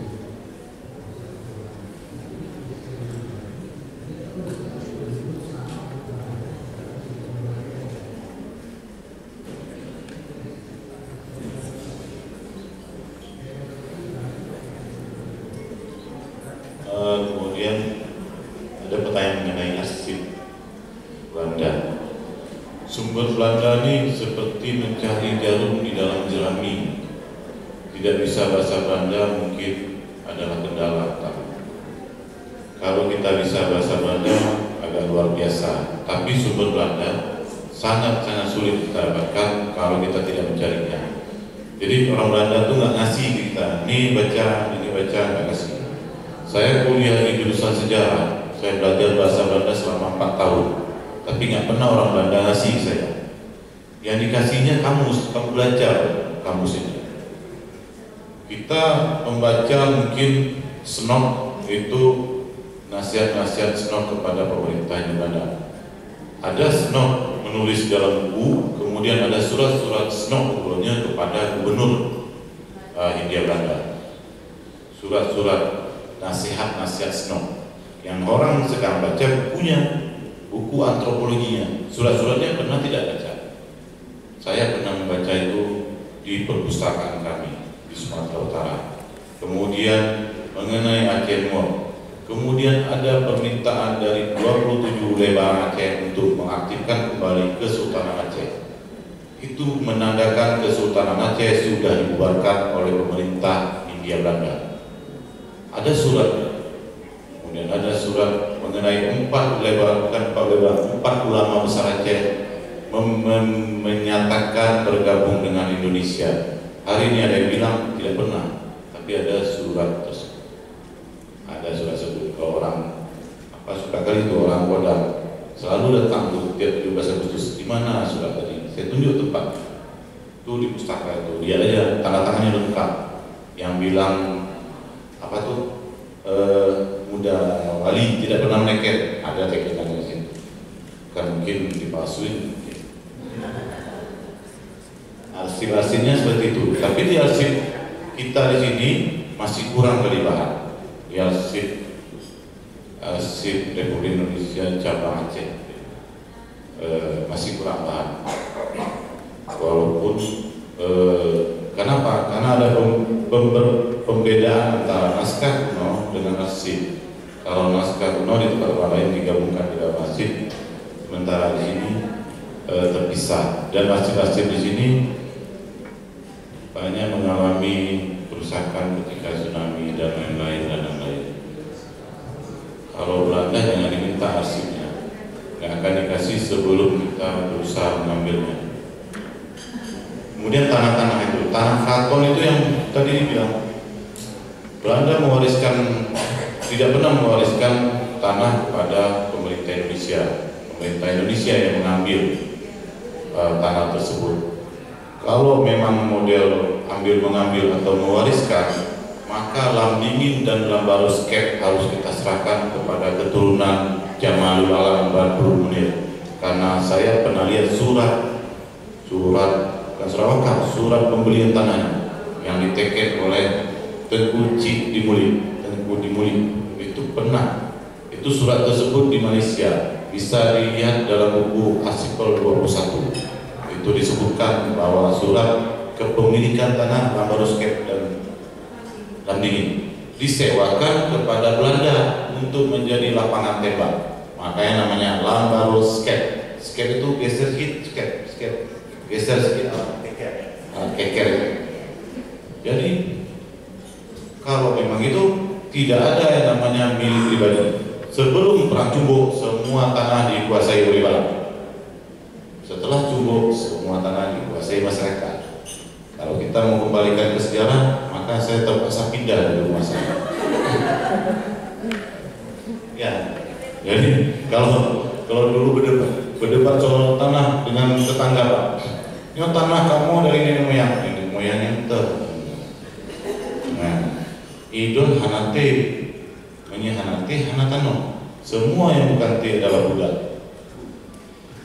Itu kalau mau jujur, setelah Cumbo selesai semua itu. Jadi mengembalikan sejarah nanti bersiap-siap pindah dari rumah. Ya begini ya. Termasuk museum nanti harus pindah dari lokasinya. Saya usulkan wali Nagro aja kan. Jadi demikian. Jadi sejarah ini sebenarnya seperti film dinosaurus Jurassic Park 1, menghidupkan, hati-hati menghidupkan sejarah. Jangan sampai dimakan oleh sejarah tadi. Dinosaurus itu makaninya semua orang Jadi ketika kita hidupkan kebudayaan adat yang dulunya sudah mati, kita hidupkan kembali, hati-hati dimakan oleh kebudayaan tadi. Demikian, terima kasih. Terima kasih atas penjelasan dari Bapak ini. Mungkin kemudian apa pada audiens yang jadi dari hasil paparan atau penyampaian dari kedua narasumber ini dapat juga saya pukul atau rangkum bahwa dunia tidak mungkin untuk dibangun sehebat sejarah masa lalu. Perwujudannya sangat sulit. Yang kedua, namun juga bukan tidak mungkin untuk dibangun menjadi fakta seperti Darul Dunia di masa lalu. Namun jika memiliki kekuatan, kemungkinan besar masih bisa untuk diwujudkan secara nyata menjadi Darul Dunia Aceh yang baru. Nah, apakah dapat diwujudkan Darul Dunia dengan seperti yang telah dikembangkan di Jakarta saat ini, Meikarta, merupakan suatu perwujudan kehidupan masa yang akan datang. Nah, apakah Darul Dunia bisa menjadi seperti itu? Tapi itu kayak bukan berarti tidak mungkin. Kalau kita memang sungguh-sungguh dan memiliki Aceh kita ini sebenarnya saya rasa mungkin, ya kan? Contohnya misalnya kalau mau bangun seperti Bapak di Canto, Pak, seperti kita tahu mungkin maju. Nah, bagaimana kalau umpamanya Darul Dunia kita wujudkan impian kita di Kota Canto, Pak? Jadi mungkin mudah-mudahan menjadi peluang dan pendapatan Aceh lebih makmur di masa yang akan datang. Mudah-mudahan menjadi kita sejahtera semua. Terima kasih banyak kepada kedua narasumber yang telah menyampaikan mengenai Darul Dunia. Sebelum kita akhiri seminar ini, mari kita sama-sama berikan aplaus kepada kedua narasumber. Untuk selanjutnya mungkin para agen untuk bisa demikian atas partisipasinya. Terima kasih untuk semua Bapak Ibu yang telah hadir mengikuti dari awal sampai akhir. Assalamualaikum warahmatullahi wabarakatuh.